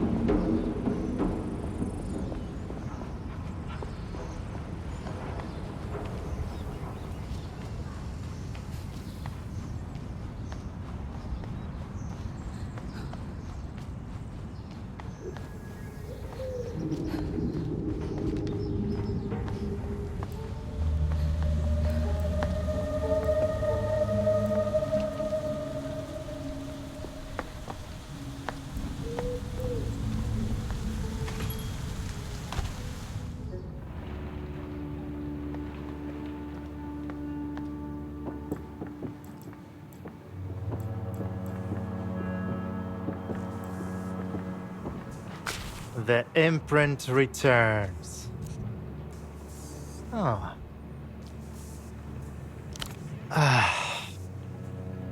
Go for it. A familiar, immaterial sense of well-being is transmitted through the bald patch to you. He remains silent as a little shiver runs through him. I'll be here. Hey, Hirsch. Carolina still looks gaunt and tired, but animated. There is an excitement to her movements, a flush to her cheeks. Weird. Like I'm on the wrong planet. I keep trying to control things with my mind, like I'm still in the machine. And I'm dreaming again, I think. Bet the tech hangover is making them vivid. Or even making them real. I saw a man in a tent filled with smoke. There were soldiers or hunters gathered around him with spears. He was chanting, like a star shaman.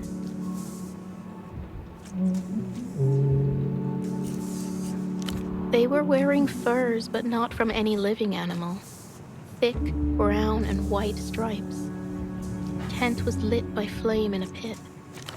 He threw what looked like dice onto the ground, but when he picked them up, I saw they were bones, each side carved with the rune script, just like I use. I didn't understand anything that they were saying, but they didn't like whatever the bones told them. It was like they'd been sentenced to death. She's trying to seem detached, but she's clearly disturbed. Probably nothing. I don't know. It was so vivid that it's difficult not to look for meaning, but it would be like convincing yourself you're hearing words in a cooling fan, right? Guess so. The bartender's nice. It's been a while since I was out and around new people. Not at all. But I do miss my machine. I could be tinkering right now. Stupid assignment getting in the way of the real shit. Sketching out some ideas in my head, though. Something to look forward to when we come back.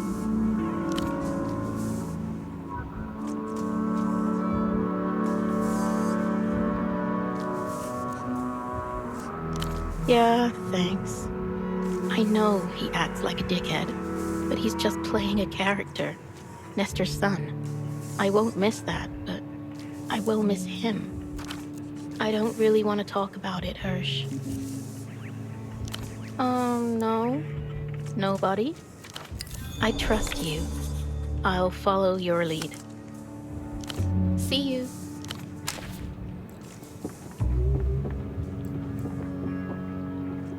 Hello again. What'll it be?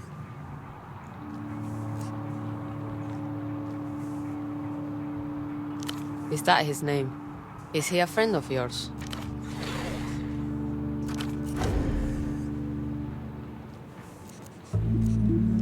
She lets out a soft chuckle.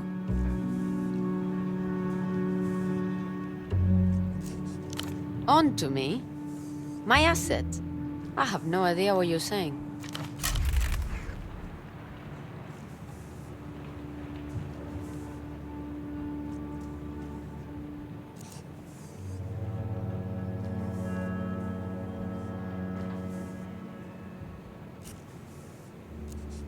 Bruno's not an asset. Whatever the hell that's supposed to mean. He's my boyfriend.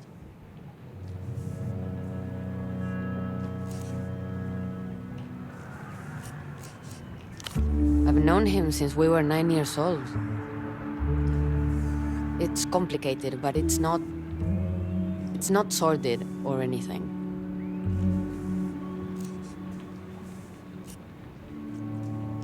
What's wrong? What are you talking about? Please tell me.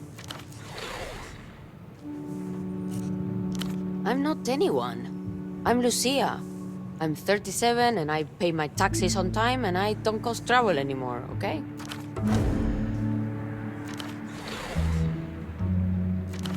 Do you want something to drink?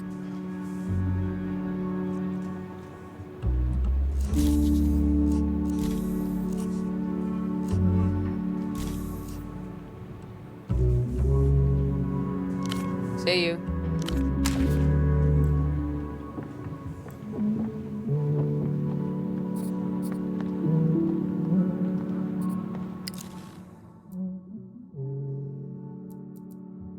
The title unfurls in jagged crimson letters.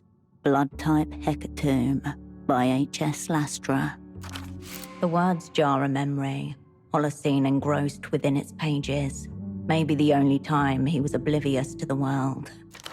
Science fiction as a genre is utterly misunderstood by the majority, Cascade. It often contains the only ideas worth ideating. Liable to launch into a word-perfect recitation at any given moment.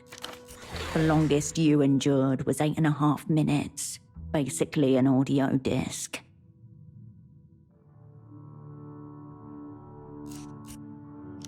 A geometrically precise triangle was folded over on page 528, a couple of chapters from the end. You have saved it from where it lay, gathering expensive dust. Honor has been restored to literature. He hopes so too.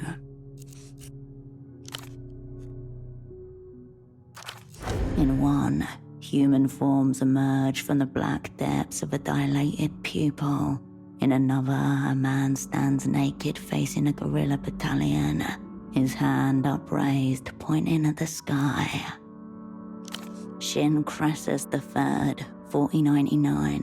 Less than 2 months have passed since the vessel, war hero of the Raoult of Manumission, bit into the still-beating heart of Supreme Dictator Haizai before the cheering hordes of Kokolobi.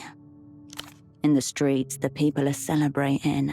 Meanwhile, their liberator has been barricaded inside his citadel for a week, writhing in the throes of unprecedented psychic torment.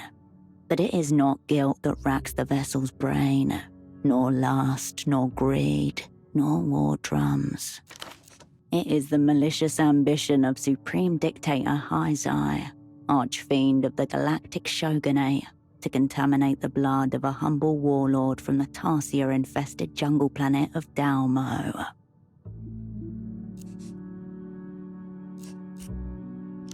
You flip the book back over and return to the red-soaked cover.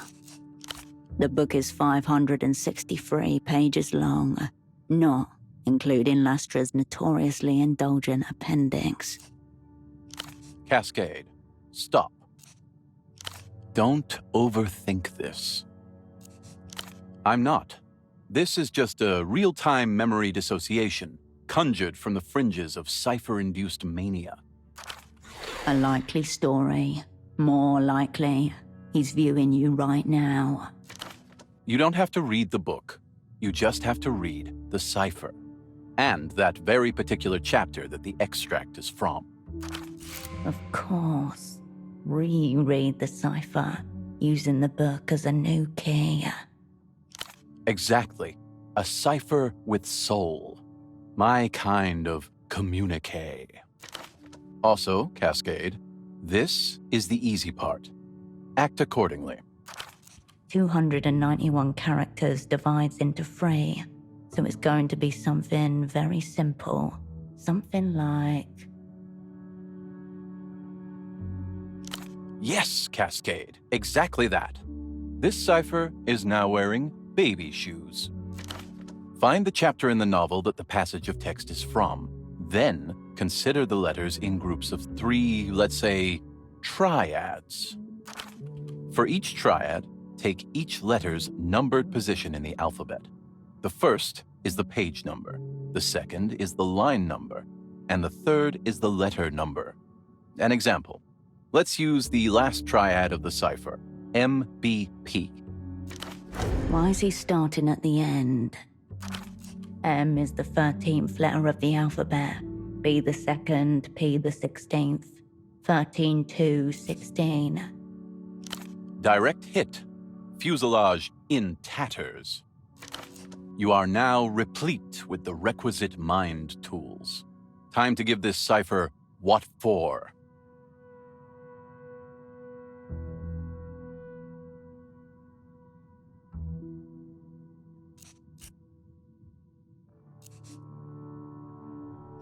Put them both together.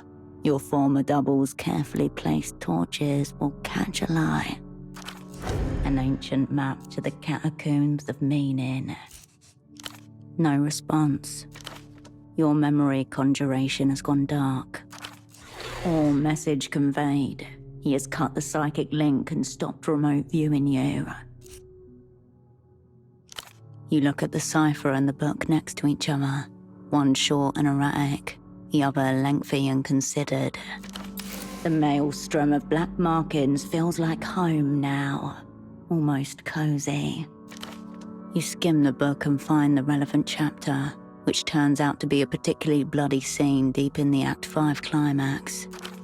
Then, taking the first letter to be a page number, the second to be a line number, and the third to be a letter number, you begin. The first letter is I. The second letter is B.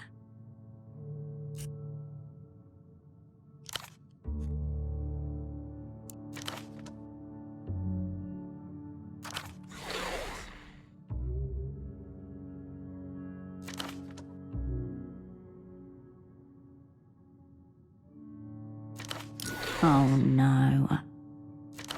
Don't think yet. Just solve.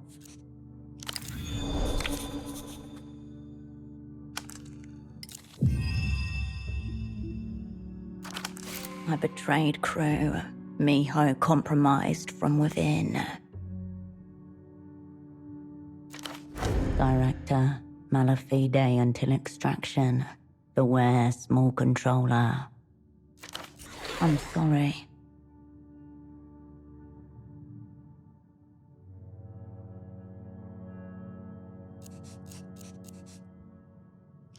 So he claims. Also the cipher claims. It also doesn't make sense. Carolina was the one who was uncovered in the Emter-Batch dream study. But did someone sell out Carolina? That you never discovered.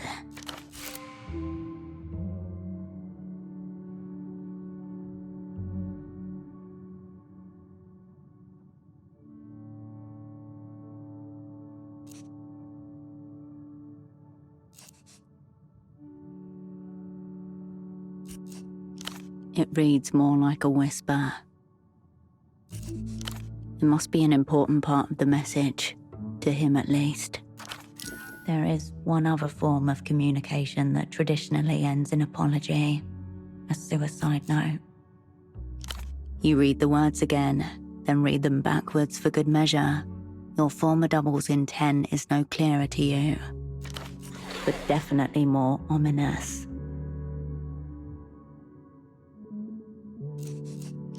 The answer to that, no doubt, lies at the bottom of the silo. Your eye catches again on the middle sentence. Director Malified until extraction. Malafide, bad faith. Standard espionage parlance for contaminated, compromised, or treacherous. Unlikely he means a location extraction. Something more internal. The silo awaits. Your former double has some wild ideas he's about to hatch.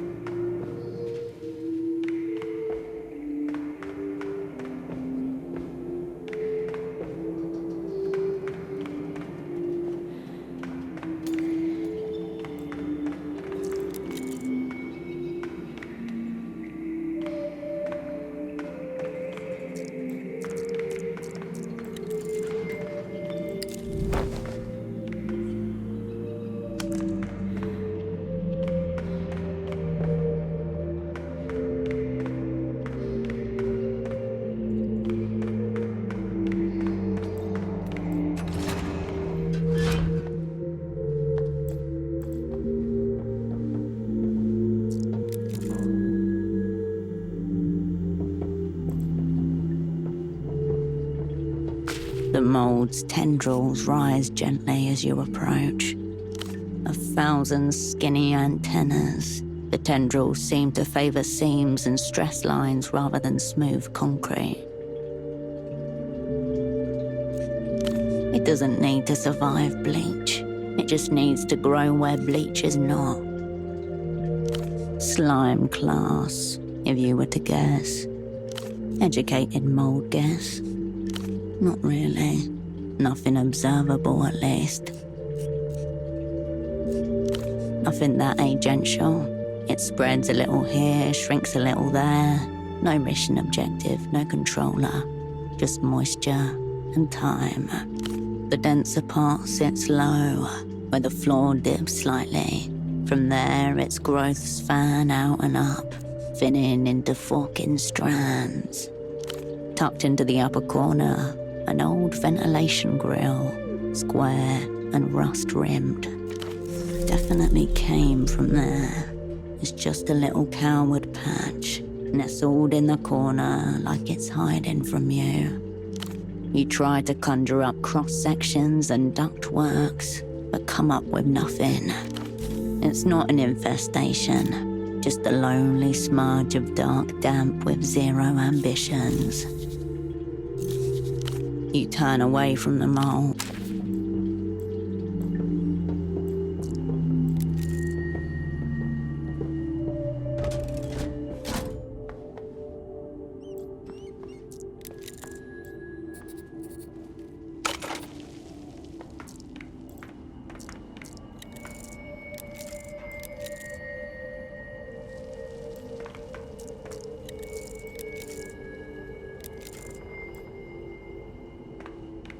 Cascade, stop. Before you utter a word, be aware that anything you say in my presence, anything I hear, should be considered pre-intercepted by the small controller. That explains communicating through cipher, though we may soon be rezoning the boundaries of explanation. I see you are well acquainted with this treacherous cranial entity that directs my movements, words, and thoughts. Oh no. Oh no.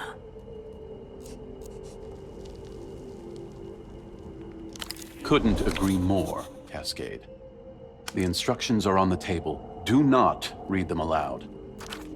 No irony here. No dress rehearsal either.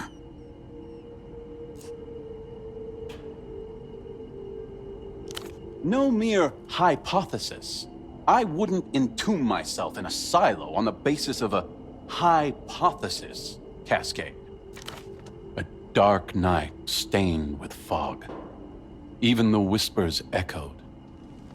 I met an opposite number from the Weeping Eye on the amputated remains of Refraction Bridge. The iron artery that was intended to link Portofino with Lelou's until the collapse of the old Lusian Empire in Year Zero. The ruins became an infamous suicide spot in the 50s. I gave him names, cryptonyms, defining features, professions, everything.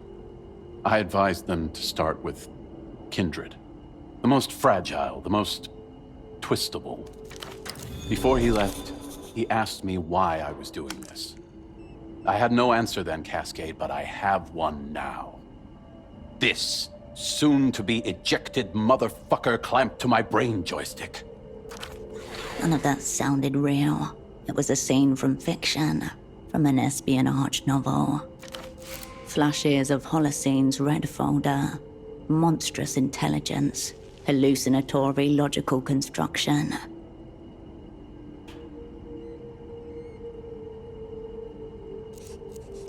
Now he's got you thinking like the rest of them, Cascade.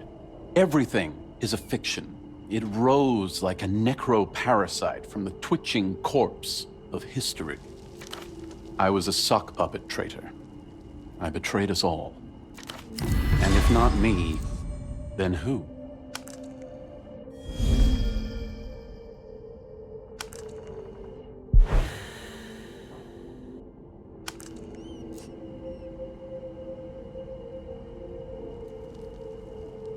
Very noble, Cascade, but I'm dealing in factual specifics, not emotions. It was me. Identification, then extraction. This is a direct order from Miho. Please.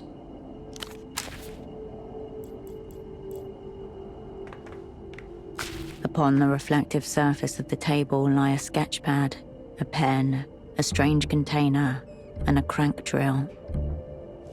A regular pen, thick-nibbed and loaded with red ink. Marked with the words Entity Containment Vessel. It looks vaguely space-related. Designed to be taken into the far reaches by cosmonauts. Any alien life matter can be sealed inside and brought home. Reddish liquid, but no entities are yet contained within. The crank wheel features a worn logo, now illegible. Rust blossoms in tiny patches along the drill bit. On the first page, scribbled in hurried handwriting, you find the instructions. Plain text, no cipher. Good start. A bare 14 words. Small controller inside. Locate via remote viewing, then extract. Through dimensionality to analysis. The traitor within. As in the testimonial you found in his room, Holocene wants you to locate something which you cannot see. Draw that which you cannot see. Fall in with his own systems. Bridle his hypertrophied imagination. The outcome will be the same.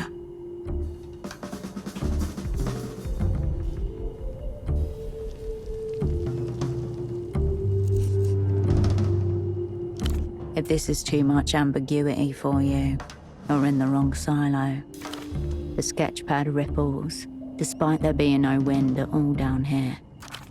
The dark interior of your former double skull awaits.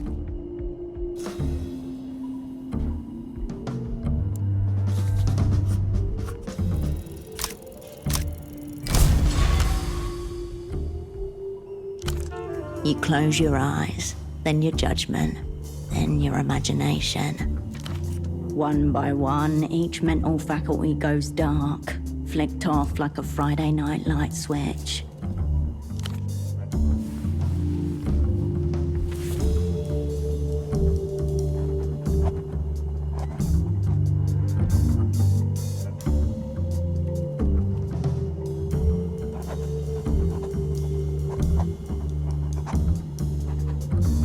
The pen moves beneath you as vague impressions parade across the main street of your mind.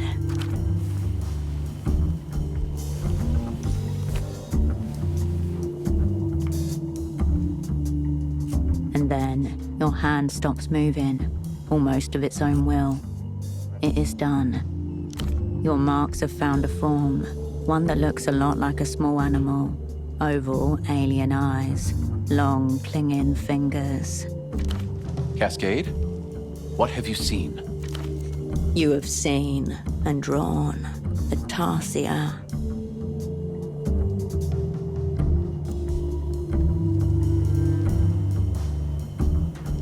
It would appear so. It is also wearing a tiny dressing gown. I knew it. Good job, Cascade. That's the form he's currently taking. Maybe that's his true form, maybe he's mocking us. Either way, target acquired. Now, get the motherfucker out.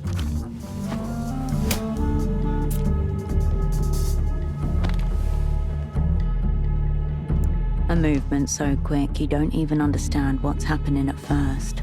Holocene's arm whips and slams something into his neck.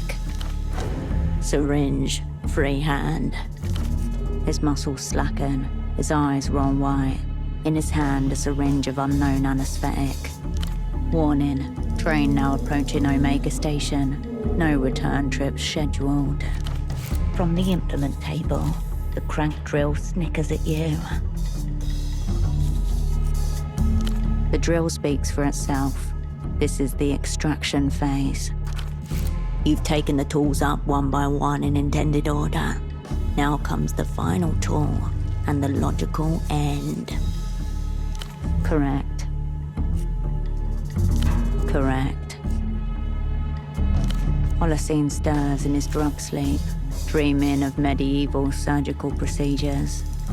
There, the left hemisphere of his head, the parietal bone, where the mass of dark hair meets the skin. Your former double's finger twitches as you turn away, on the hand closest to you.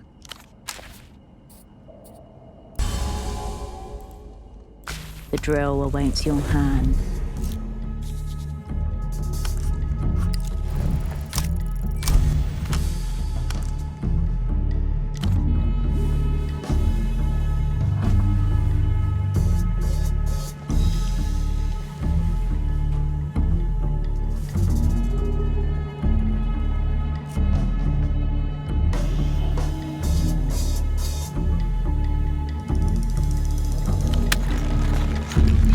Twist the drill's wheel a full revolution. A droplet of blood slips loose. Then the vibrations begin shaking their way up your forearm.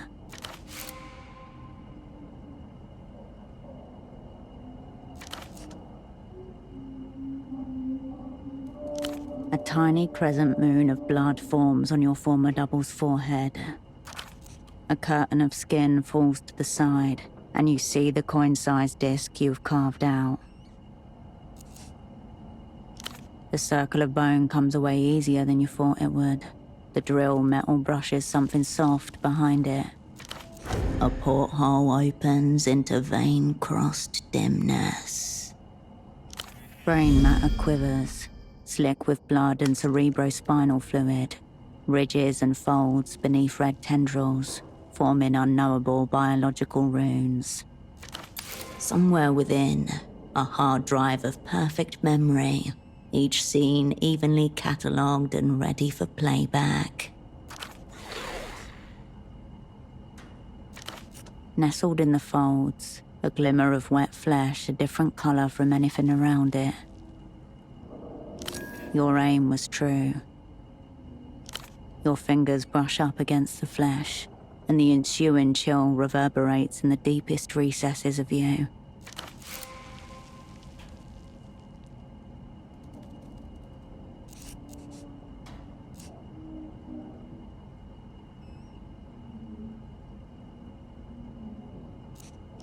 Unlike any controller you've seen before.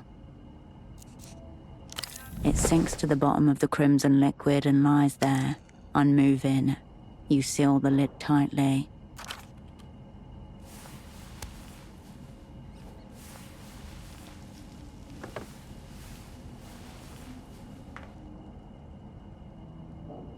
The important thing is that your double, miraculously, appears to have survived. His breath is light, but steady. A matter of perspective, but he'll recover from the sedative in a few hours. There is no response, but a shadow dips across your former double's expression.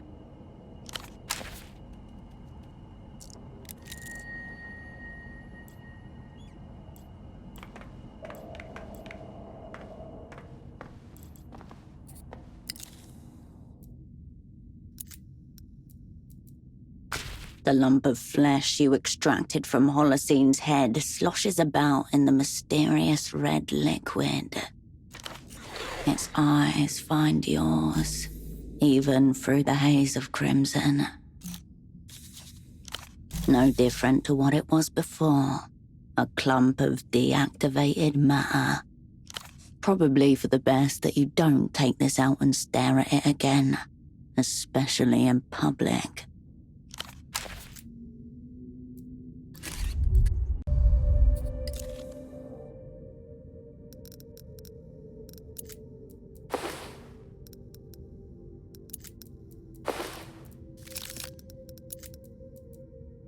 The lump of flesh you extracted from Holocene's head sloshes about in the mysterious red liquid. Its eyes find yours, even through the haze of crimson.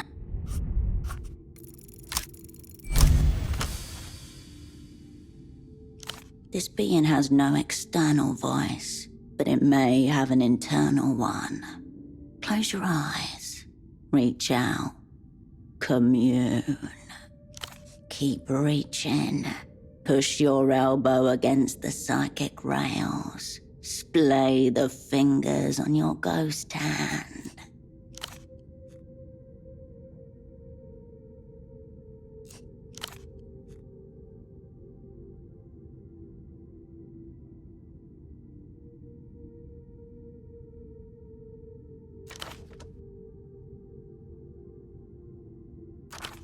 You'd know that cadence anywhere.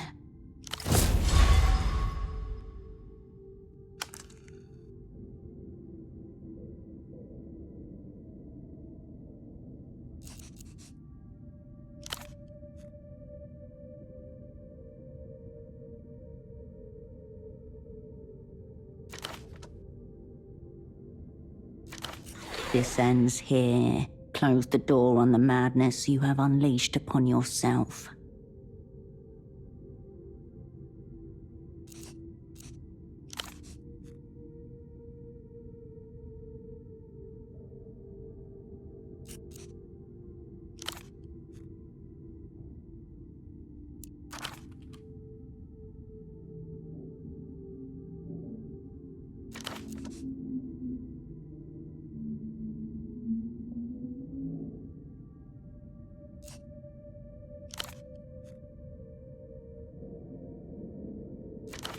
The tiny voice fades from the fringes of your mind as you return to yourself.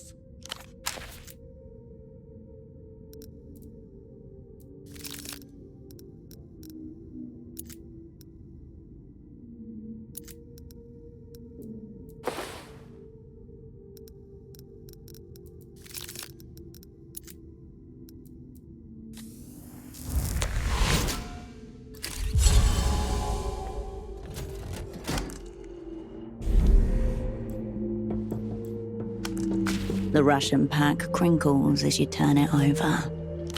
Vanguardia 79 claims to be the food of the future. The best futures are preserved. This one comes freeze-dried, sealed in foil. Tossed in the corners, clotted beneath furniture, dozens upon dozens of silver packs blend in the half-light. This is a man with a system. A tried and tested one. 5, to be precise, ever since the crew's blowout. You went east, he went south. Even though Cosmo Comida claims to be the food of the future, small print on the packet reads, Best by Hebdomas 84, 12 years ago. He's subsisting on these alone. There's a coil wired into the wall, fused to the socket with melted plastic and faith. That's where he eats, listening to current crackle overhead. He found himself a little world, newly terraformed, all his and no one else's. And now both of you are here, together, standing among the crash site, long after the retrieval crews have given up hope and gone home. Heat stamped in pale blue, weight, pack date, and manufacturer details. A company called Lockley and Refnor. Famous for sterile logistics, tax-flexible exports, and a stunning aversion to political alignment. A triumph of international cooperation. There's enough in this box for a month of austere survival. You pocket the freeze-dried rations.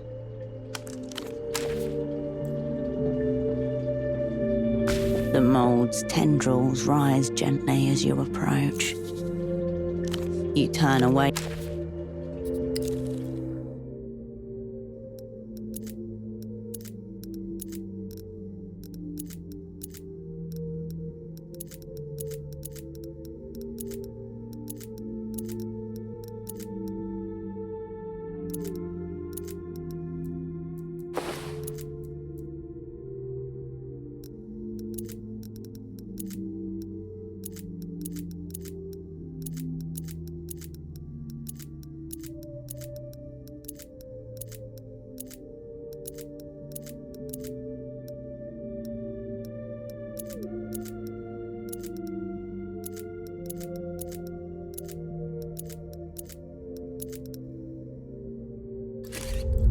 The mold's tendrils rise gently as you approach.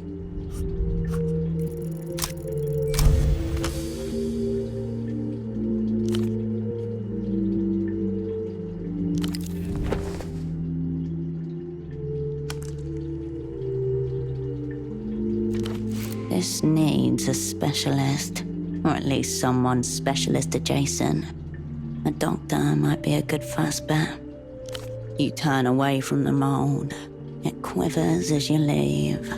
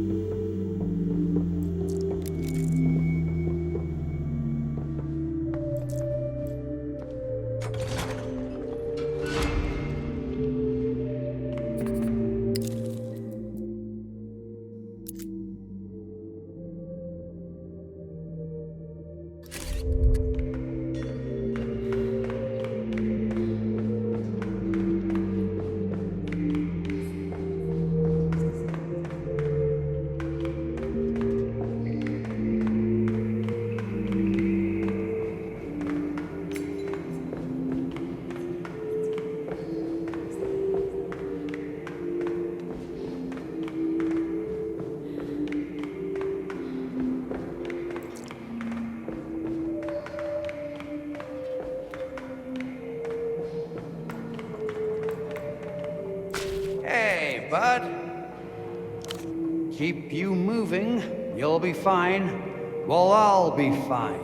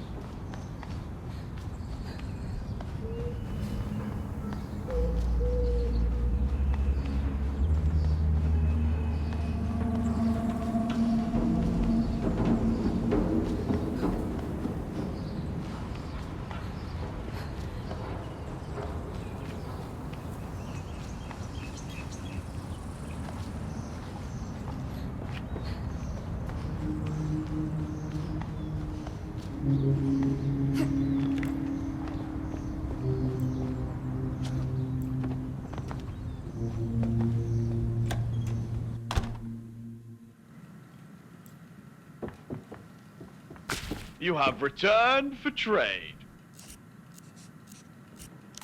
You return your attention to the pile of assorted junk, which acts as a makeshift throne for the primate. You spot a bag of boar kibble, 5 kilograms of it, stuffed inside a bird cage. The monkey bares his teeth at you. He flicks his ears in excitement. Ah ha ha! Commence it! There is no rain in the realm. No rain! Old wolf acquired, new wolf rejected. Displeasure upon you. Amass increasingly desirable objects. You're talking to a monkey. You're going to have to ask specific questions if you want helpful answers. Shiny containers reveled in, contents ignored. Only most premium goods desired. Legs and head unadorned. Alpha face gear admired. Legwear? A mask? Condescend at peril. No toys. But you know from the cosmonaut figurine that he likes scale models. The real shit. Everyone is bad at everything. Yet to find worthy companion. Is it a companion that he's looking for? Ponderer. Ah ha ha! Commence it! Displeasure upon you. Disappointment! Farewell, combatant.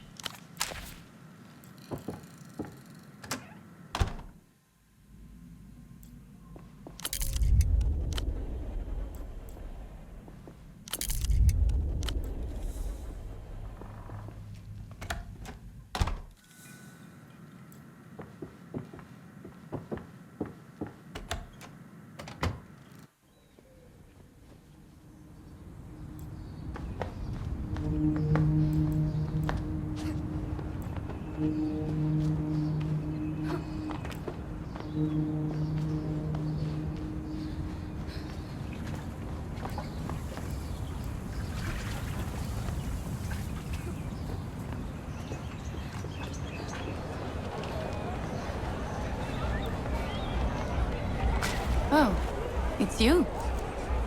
She produces a lovely little monkey from the stack beside her stall.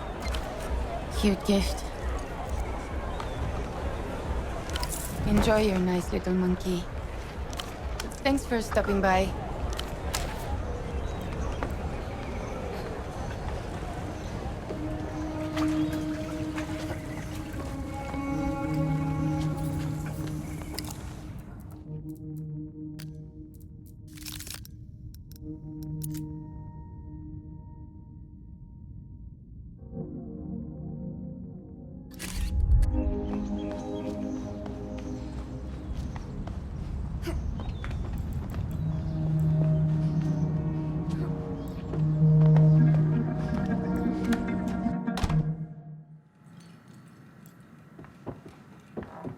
You have returned for trade.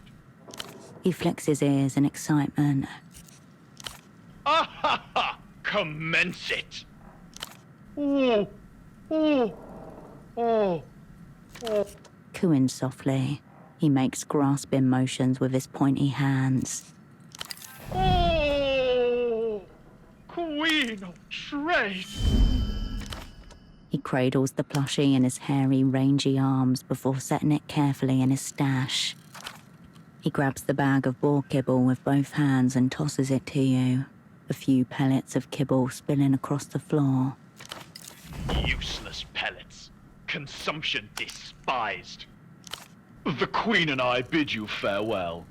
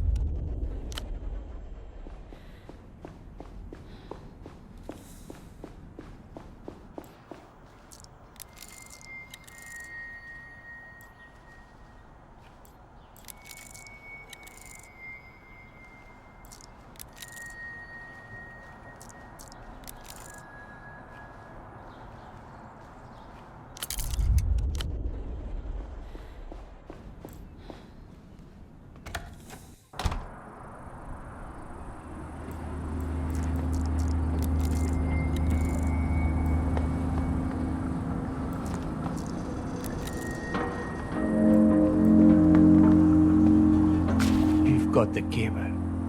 Yes, thank you. Of course. Just one more thing. There's something I want you to see. Shake that bag of kibble you have there, would you?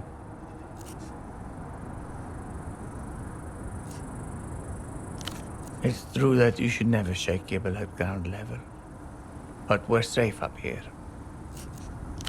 It's a catio, a cat patio. I got it so she could enjoy the fresh air, but well, she didn't take to it. It's quite the opposite. Please, just do it.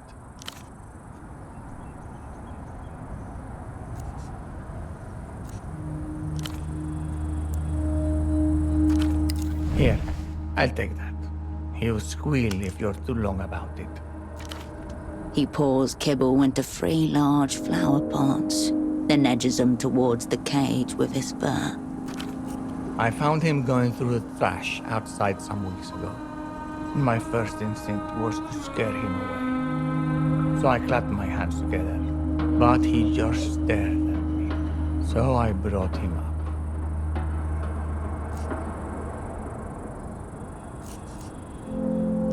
He shifts his stance awkwardly, turning away from the board to focus entirely on you. I haven't been completely honest with you. I knew who you were the moment you started asking after tempo. The opera cunt. He was hoping you'd come. There. Tempo always said that in the matters of economy and culture, the upper hand is often gained by underhanded ways. This made him a lot of enemies, of course. Flicking ashes out the window. I had to make sure you weren't one of them.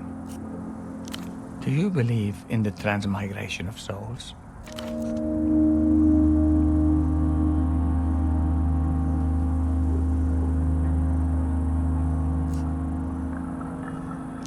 I believe that when we die, our souls rise up through the atmosphere and into the void of space, where they lay waiting. To be reborn, of course. Some find themselves locked in high orbit for thousands of years. Others bounce right off the moon. Whatever happens, our souls will always return. It became more erratic in those final weeks. It was always on and off. We fought about something, or he fought with me. But I always thought that in the end, it would be the two of us. No, that would be a bit silly now, wouldn't it? Cagey. Contradictory.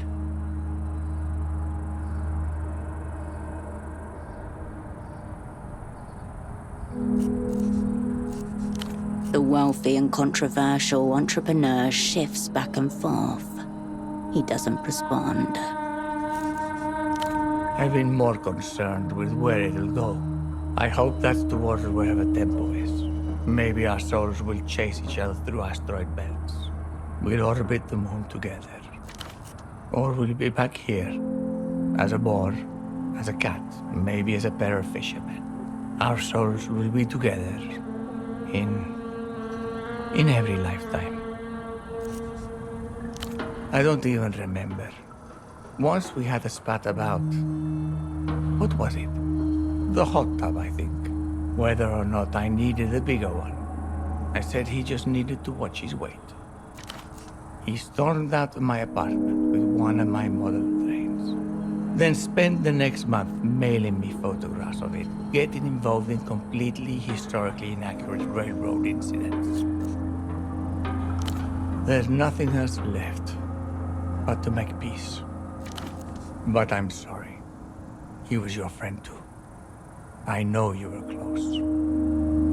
How are you feeling? Yes. But it would never be enough, would it? One last conversation, one last kiss. one last evening. Right. Why you're here after all. Please. I hope you get the girl out safely. Tempo would have wanted that, I think. Not that I always knew his heart, but thank you for coming up here. I'm sorry for all this. I'm very tired. Well, good luck to you.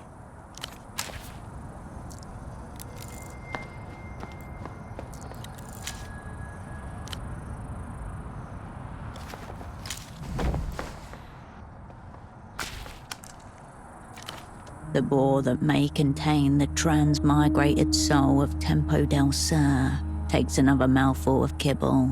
His beady eyes briefly fix on you, then drift away to follow the path of a buzzing fly.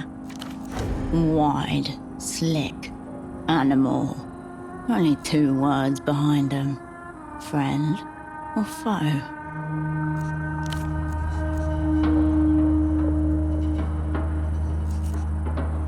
He doesn't even dignify that with a reaction, just scratches a haunch with his hoof.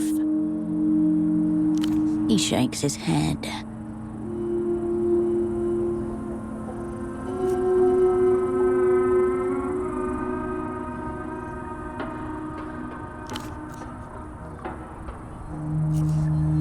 Still chewing, the boar snarls as the insect lands on his ear. He flicks it off with a violent twitch. Even if you aren't watching, you can still hear him, chewing, grunting, masticating the kibble with great pleasure. The obscenely loud crunching sounds rattle through your skull. It's like he's pulverizing gravel.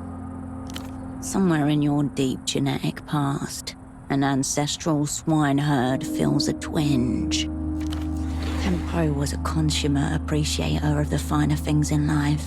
Reno's treating this incarnation according to the rules of the man he already knew.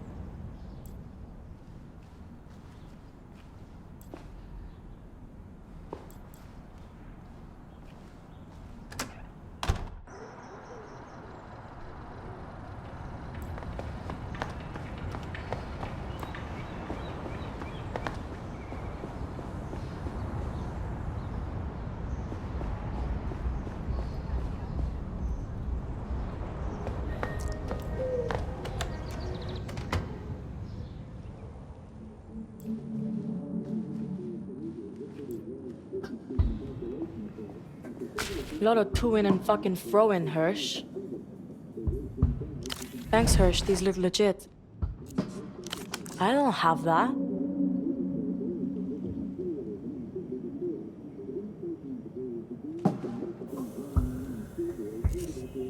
I'll ask her, but I'm pretty sure she's only got a fucking keyboard to her name right now.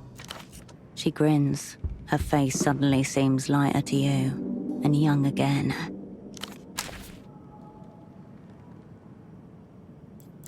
Ready to set course for the Eastern Republics, Flight Lieutenant.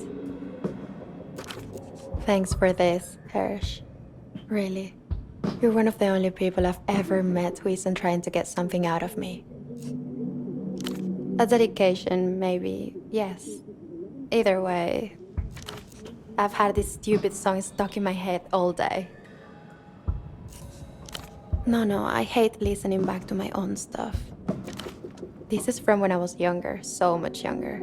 I used to go on these day trips with my parents, and my father would play his tapes in the car. It was basic 3-chord rock music, nothing like what I make now. But I've been thinking recently, maybe without those tapes, I wouldn't have become a musician. Dark Flight 709, about some guy's girl living on a space rocket. 12-bar in D, I think. You know, D7, G7, all the sevens. Had a feeling would lose all her time. My baby's living on the 709. Her voice is pleasant as ever, but it fails to grip anything within you. Thanks. I don't know. It's silly, but it's right there for some reason. Full renegade. Bye, Hirsch. See you further on up the flight path. Guess I'll be seeing you around, Hirsch. Maybe in another 5 years, knowing how you fucking operate. She opens up her cigarette packet and extracts 2. One she hooks on her lip. The other she slots behind an ear. What? Dissonant urges rise in you. One to reveal the world as it so often is, and the other... Go on, tell her about the thing on the roof. Give her something to remember him by. That's sweet. Can I see him? Thanks, Hirsch. I'm getting her to Central, then to long distance. Then I'm coming back here.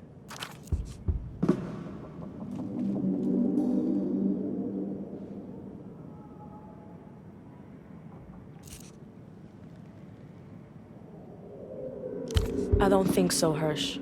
Temple trusted me with himself. I got to stay close to what mattered to him. Hirsch, wait. Something that's been playing on my mind. That photo of you all, the one in Temple's office. Why'd you take that? Aren't you all spies? Good question. Evidently, you succumbed to a sudden fit of camaraderie.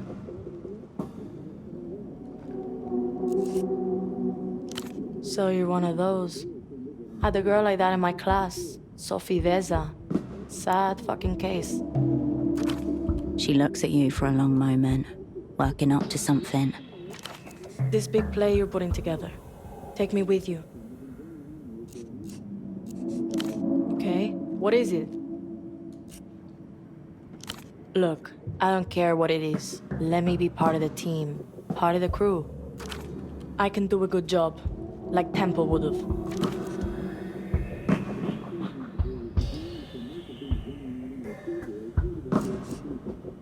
Name is still idiotic, but fuck yes, awaiting. I'll CV to the station. Then I'm down for whatever, Cascade. The 2 girls glance at each other, then nod. They're ready. Time to leave them to it.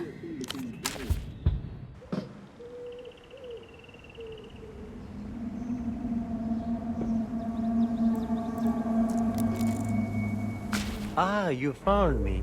As you can see, I didn't get very far. I'm still here, still a Renotel technician. I'm still considering it. I thought perhaps if I stayed a while at this tree, it would help clear my head. No, not entirely. But that's not the tree's fault. Peaceful, isn't it? Taking my breaks under this tree might be the part of my job I most look forward to now. Because it isn't native to Portofino, or really this part of the world at all. The old Lusians planted it back when this place was a penal colony. Under the first Illuminated Empire, they planted these trees wherever they settled. If you see one, it means the old Illuminated Empire was here. All Lusian ginkgos are effectively clones of a single original. It's this quality that causes them to shed their leaves simultaneously, no matter the latitude or season. It's a major feast day in Lusian culture. Of course, no one knows exactly when the leaves will fall. My abuela used to take me to the shrine to Canopus outside our town. There would always be local officials there making political speeches. It wasn't so bad. I used to hide in the shrines while they talked. Didn't take any of it in. Anyway, I found myself paying more attention to things like this tree lately. It seems to be calling to me. What about it?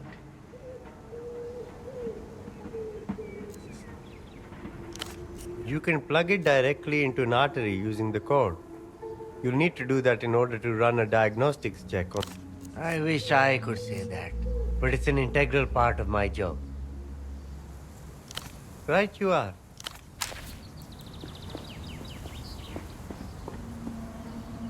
You find yourself before the old Lusian ginkgo once more. It's exactly as he described, an explosion of gold to stop the soul in its tracks. You leave the old Lusian ginkgo to its business. An old bench kneels in your presence. Its marks to be revered from... You settle in once more, a small rite of maintenance. For a while, the city asks nothing of you. Time simply passes.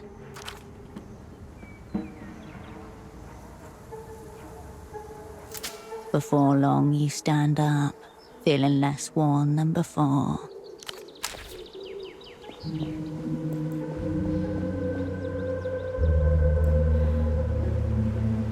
You're back, and you still look like that. Obviously, it's where they train all the L-pop stars. Everyone who's worth listening to comes out of there. I wish I'd been born in La Luz.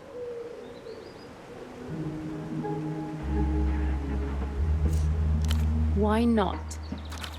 Girls like us? We're probably not hyper tier. Like almost no one is hyper tier, obviously. Or it wouldn't be hyper tier. But I heard if you don't make it all the way in La Fabrica, you can still become a dancer or even a background singer.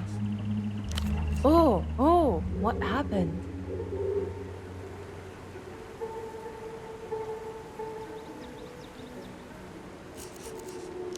In the body? Oh, not Moonglow. Oh, to be honest, actually getting shot would be more Moonglow. That's even less Moonglow. Basically, no glow at all. Serious question. Should we ask him to shoot us? If we went to the hospital, maybe UV would come and visit for the PR op. We don't give a shit what your boring jobs are. Easy for you to say. You're all haggard. We're prime targets for creepy men. You're the one who brought him up. Sure.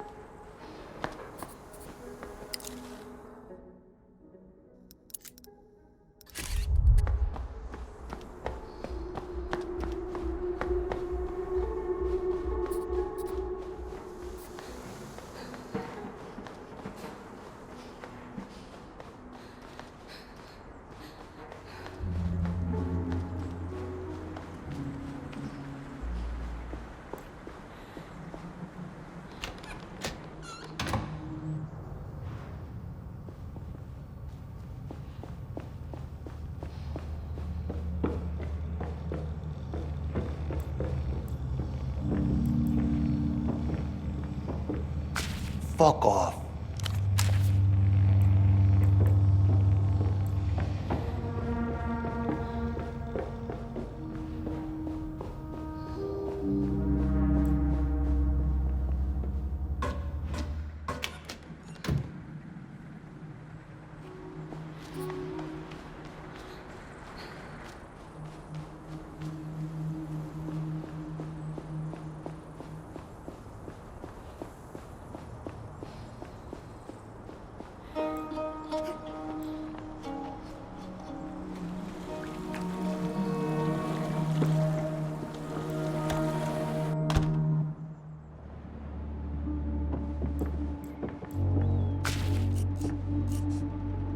Not much to go on so far.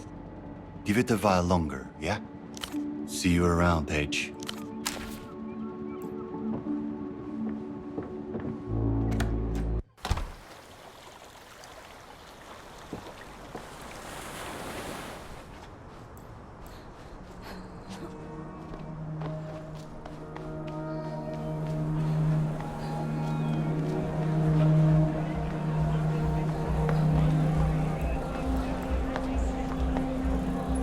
You step back to the Tower of Plushies. 100 strong. If only they could move as one. You turn back to the bazaar.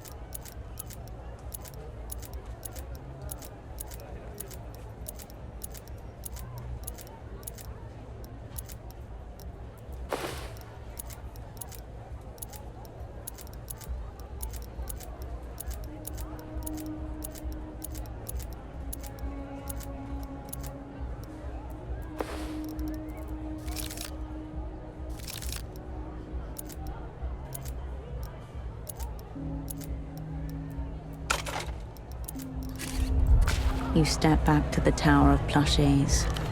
100 strong. If only they could move as one.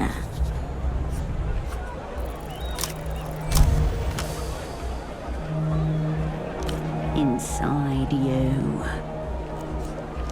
Nothing. Yeah. Still hunting. Plushie 3 has shredded the social contract. Plushie number 3 will bite down on the neck of the world and fuck it till it howls. Plushie number 3 is you. You turn back to the bazaar.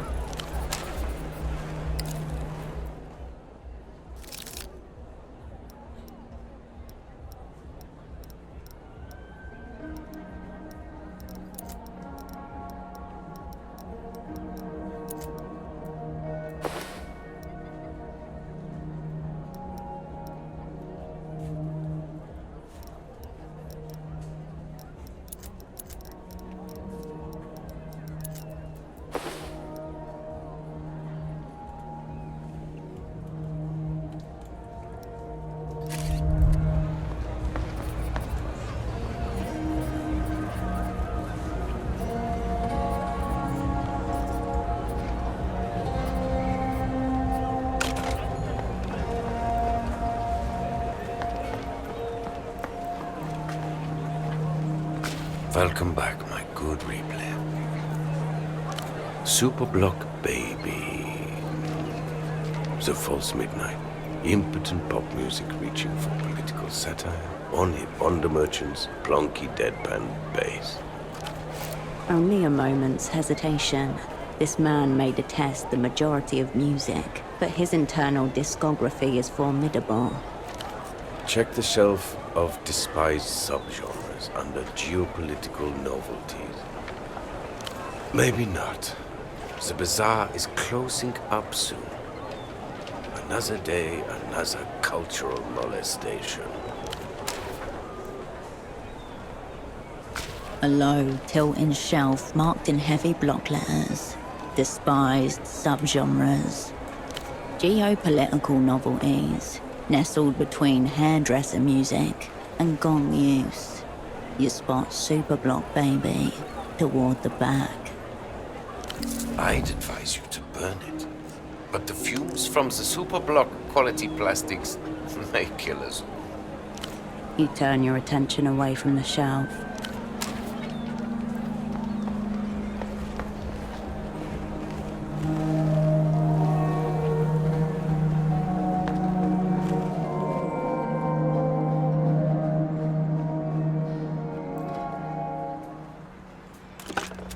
You pick up the payphone's handset. A dolphin emblem smiles at you, its eyes wide. The dolphin doesn't poke back, but it might consider it at this point, if it had any sort of brain to consider retribution.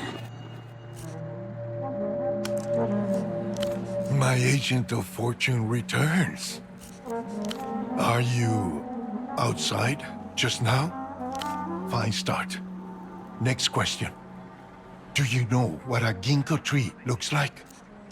If you would please find the nearest payphone to that tree and call me from there. It's important.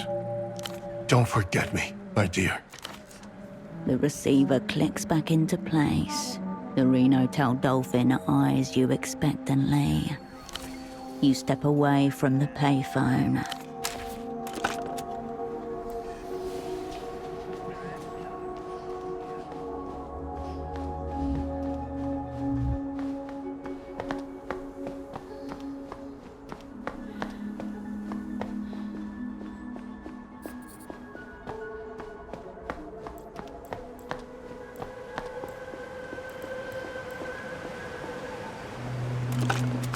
You pick up the payphone's handset. A dolphin emblem smiles at you, its eyes wide. No reaction, but the thrill is nonetheless palpable. Give it a rest for today. Return when the sensation is fresh, and it should once again have its calming effect. My agent of fortune returns. Happy, Dante. Very good. Now tell me, what's it like? I want to feel like I'm there, looking at it with you. I've been in this timeless box for days. I've not seen natural light since they brought me here. I've not felt a breeze on my cheek either. Disappointing. But tell me this at least. Does it still have its leaves? Good. That's good. Thank you for letting me know. I was afraid I would miss them falling this year. Don't forget me, my dear. The receiver clicks back into place. The Reno-tail dolphin eyes you expectantly. You step away from the payphone.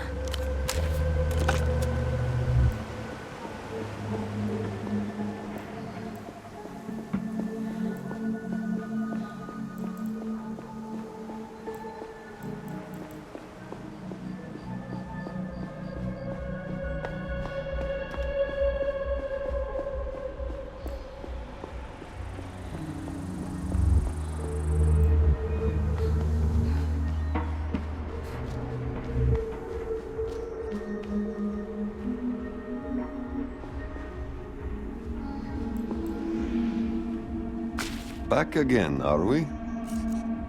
Awful. Still. Absolutely not. I can see the stress in your pores. Of course you will.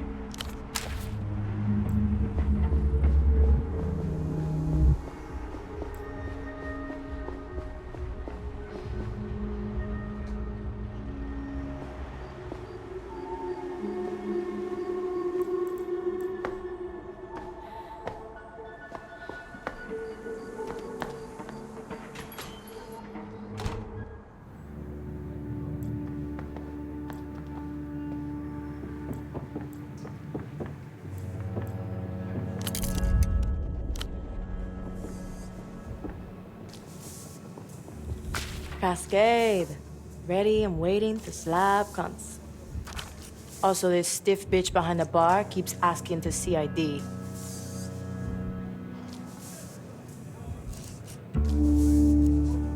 Thought I kept recognizing the place, but I didn't know whether it was Tempo's memory or just me feeling at home anywhere bleak and dingy. What would he be doing right now, do you think? He'd be eyeing the top shelf liquor, daring it to try. Just tell me, Hirsch.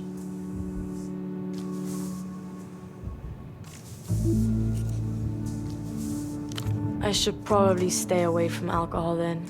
Being hooked to these things is bad enough. You should tell me more about him sometime. Maybe it'll make me feel more at home here. I don't know any of these clowns, Hirsch. As long as I'm second in command, I don't care who tags along. Looks like the makings of a weird group, though. Shoved into locker tier motherfuckers.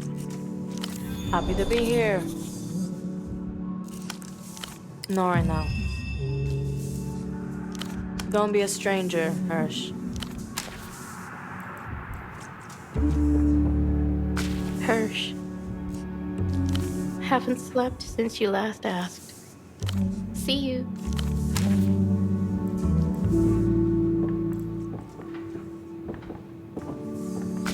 The imprint returns. Oh. I'll be here. Hello again. What'll it be?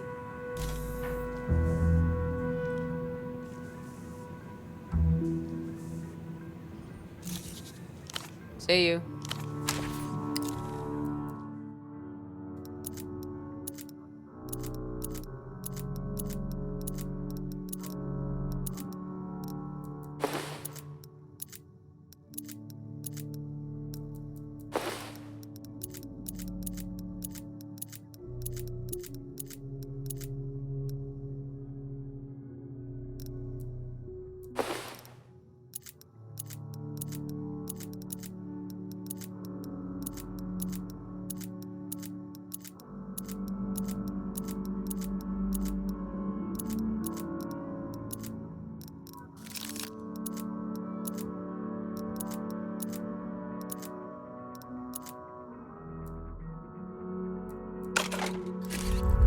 Hello again.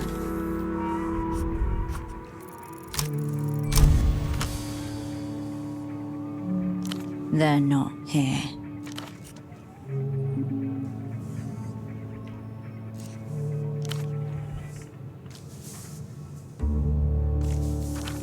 Never drank himself.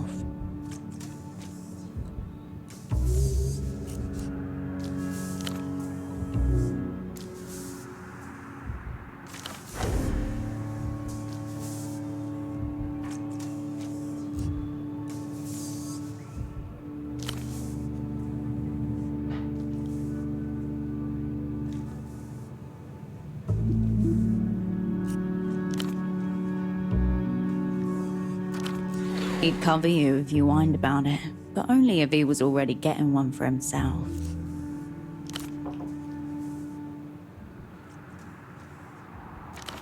Product of her generation. She knew how to keep herself to herself.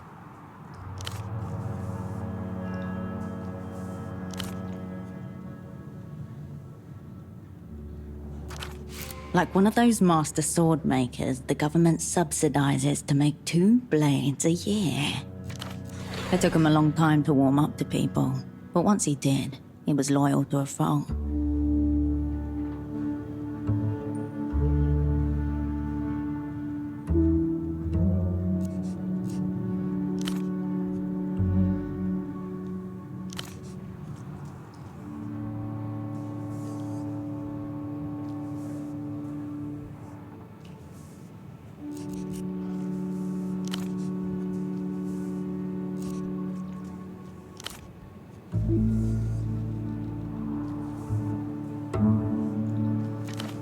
Back to the nearest wall.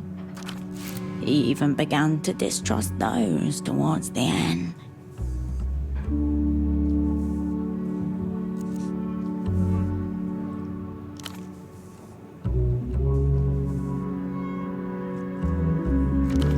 The memory of the endless ring when you called to tell him the boat was going to leave without him still itches at you.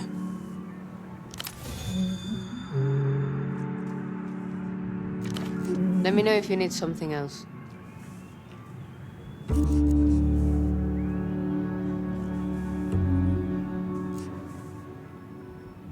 See you.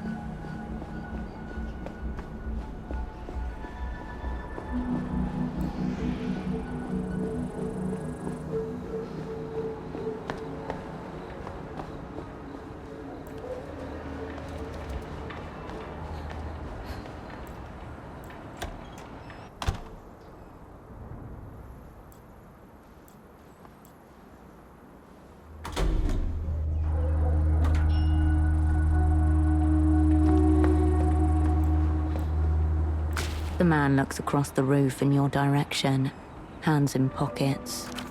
Good evening. Pretty cool for us to meet here. In the dark like this, Herschel, isn't it?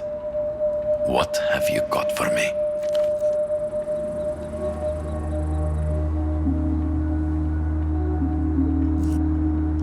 The controller was already on the Opera's radar. You should have said something, Herschel. We could have exchanged secrets. Please, Herschel, tell me you didn't somehow manage to miss the signs. You used to be better than this. This is why the camera is such an invaluable tool. You'll see for yourself once the film is developed.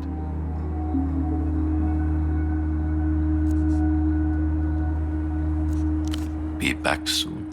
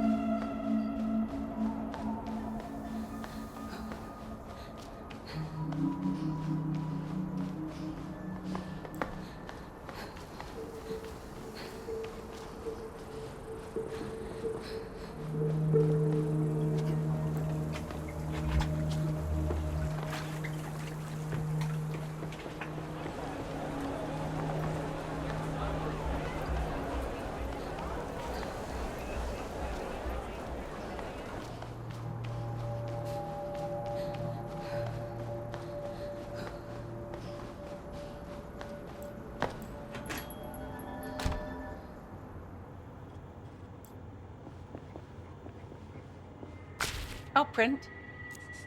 Very well. She hefts the camera. Her features seem to harden ever so slightly. I've seen this camera before. This is a Lusian model. Where did you get it? She knows. I told that degenerate I refused to be involved in his little perversions any longer. She tries to press the camera back into your hand.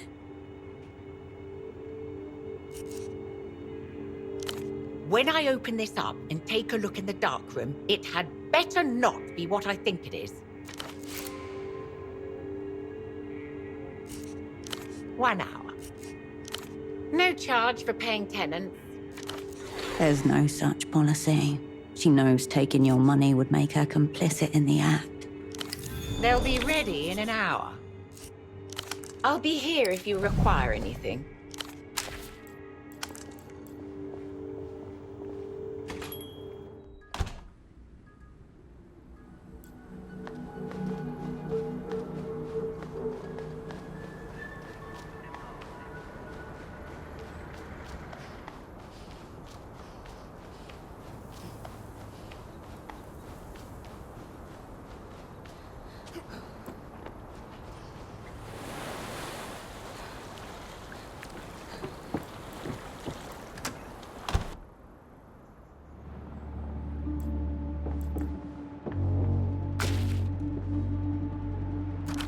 Cricket's been chirping, Guns has been talking, and I got it all on tape. Wanna give it a listen? All right, this might take a while. You got time? Get that fucking box over there, would you? All right.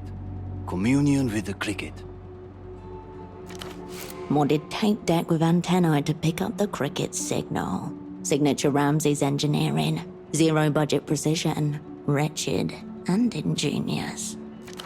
He slides right back into his old skin. The old act awakens dormant pathways to tactile memory. Even the pulse returns to his palsied hands. Cricket logs 3 calls. First, foreign number, incoming 36 seconds. Second, a long one to a local number, outgoing, 24 minutes and 8 seconds. Finally, another local number, incoming, 3 minutes and 17 seconds. Say the word, Paige. Warm electrical hum, a heavy click, and the rush of ambient noise enter in as the receiver is picked up. Mord?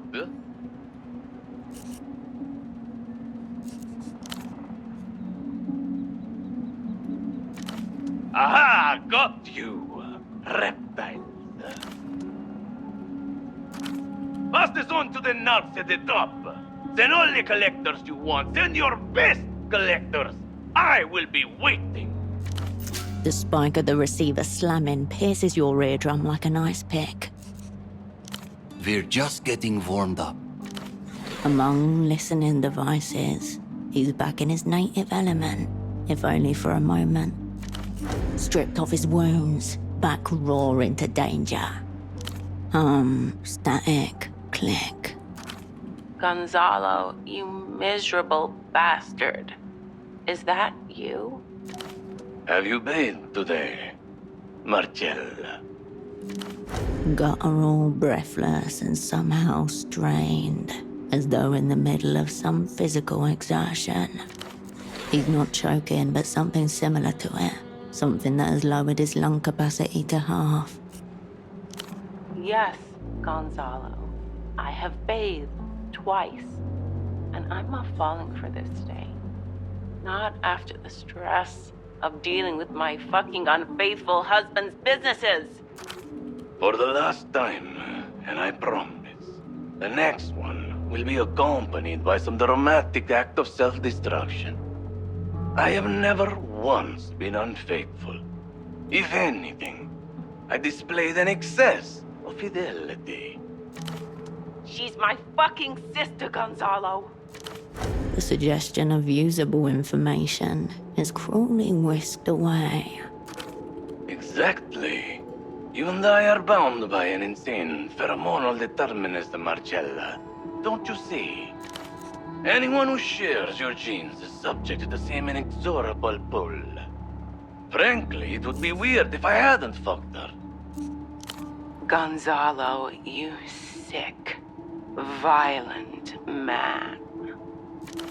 You know what I need at the end of a long day, Marcella. Come on. What about my day, Gonzalo? Your fucking supplier. Target acquired. Ramses' ears perk to attention by your side. Don't talk to me about my fucking supplier right now. I've already injected myself with the formula. You know the one.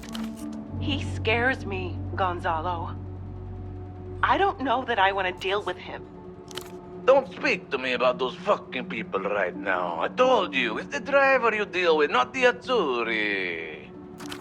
But Gonzalo, he has my number. Not with our setup. God curse you, woman. Already I'm starting to lose sensation in my lower body. You can do what you want with it, Marcella. It's yours. Oh, you sick fuck. You would paralyze yourself for me?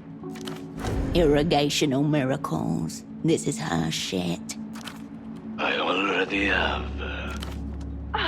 And you leave me to run your businesses alone? All you need to remember about the business is the passphrase, Marcy. That's it. Derrotado, pero inclaudicable. Roughly, defeated, but incapable of surrender.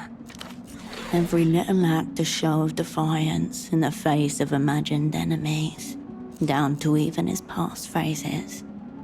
Ramses flashes you a piece of paper. Quicker than you on the pen, he already has it down. Success nears, big man hungers. You can almost taste those anticonvulsants. That's all there is to it. Those words through the party alley payphone. Make sure you do it at night this time. And you never need to hear that man's voice again. Oh, fine. Now come on. I'm as hard as a rock, but unfeeling, unresisting, vulnerable to anyone who wanted to do something to me. Got what we needed.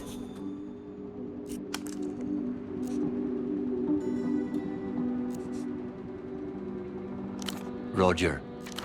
As the line clicks off, you hear Marcella's breath growing heavy as Gonza's grows fainter and fainter. Again, a soft click precedes the wash of room tones seeping in and the sound of someone breathing. Hello? Hello? Who's there? Doctor, help me! Do you remember the first year at the hospital? The little girl whose tummy was hurting really, really bad. Sweet mercy, that's no human waveform. Nah, I've heard spectral calls before. They mostly cry a lot. Plus this call's from Gonza's end, remember? It's me, little Cecilia Paz. My daughter trusted you. Doctor, I trusted you, and you let me die, bleeding out on the slab. I know it's you, Gonzalo. Fuck you! It's not me! No, Doctor, it's me, Cecilia!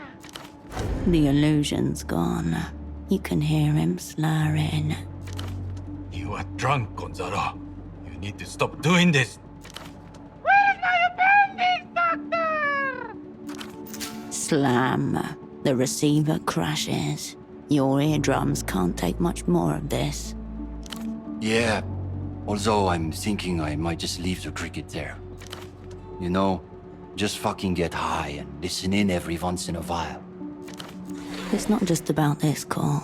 He's only now remembering that this is his element. Cricket communion complete. For a moment, he'd forgotten how weak he is. Derrotado pero inclaudicable. The dealer's number. You know it? All right. Hirsch, guessing we don't have the soul for this kind of deal. Is this going where I think it's going? The market has failed. The time has come for state-driven redistribution. Another year convulsing for rich fucks? Maybe I could put in a quarter of an order. No, I don't see another way. I assume you have a gun. Good. What next? Synaptic roots light up. A grid of variables emerges. Timing, sightlines, crowd density. From the party alley phone. That's the easy part. You're not worried about fucking being seen? Why didn't we think of that? That part was self-evident. That's why you didn't think of it. This was not a failing on your part. Do not admit to it being a failing. Hey, you know. Just checking. Where do you want me?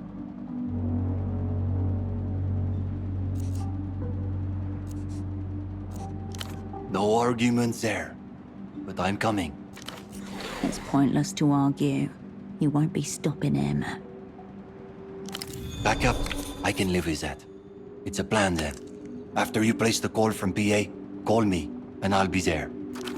Unless we don't call him, you've already got us. You don't need him to. With a loose plan in place, Ramses takes in a big breath and exhales, punctuating whatever he's feeling with a couple of steady nods. Is there anything else? Or... See you around, H.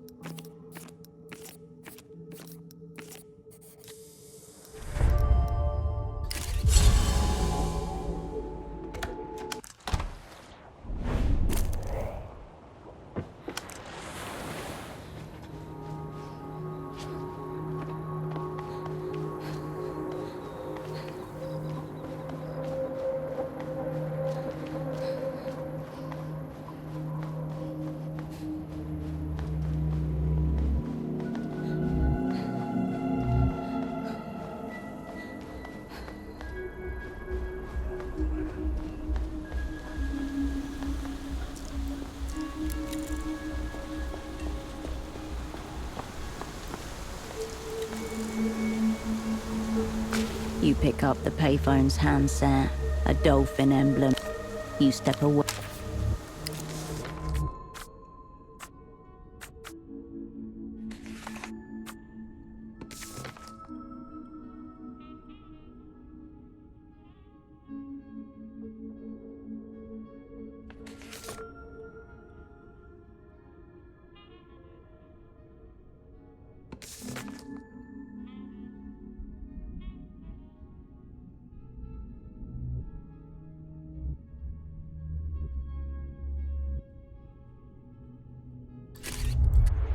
You pick up the payphone's handset.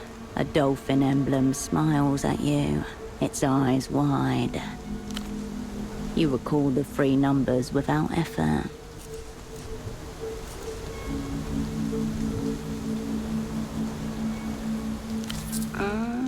Yeah?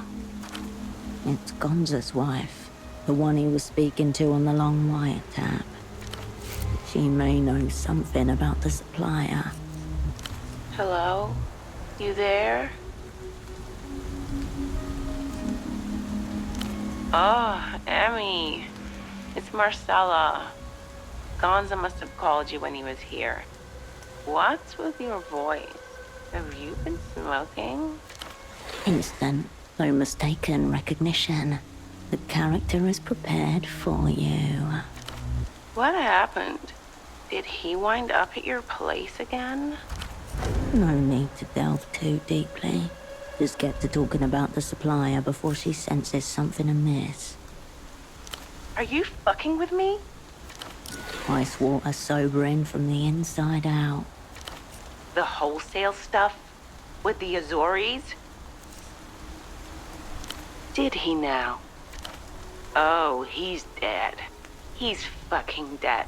Not only does he have me dealing with that fucking voice that makes my skin crawl, if I complain about it even once, he passes it on to you and doesn't even tell me? She's drifting off into her own rage sphere. You might be able to suss out one more detail before this call implodes upon you.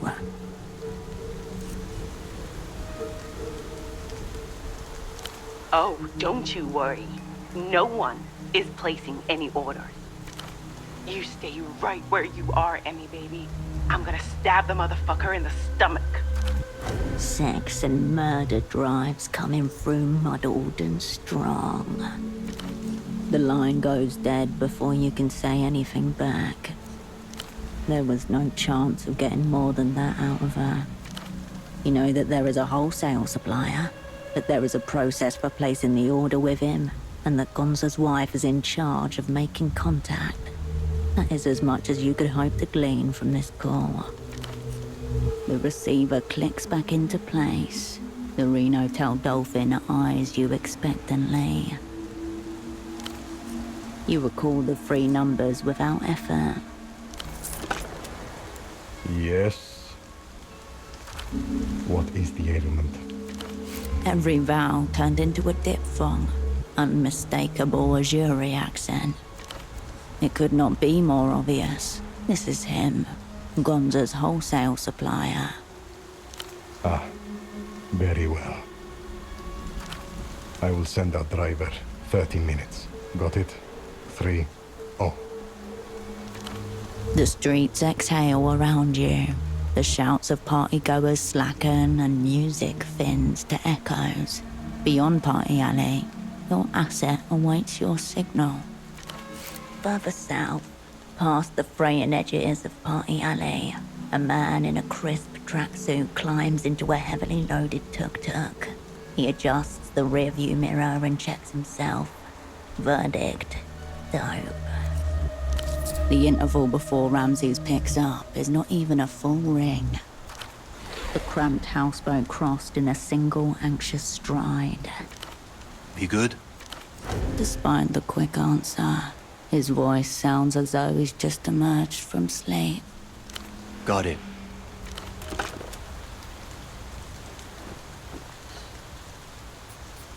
Behind you, you hear the faint scrape of boots on old bricks.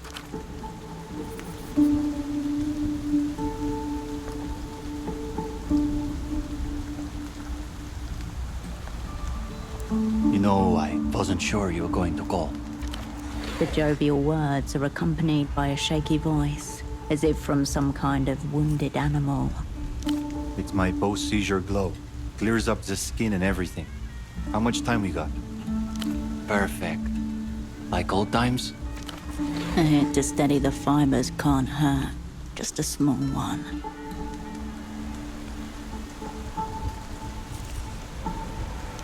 Oh yeah.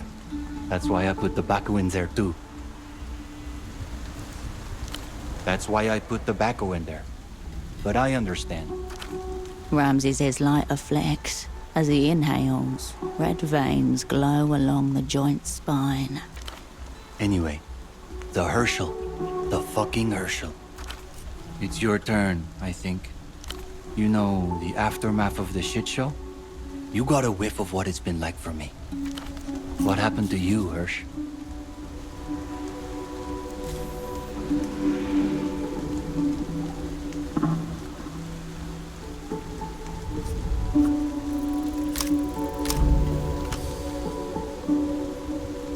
Whatever you were trying to open remains shut. In its place, a deflection. Hirsch. That's not what I asked. Scissors, yeah. They fucked you up good, didn't they?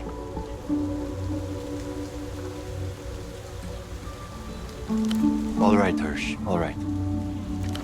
Time dilates as you both stand there, smoking in silence, a strange tension bouncing between your hazy outlines. You almost forget that you were waiting. Eventually, from down the street, the faint rumblings of a tuk-tuk grow louder. Headlights appear. Well, shit. Guessing that's our man. Go time? The ember glows, a tiny sun between your nails, the smoke taste of ash and something sweeter. And then, it's gone. The tuk-tuk slows to a near stop.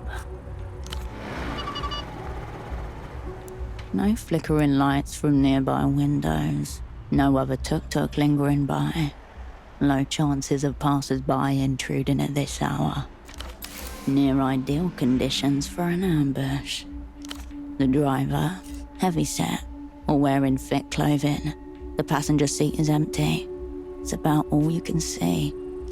A cloud of exhaust hangs in the still air before dissipating. The vehicle sits motionless.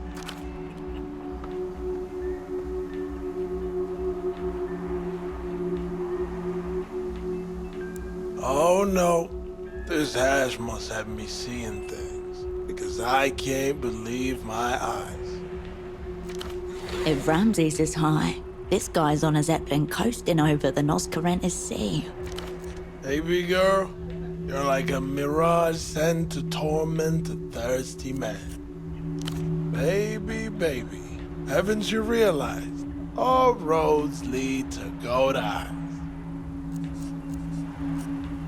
What can I say? It's my Rastamian passion. I go wild for a woman in control. You're telling me. What's going on? He's going. I would expect at least one of you to have a briefcase for me. Are you really going to do this to him?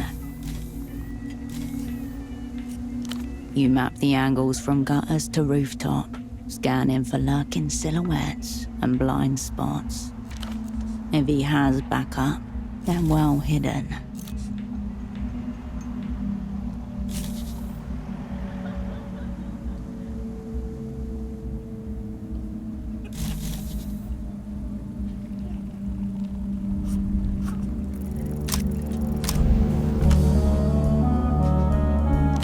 Time to go total guru on him. It was just poetic flair. There's no actual roads.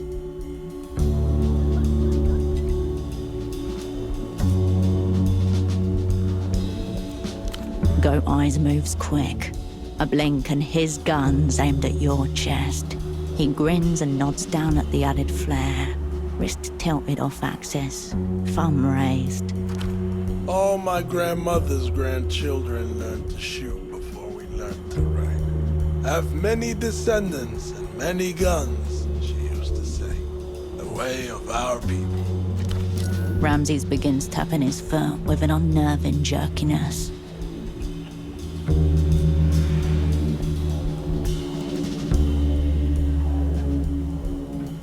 Nah, now we're not playing around. Easy, Shaban. You're gonna try to pull on me too?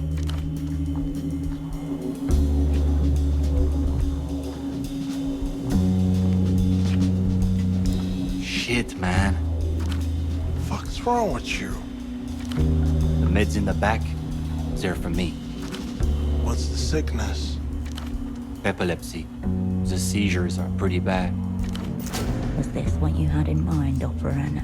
You at gunpoint, and your asset disclosing personal matters? I'm sorry, cuteness, but you lost talking privilege. On account of you being too slow. Yo, how many pills a day, bro? 4? 4. Alright. You get 1 crate. Tell her being quiet is good. Tell her I'm mad at her. And maybe we solve it in couples therapy, eventually. You heard the man. 1 crate's fine by me, given circumstances. Alright then. I'm sorry about your circumstances. Ugh. We're done here. Now unload the gear and walk. You do as suggested. Soon the crate rests by your feet, and Goat Eyes drives away. You and Ramses walk back to his houseboat in silence.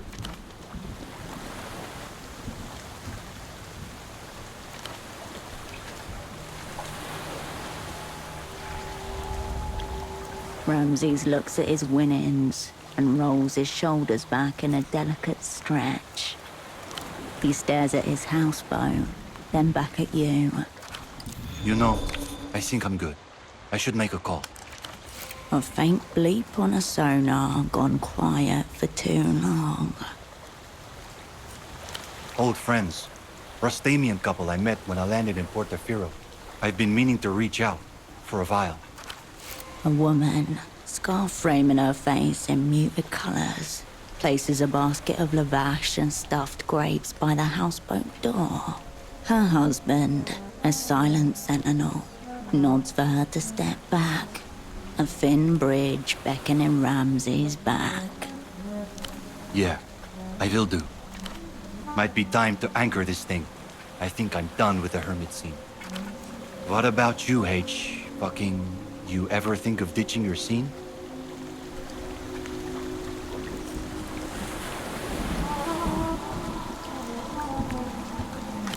Figured you'd say that.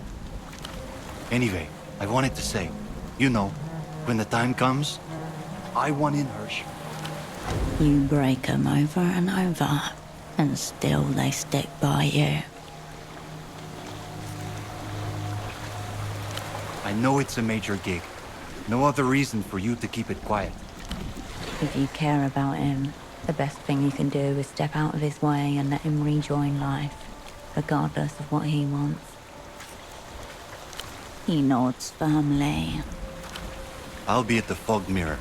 When you need me, I'm ready. Oh, one more thing before I forget. Here, I want you to have it. It looks like a human skull frozen in mid-scream. Ritualistic symbols are inked all over, while at the top is what appears to be a mouthpiece. It's my death whistle. Fucking nasty sound. Pig death and, I don't know, internal screaming. You know, in case you ever need to strike fear into your enemies. It's a talisman, not a functional object. It's imbued with whatever Ramses feels towards you. Your hand closes upon the clay bulk.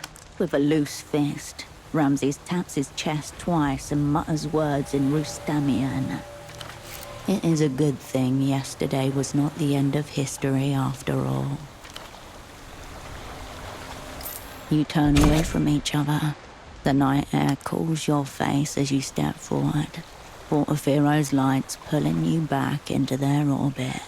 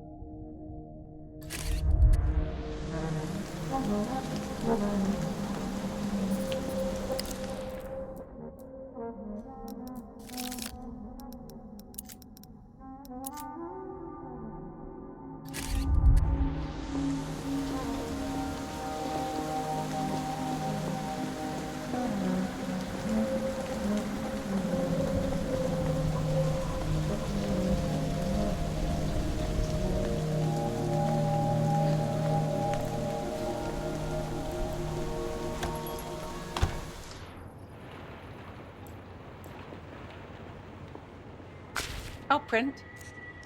Her lips twist in a sour expression as she shoves the packet of prints at you. There's your pictures.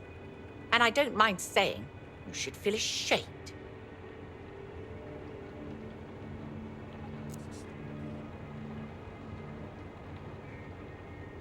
I can only imagine if this is how you spend your time.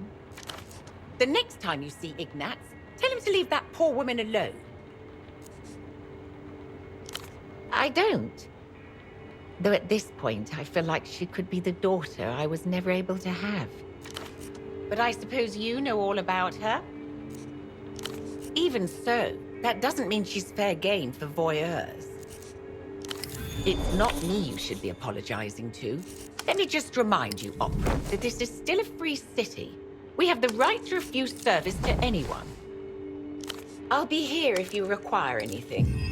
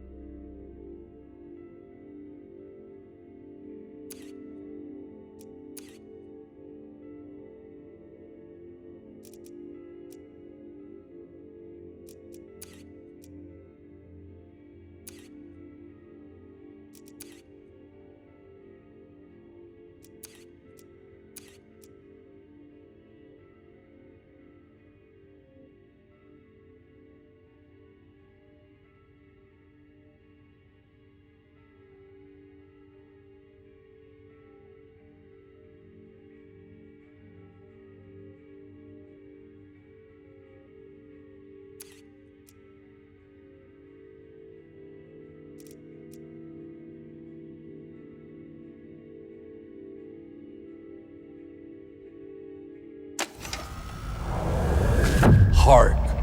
Do you see them? The stark reality is watching you from the sidelines. Cold grandstands full of silent, predictable men. There are no faces to be seen, just blurred suggestions. They're cheering you on. Those are their cheering faces. The memory of the glory days. For the treacly pleasure of watching a wasted athlete drag herself once more around the old track. Their cheering turns into an irrepressible roar. Their stark realities have never seen one of your kind, and they never will again. The track goes round and round forever. You can't escape its logic, so you may as well embrace it. Look at her go, they say. There's nothing to stop her now.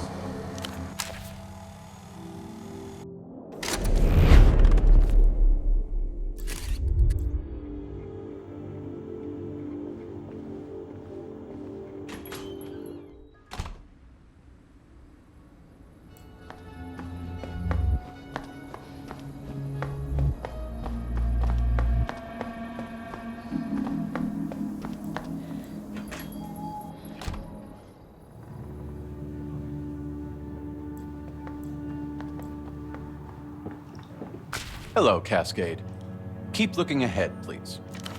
Standing very still at the fringes of the bar, your former double cuts a conspicuous and vaguely unnerving figure. And consume a deftly secreted neurotoxin? Unthinkable. Security and financial concerns abound. Also, given my current translucent state, I wouldn't want to alarm the other patrons with a self-raising glance. I have not exactly a memory, but a noticeable absence of a memory of you telling my unconscious body to meet you here. The gaps in his remembrance are more detailed than most people's actual memories. And here you are. I can assume that it was not a figment of sedation delirium. Very strange, the mechanisms of the sleeping mind. Certainly gives credence to the rumors that the Azuri crime family employ preternaturally inclined children as dream assassins. Children's minds are far more pliable when it comes to extrasensory perception and rejection. Babies would be ideal, but getting them to focus, near impossible. These infant assassins take out their targets in dreams by hiding near them while they sleep. The process takes about 5 days, or so I've heard. Apparently not. They just experience nightmares unlike any before, as one survivor put it in a testimony. Anyway, to our real-world assignment. I confess I'm not exactly comfortable in such a public arena yet, but after the service you did for Miho, I felt obligated. A nice bonding moment. Overthrowing a psychedelically nefarious enemy. In any case, Miho looks forward to its collaboration with the opera, on the eternal provision that the opera means exclusively you. And Cascade, thank you for trusting me again. Breezy. I was aware that the brain itself has no tactile receptors, but nothing prepares you for the realization that what it feels like to have a head is entirely dependent on the surrounding skull receptors. No, it doesn't hurt. Nor does it, as famed anthropologist Gerardo Muela claimed, open one to the visions of the night sky. But that's for the best, I suppose. Muela spent 30 years living amongst an Ansauni tribe that practiced ritual trepanation. Not for medical reasons, you see, but spiritual ones. After being initiated in the customs of the tribe, he was allowed to undergo the procedure and claimed the visions entered directly through the hole if he stood outside with the hole pointed upwards on a clear night.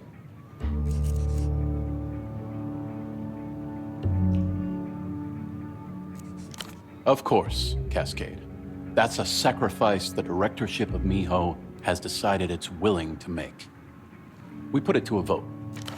My one condition, I won't work with anyone from the old crew. They simply cannot be trusted. His voice is reasonable, calm, utterly at odds with the sparks of fear behind his eyes. Cascade, I myself may no longer be compromised, but everything I said about the crew still holds true. We were betrayed once. Now we are contaminated, cordoned off, hazardous. The shape cannot be reformed.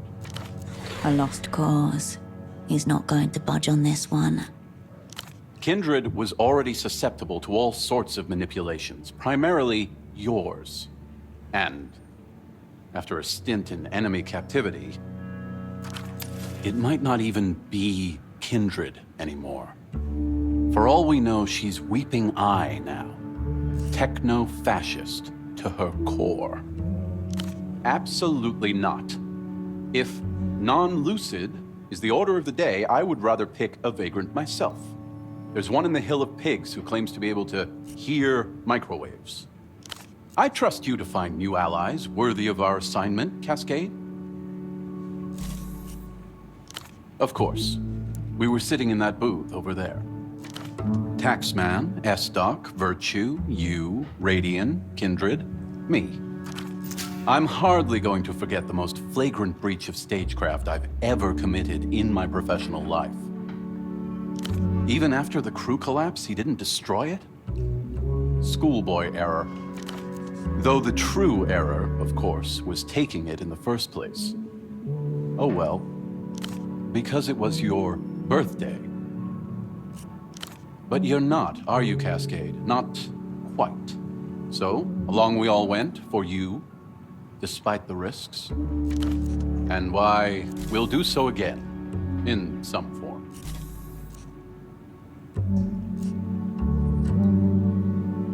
You mean a game of hypotheticals, Cascade? I enjoy hypotheticals. They fall somewhere between fiction and so-called reality. The narrow space where anything which is not can safely exist within his mind. Give me the parameters.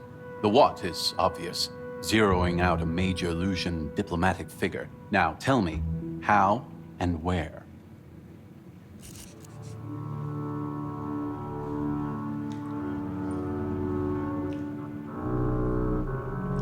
Plot dead on arrival, Cascade. Don't do it. Wait. The biggest question in this scenario is, how are you even going to get close to that boat? It will not be docking in any commercial port, and in fact, might not even dock at all. They may stay offshore and send in the delegation via a disguised barge. So, if your plan is dependent on being able to get a bomb on board, high probability you're putting yourself in a position where you're going to have to improvise. And high-grade explosives do not lend themselves well to improvisation. Probable conclusion. You end up having to plant the bomb in some other location, a tuk-tuk or a tram, probably. Civilian casualties abound. Unless you enlist a depressive or fanatic to charge into the boat on a smaller vessel. Neither to be trusted, of course. We can think of better plans, Cascade. Come back tomorrow, and we can try again.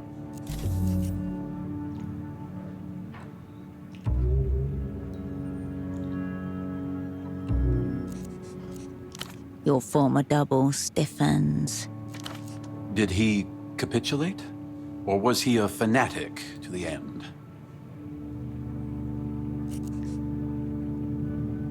Of course. Of course! One life is merely the complement of the other. Of course that's his final play. You weren't taken in, I presume, Cascade? Heartening to hear. It would be cosmically sad for us to get this close and have it flicker to nothing. He looks beyond you for a slow moment. You'd say eerie. An eerie moment. In case you need me to say it straight, Cascade, I am anti-compromised in both role and person. I am completely and utterly myself. Better for everyone that you just take him at his word. The alternative? Well, there's a recently vacated room at the bottom of a silo, if you're interested. My mind's burnt out from last time, Cascade. Give it a bit more time.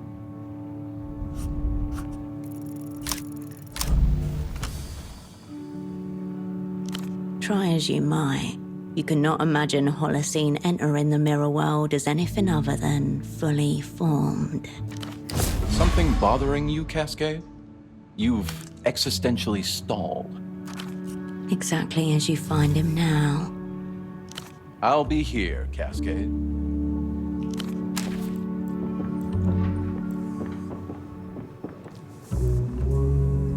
Hirsch.